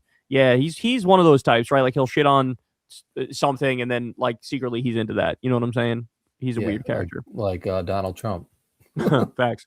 RSN, thanks for the $5. Colin Corin, did you feel presidential/midterm polls correlate with actual electoral results? Are they unreliable? How much should we value them? I don't know. Take it or leave it. It's sort of like a 50-50 thing. I put some stock in it, but not like all the stock in the world in it. But in this moment, I feel like everything's pretty accurate because everybody knows Trump is like fucking, everybody hates him right now. And all the polls are reflecting that. So there's some merit to it right now. Purple Eddie Yogurt Slinger, thanks for the $5. Mrs. Trump Procurer, YouTube censoring her name. Feels like you've been hinting at that lately. Tight with Madam G. Marriage to a billionaire was her reward. Yeah, that's kind of, I mean, she's very litigious, but I do think that Melania allegedly came up through that Epstein network and was like, that's how she met Trump. I don't even think it's controversial to say it, but apparently she's very litigious about it. Jessica Gallagher, thanks for the $5. I thought I was the only person who wasn't into superhero BS. The Boys is pretty good, though, especially how relatable it is to current events. I heard Shout that out to show you, is pretty Jessica. good. The Boys, I heard, is a good one. I think it's on HBO or Netflix or one of those shits. AB Showtime. Yohannes, thanks for the $10. The fact that the Black Caucus called out Plattner for his attack on Jeffries due to overt their racialism shows the massive contradiction on the left, yet you pretend racialism is exclusive to the Republicans. No, I mean, sometimes the Congressional Black Caucus will use a race-based attack when it's unfair, particularly against other Democrats. But, I mean, obviously the racism on the right is like off the fucking charts. It's off the charts. So there is no comparison for sure. I think the right is super obsessed with race. And on the left, we are generally, not racist and try to be good about that stuff. So Movie Enforcer, thanks for the $10. Since you mentioned dog breeds, what do you think of pugs and English bulldogs? They're adorable. They're my favorite dogs. They're cute, sweet, and I've never met a nasty one. They're also very clingy. Yeah, they're precious. They're adorable. Yeah. I'm a fan. I'm a friend of all dogs. I know I'm more of a cat guy now, but I'm still a friend of all dogs. I love dogs. I always pet them when I see them. Like they're precious. The Wizard of Baltimore, thanks for the $10. Kyle, in psychoanalytic theory, Trump is a figure of superego, not id. The distinction is crucial for understanding our current political situation.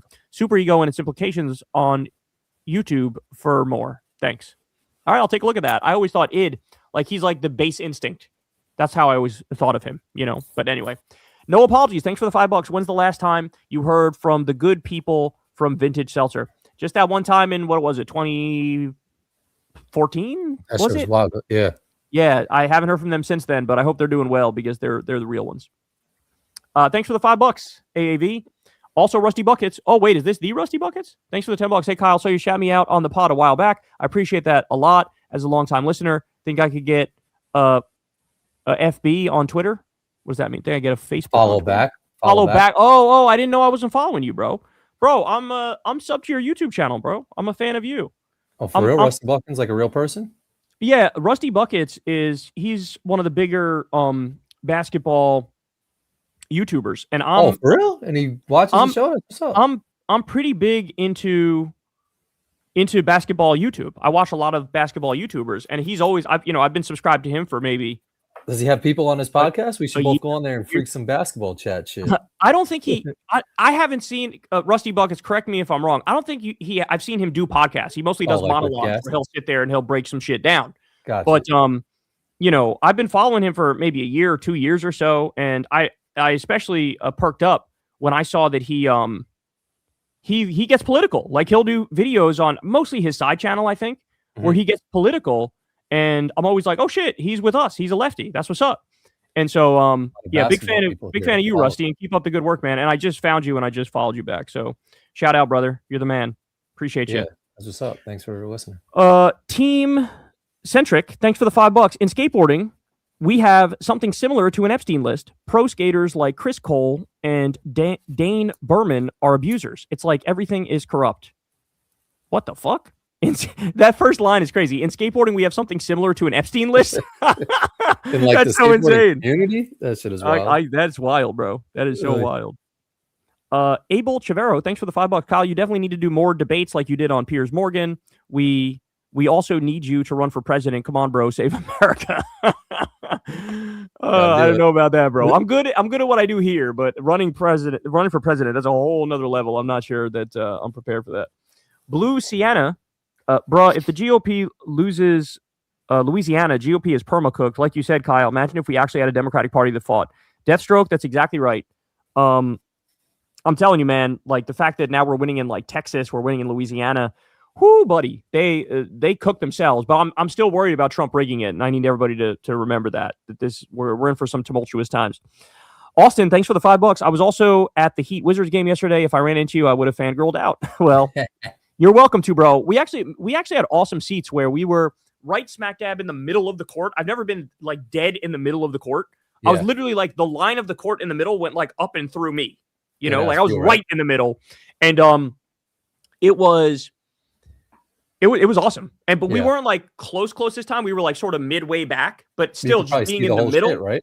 Yeah, being in the middle was perfect. Like I would want to get seats like that every time I go to a game now. I never realized how much better it is to be right in the middle. Yeah, that's a good spot. Yeah, Alexander, thanks for the $5. If you ever go through another music phase, look into Aesop Rock, solid underground rapper from New York. I feel like I've heard that name. Yeah, and I've heard of ASAP Rocky, but I never heard of Aesop Rock. So, Calvin Jones, thanks for the $10. Hey, Kyle and Corin. Hey, crazy idea. What if an angry Jesse Ventura becomes governor of Minnesota, and then in 2028 he reluctantly decides to run for president? If allowed to debate, can he win? Yeah, I mean, look, the thing is, here's a thought. Here's a real fucking thought for everybody. I hope you're listening. Ready? If Jesse Ventura were to run for president in 2028 as a Democrat, he could fucking win. If Jesse Ventura were to run for president in 2028, run in the Democratic primary, I think he could win. Because he's got the anger right now that the moment needs. And he's such a fucking compelling and like confident speaker. Like the way he speaks, like you feel that shit in your bones. You're like, God damn, Jesse, you're fucking going crazy. So, but here's the problem with him is I don't think he would run as a Democrat because he's so committed to being an independent. He's endorsed Democrats. He endorsed Kamala and endorsed Tim Walz. But like, I think he wants to be an independent, and that would ruin, I think, his chances of actually winning. So that's a shame. But if he were to run as a Democrat in 2028, he could fucking win. He might even be a problem for Jon Stewart. If Jon Stewart ran and Jesse Ventura ran, I think Jesse might edge him out, bro. He had a soundbite on Trump and like the military or some shit was so good. I like OD. Yeah, I played that. So I was giggling, just enjoying it. Like he's got a way with words, man. Like he really does. We had him on the show one time, me and Crystal. You don't like you don't have to say shit. In fact, you got to ask your question quick and then step the fuck aside, and he'll talk for 30 minutes. Yeah, like literally, we got maybe 2 words in the whole fucking show. Like because that's what he does. He just goes, but it works. Like it works when he does it. You know what I'm saying? Accelera, thanks for the $20. Why didn't Dems release the files? Why not more focus on that? Well, there were multiple court cases going on at the time where if they released the files, they ruined those court cases. So they really kind of couldn't release the court cases. Now, I know people think like, they could just ignore that and do it, but then you're ruining the cases. So I kind of understand why they couldn't at the time. But I mean, you could argue maybe before those cases, they should have been released. That's probably a fair criticism, but I'm not sure if Trump was president then too. But look, the fact of the matter is we're getting all the facts now, and I think you're just butthurt that Trump was the one who's been exposed. Right? You know what I'm saying? Like that. It seems like cope. What you're saying seems like cope to me. Linda, thanks for the $20. No Democrat even mentioned that illegal immigrants are in the process of having their cases adjudicated to permanent residency or having their asylum cases heard. Please shed light on this on Secular Talk. People are terrified. No Democrat even mentioned that legal immigrants are in the process of having their cases adjudicated permanent residency or having their asylum cases heard. I mean, I know ICE has been going after legal immigrants. So I'm worried for green card holders. I'm worried for permanent residents. I'm worried for U.S. citizens. They famously deported a 40-year-old American citizen who had cancer. Remember that? So it's rough. And right now, ICE is holding 70,000 people in their concentration camps. It's not good. This shit is not good. But if I see an article that says that, I will include it in my next immigration segment. So let me just say that. Marin, thanks for the $5. I hope the Iran protests were covered a lot more and shown how bad the situation has been, especially how many people died. So, but there has been misinformation around that. That one's been a difficult issue because there has been a lot of misinformation about that, where they keep inflating the number to ridiculous lengths. I think some people are trying to say it was more people that died in Gaza for like fucking 2 years. It's like, no, it's not. Shut the fuck up. There's no evidence of that whatsoever. So, the problem is there's a lot of misinformation around that, and you got to be careful when you cover it. But I think we're going to bomb Iran again soon. I really think Trump is going to do that like any minute now. Fox, thanks for the $5. I joined the live chat so late. I missed all the fragrance recommendations. Kyle, I bought earplugs for sleeping. Thank you. I'm getting amazing sleep now. I'm telling you guys, nice little fucking mask that bubbles out so it's not right up against your eyes. Some earplugs. Bro, you're chilling. You're good. You'll sleep forever. Pawn Shopper, thanks for the $5. Laughed so hard when I heard Kyle's voice in Elephant Graveyard's video talking about Jordan Peterson's post about Chinese milking factories. Yeah, that was funny. I couldn't believe I was in that video too. That made my day. I love that shit. Thanks, Pawn. Don Longballs, I like your name, and thanks for the $5. Have you watched I'm Really Important, and what's your thoughts on his views on Democrats? I have not watched I'm Really Important, but maybe I'll take a look at that. I met that guy at one of your first Politicons or something like that. I think like he was live streaming back in '88. If he's even a big deal now, I don't know. But I was like in the background of his video, and people were like saying shit like, "Oh, that's Corin from Corin Kyle," and he came up to me. So it's funny to see that he's still around doing his thing. He was like a cool, nice guy. I wonder how big of a fucking following he has now. I'm Really Important. I've seen this guy. I think he did like the podcast with Josiah and with Pisco. I think he's done that.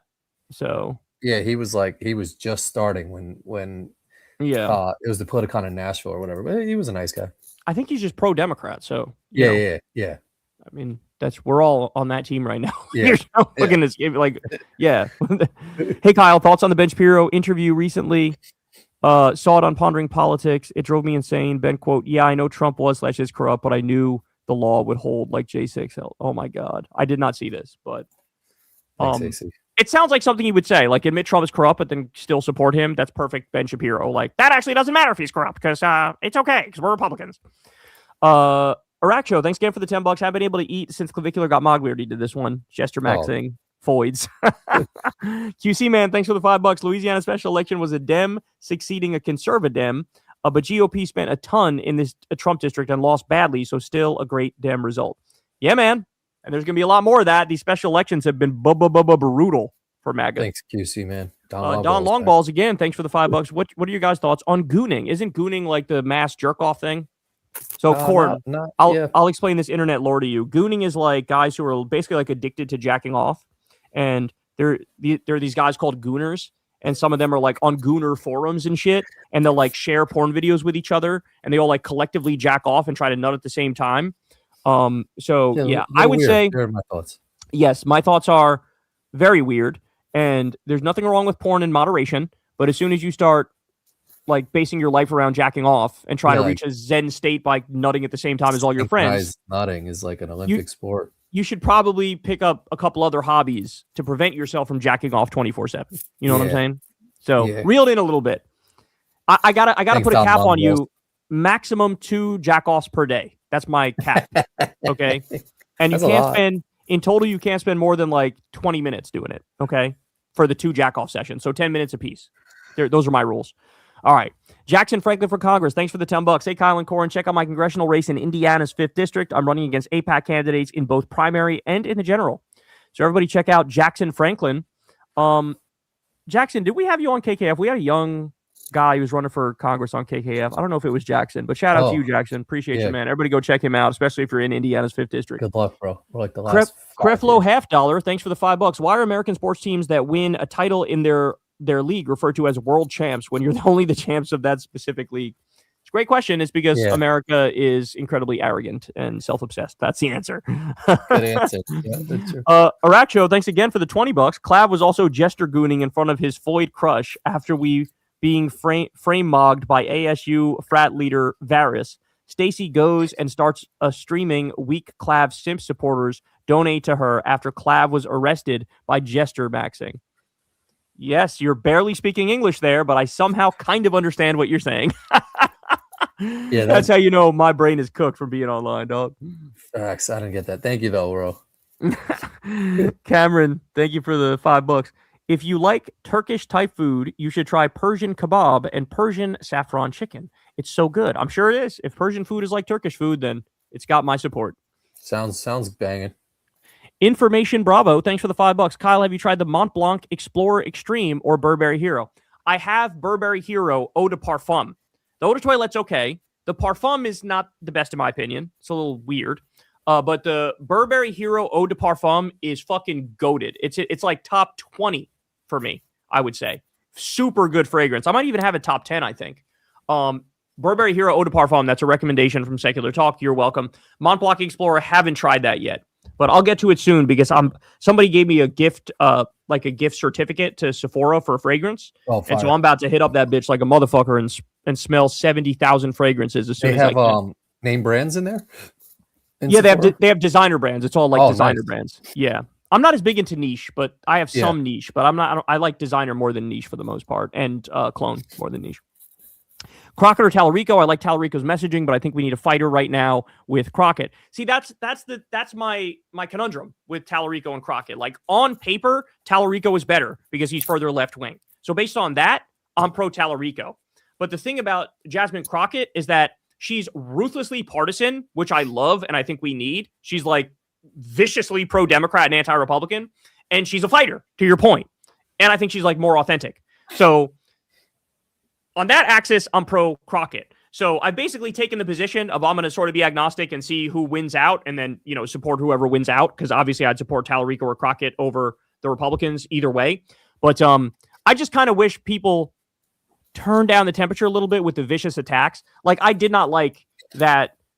I don't know if you guys saw this whole backstory, but basically what happened was there was this influencer who released a video who basically said, Tallarico said that the previous Democratic candidate who ran in Texas, I'm blanking on his name right now, Allred, I think, Colin Allred. According to this influencer, Tallarico said he's a mediocre black man. Okay, and that led to this massive outcry, this backlash, and Jasmine Crockett released a statement on it. Allred released a statement on it. Tallarico basically came out and was like, I didn't say that. I said he was like a mediocre candidate, but he's an exceptional man or whatever the fuck he said. And so they tried to make basically like a racial attack, saying, implying that Tallarico said something racist against Colin Allred. I gotta be honest, I think that's kind of bullshit. I don't think Tallarico would have said he's a mediocre black man. I think he would have said he's a mediocre candidate. Because guess what? Allred was a fucking mediocre candidate. That's why he fucking lost. Okay. So I don't like that. I don't like that. So any vicious attacks coming from the Crockett camp against Tallarico, cut it out. We don't need this right now. Fascism has taken over the country. Let's focus on the fucking fascists. Okay. And that also cuts in the other direction. To be fair, Tallarico hasn't done any below the belt attacks on Crockett. So it's just theoretical to say this at this point. But also, if there are going to be any below the belt attacks coming from Tallarico, cut that shit out too. So I think the most important thing is we got to fucking defeat the Republicans. But I think both candidates have their upsides and their downsides. I honestly think at the end of the day, I think that it's you're going to get basically a generic Democrat from whoever emerges from this. I think ultimately whoever wins this will have a chance against the Republican in the general election, but will also be kind of a generic Democrat. That's my take on it. Thanks, Zach. Cersei the Cat, thanks for the $5. As a trans woman, how worried should I be about ending up in a camp in some hellhole? I mean, I would say all you should be as worried as all dissidents are, like all anti-MAGA, like very vocal people are, because they're making fucking 23 concentration camps that they say fit 80,000 people. They're not just putting undocumented immigrant violent criminals in there. Like, they're going to fill that shit up. And who are they going to fucking go to? All the people on the enemy list, and immigrants are on that list. Trans people are on that list. Liberals and leftists are on that list. So I think all of us need to have some degree of, concern over this fact. So I'd be a little concerned for sure. Aben, thanks for the $5. Fuentes does not believe in a racial hierarchy. Yes, he does. And does not want to deport every non-white. He's made that clear, and you keep lying and making it up. I don't even know where to begin with this. First of all, if you suck off Hitler on a regular basis, and you say that the problem with Trump is he's not doing enough mass deportations, it's almost too kind of me to say he just wants to mass deport all the non-white people. That's too kind. Because really, he might want to shove them in concentration camps and fucking gas them. Okay? Let's be serious. So, if anything, I'm steel manning Fuentes when I say, because he says the problem with Trump is he's not doing enough mass deportations. What do you think that means? It means, yes, kick out of the country all the let's actually make this a white ethno state. So, I don't know if you're stupid or if you're lying, but either way, it's really a bad point. So don't make it. But thanks for the $5. Alex, thanks for the $5. Yo, Kyle, fuck Hutch. His hate boner for you, Hassan, and the Vanguard is ridiculous. Dude didn't know that Manchin refused to endorse Kamala in 24. Yeah, that guy's a mess. It seems like he's having some sort of a crisis over there, because as literally everybody else, like Hassan, the Vanguard, myself, go look at my channel. It is 90%, 95% focused on going after the right because literal fascists are taking over the country, and his content is like, let me beat up on everybody to my left, let me left punch all day. I think that shows who's the serious ones and who isn't, right? Because if you're fighting more with Hassan and the Vanguard and me at a moment like this, aren't you just kind of a useful idiot for the right? I think the answer to that is yes. Last two or one. Just kidding. Francisca Calhoun, thanks for the $5. How do I get a hold of Lilith? You want to hear this? I'm not sure I do, but Lilith's thing is Stardust. Stardust, Stardust to Lilith on Twitter. Stardust. Let me just make sure. Stardust. Not sure I do. Stardust Lilith, at Stardust Lilith. You can reach out to her if she. Now listen, I'm gonna let you know right now, okay? She will screen what you say to me.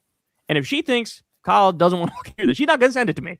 So you better fucking make sure it's some shit I actually want to hear. Yeah, exactly. Mark Mirabella, thanks for the $10. Corin, love your blogs. Watch those rare burgers. I was 30 when I realized that unlike steak, all parts of ground beef get touched during prep, so the inside is loaded with germs. Don't die for us. Thank you for that. Yeah, I worry about that shit all the time. But Damn, Molly don't tell me apparently that, bro. are saying that it's okay for burgers to be a little red like that. Or Jed Yeah, says he likes his burger like that. I get my shits medium, dog. That shit. Yeah. God damn it. Why'd you tell me that? Now I got to worry about a medium ass burger? What the I know, fuck? facts. Last one here. Dang, thanks for the $5. I'm for Talarico. Crockett only just recently put an issues page on her site, and it had been embarrassing typos like write out your bullet points here. I did see that too, yeah. No, she dropped the ball when it came to that issues page thing. That's true. All right, Don Longballs. Don Longballs, thanks for the $5. Do you think Trump has the capacity in terms of manpower to deploy ICE to election poll sites to impact the election midterms in a significant way? Yes, because, and last time he commented on this in the White House, it should scare the shit out of everybody, because what he said was he listed a bunch of big name cities in swing states and said, take a look at Chicago, take a look at Atlanta, and he kept listing off, take a look at Philadelphia. He kept listing off places that are in swing states, that are the big blue cities in swing states. Now you do the math on that. If ICE only goes into the big swing states, the bluest cities, and they seize the ballots or fucking stop the count, well, then it's making it so all the swing states will maintain being red, will stay red. Because if you do voter suppression in those exact places, that makes it so they're not swing states anymore, because you're taking away all the blue votes by freezing the votes in the cities, right?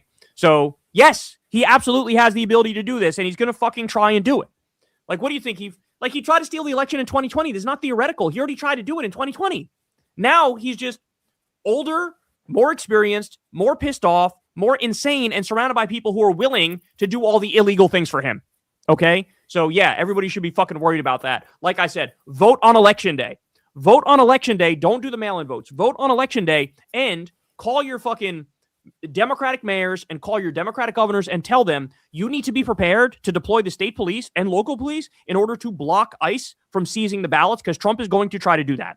That's what you need to do. 212 super chats. Beast mode. Man, we try to always get to them all. I'm surprised we ever missed one, to be honest, because we sit here till we bang them shits out, you know? OD. Yeah, and I mean, I appreciate it, because Kyle does the heavy lifting on these shits, man. So, any last words?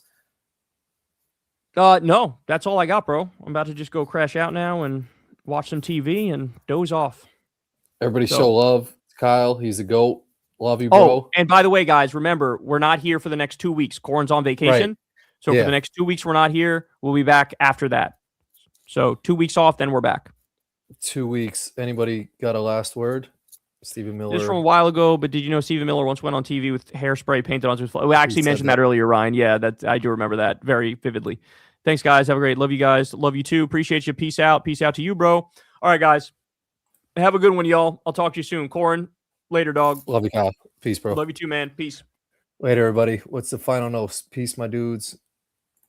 2 weeks without the GOAT Kyle. What about the GOAT Corin, bro? Is that true? I don't even know the guy Nick Fuentes, but did he enjoy it? The chats are going so fast. It's going to be probably 2-3 weeks off, or not next week, not the following week. So, yeah, in 3 weeks. All right. Love you guys. See you guys. It's nice to have a little break. Thank you. Put one R in my name. We'll leave it on that. Corin withdrawals. All right. Love you guys. All right. Peace out. End the stream. See you guys.